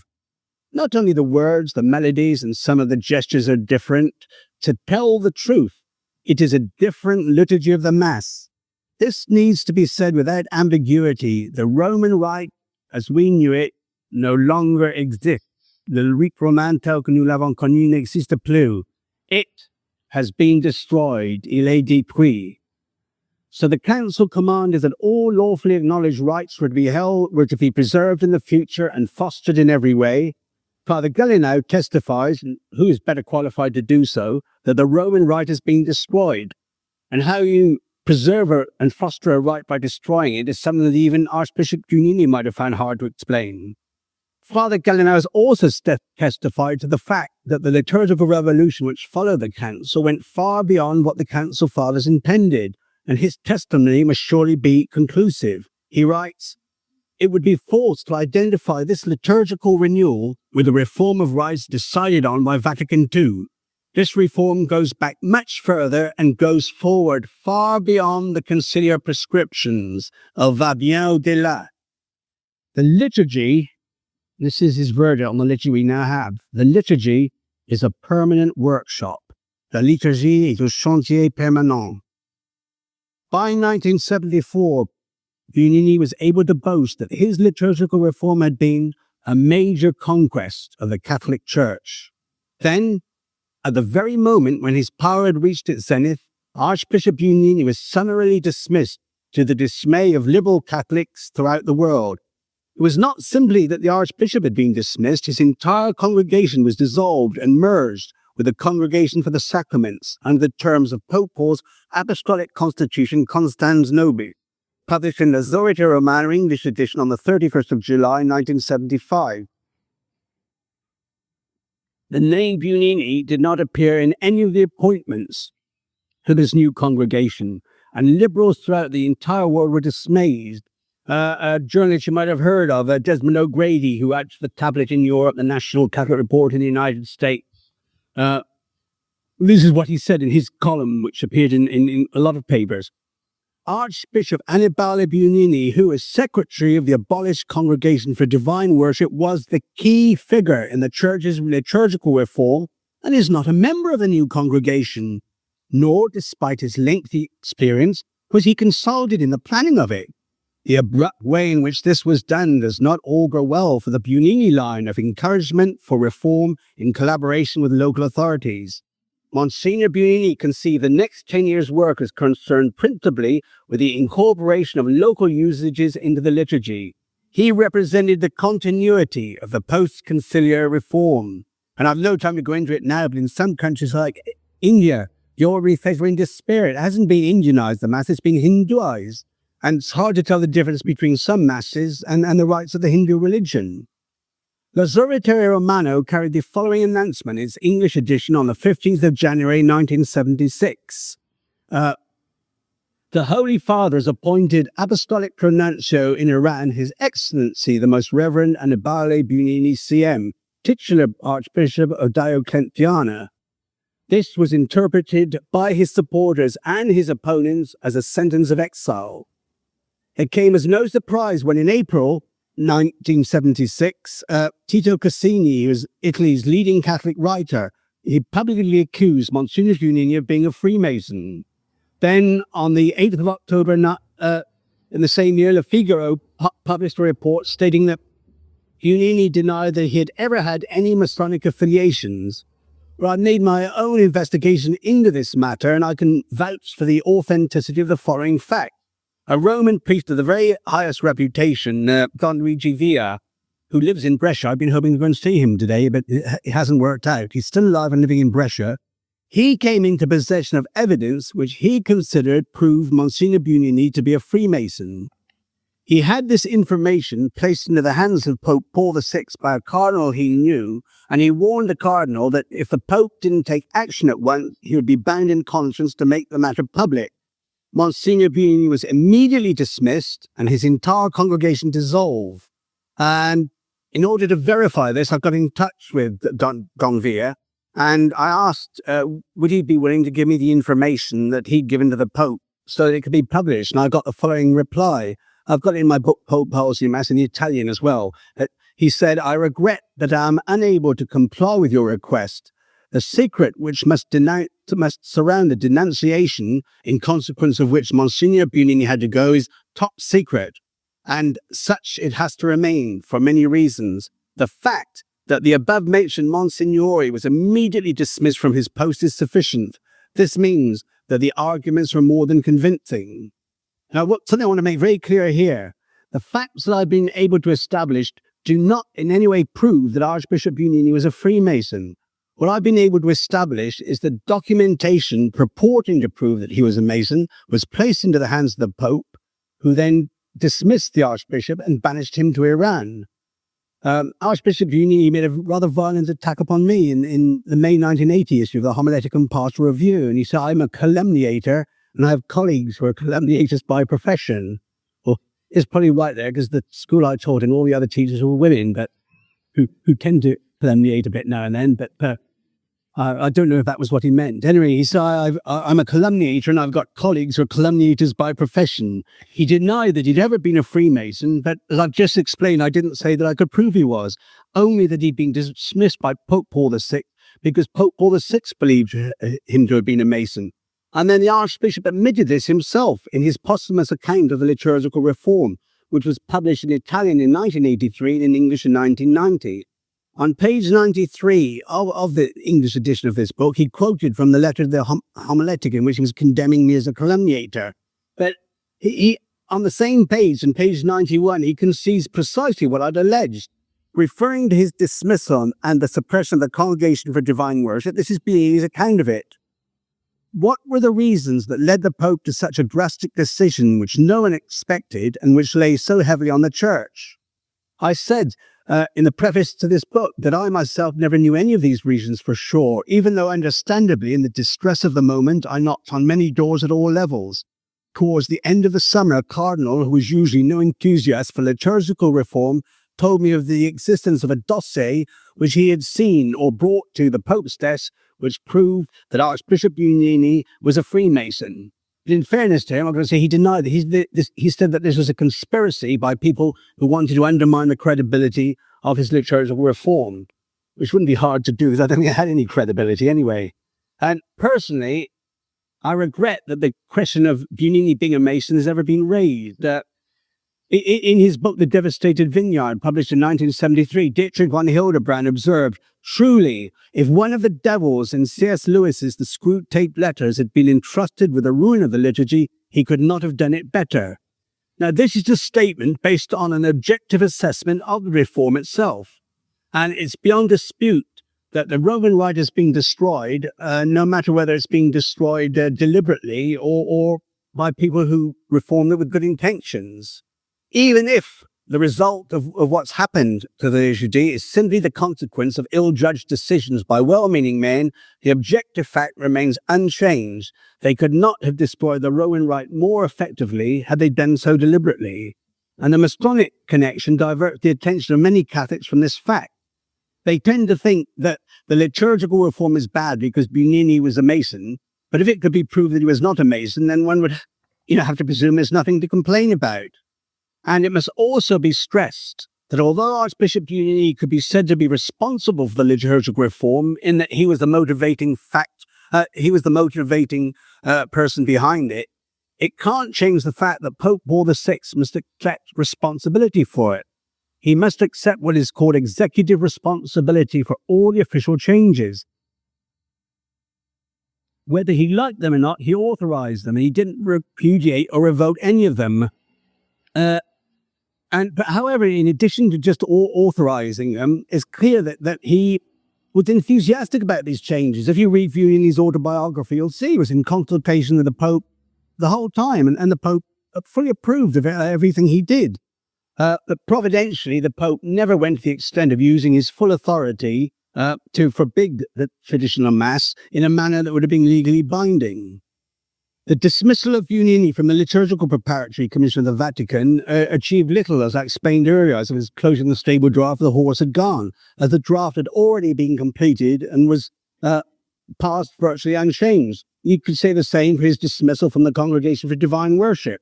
It achieved very little because the new Mass is already in place.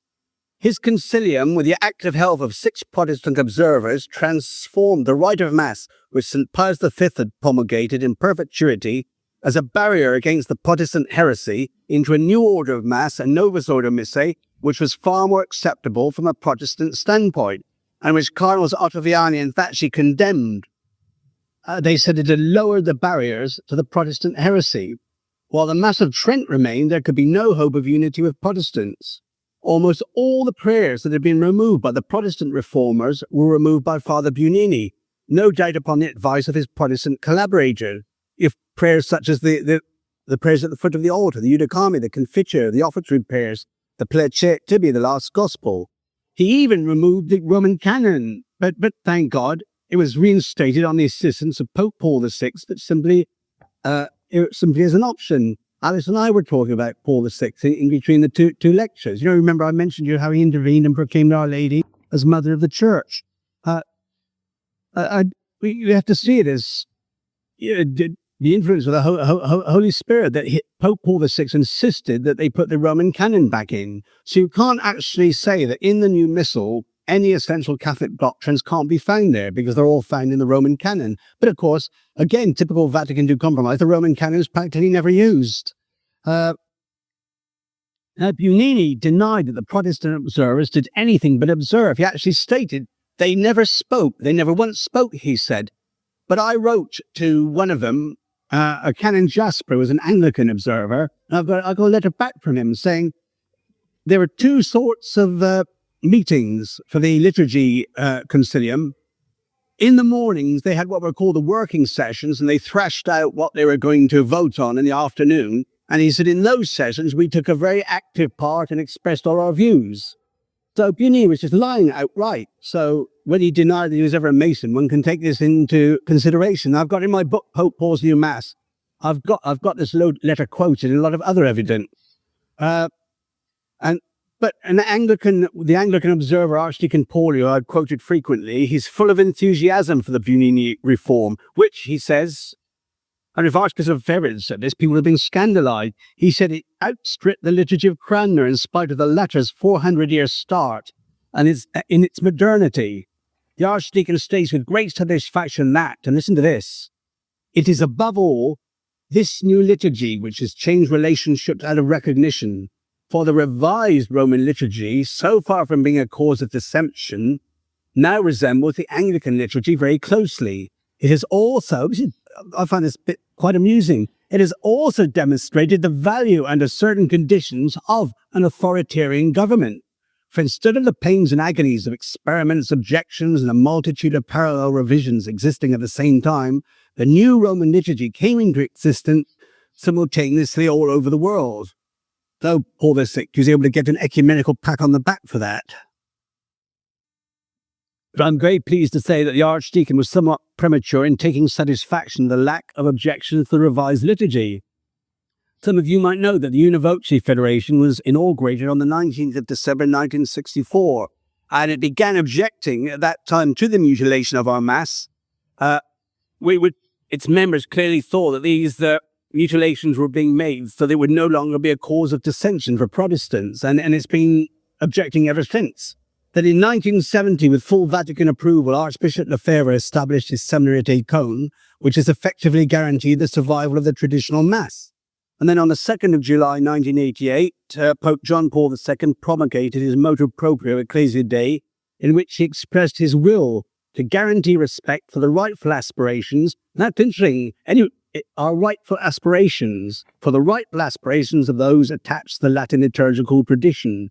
Before that, we were like a bunch of quasi-Protestants or lunatics, if you like, the traditional Mass. But now it's been changed to rightful aspirations. And in order to achieve this aim, he established the Pontifical Commission Ecclesia Dei. Many bishops have responded to this admonition in a very positive manner. And where this is the case, there are no longer any restrictions attached to the celebration of the Tridentine Mass. Hundreds of such Masses are celebrated in parish churches in Europe, Australia, New Zealand, Canada, and throughout the United States. And they're scheduled private Masses fulfilling the Sunday obligation, and any member of the faithful is welcome to attend them. But on the other hand, many bishops, in fact most bishops, one has to say, have defied the clearly expressed will of the Pope and refused to permit the traditional Mass in their diocese. And it must be remembered that the motu proprio Ecclesia Dei was issued in conjunction with the excommunication of Archbishop Lefebvre, and its primary aim was to persuade the faithful who supported the Archbishop to stop supporting and come to these indult Masses. So the fact that most of the people who supported it haven't done this doesn't change the fact that we've got these indult Masses, mainly thanks to Archbishop Lefebvre. So whatever attitude you take to him, you should say a prayer for him every day for getting us what we've got. I'm sure the provost of the Brompton Norwich in London, where they have a Tridentine Mass every Sunday, he said to me, everything we've got, we owe it to the Archbishop. So there can't be any doubt whatsoever that the liturgical reform has not resulted in the abundant pastoral fruits that the Council Fathers had so confidently predicted. In the United States alone, Mass attendance has collapsed from 71% in 1963 to 25% in 1993, which is a decline of 65%. If we consider this in its true perspective as a loss of souls to the Church, it means that 25 million Catholics who were assisting at Mass in the bad old days, when we were supposed to be alienated by an unintelligible Latin liturgy which meant nothing to us, choose not to assist at the vibrant, renewed and comprehensible liturgy of Archbishop Bunin. Far from filling our churches with renewed, revitalized Catholics, many of them previously lapsed but brought back to the faith by an inspiring new liturgy that they could understand, we have witnessed a catastrophic decline in Mass attendance in every Western country. it seems reasonable to ask in such countries as Holland whether anything substantially exists now that can be called Catholic. Father Louis Boyer, who I've quoted several times, the French oratorian, he assures us, he said, we're witnessing not the renewal, but the accelerating decomposition of Catholicism. And yet, according to those in authority, the liturgical reform has been a tremendous pastoral success. I'm sorry to say, once again, the most prominent among these is Pope John Paul II. He's always speaking of the abundant fruits that the reformers produce. Because last year, the Spanish bishops made their ad limina visit to Rome, and the Pope says to them, the liturgical reform has produced abundant fruits in Spain as it has throughout the world. And mass attendance in Spain is just collapsing. The Second Vatican Council has been followed by revolutionary changes in every aspect of Catholic life, but as Father Baker, editor of the Homiletic and Pastoral Review, has expressed it, it is the liturgical revolution which touches all of us intimately and immediately. Until this revolution has been overturned, there can be no hope of a restoration of normality to the Church. The present crisis cannot be overcome without restoring the liturgy that developed and endured for 19 centuries as the liturgy that will form the basis of the Church's worship in the 21st century. And with this in mind, I'd like to conclude by quoting Monsignor Gambra again. And what Monsignor Gambra said was, in the final analysis, this means that in the future, the traditional rite of Mass must be retained in the Roman Catholic Church as the primary liturgical form for the celebration of Mass. It must become once more the norm of our faith and a symbol of Catholic unity throughout the world, a rock of stability in a period of upheaval and never-ending change. And although this might seem like an impossible dream, it isn't. On Tuesday this week, I was in the ceremony of the Institute of Christ the King in Ricciano. It was an indescribably beautiful rite of ordination. It took 3.5 hours, and one just can't describe the liturgy of it. Really was heavenly, as Father Faber said. And the ordinations were conferred by Cardinal Medina Estevez, who's the head of the Congregation for Divine Worship. And you can't possibly exaggerate the significance of this fact, that was Bugnini's congregation, and Bugnini, the poor man, he must be stirring in his grave, or to think that the prefect of the Congregation for Divine Worship would come and consecrate young priests who are going to devote their whole lives to celebrating the traditional Mass. And he said, I came here to show you that the Vatican Curia supports the traditional Mass and the traditional priesthood. And that really cheered everyone up so much. And he got tremendous applause when he came out of the church, and he was smiling and very, very, very happy. And this is a tremendous turnaround. 4 years ago, if anyone said that the prefect of the Congregation for Divine Worship would one day consecrate priests for the traditional Mass, I would have mortgaged my house and put all the money on a bet that it could never possibly happen. So in one way, as Fred Astaire said, things are looking up. But on the other hand, what is so sad, you see, is that there's a hemorrhage in membership of the church. We're losing people by millions. Perhaps in the United States every year, perhaps 5,000-10,000 people start coming to the traditional Mass. But the mainstream church is just vanishing. In England and Wales, within 20 years, there won't be any. There'll just be a handful of traditionalists and perhaps some charismatics. In 1965, 2.5 million people went to Mass. Less than 1 million go now, and it's going down by 50,000 a year, which means 20 years, there won't be anybody.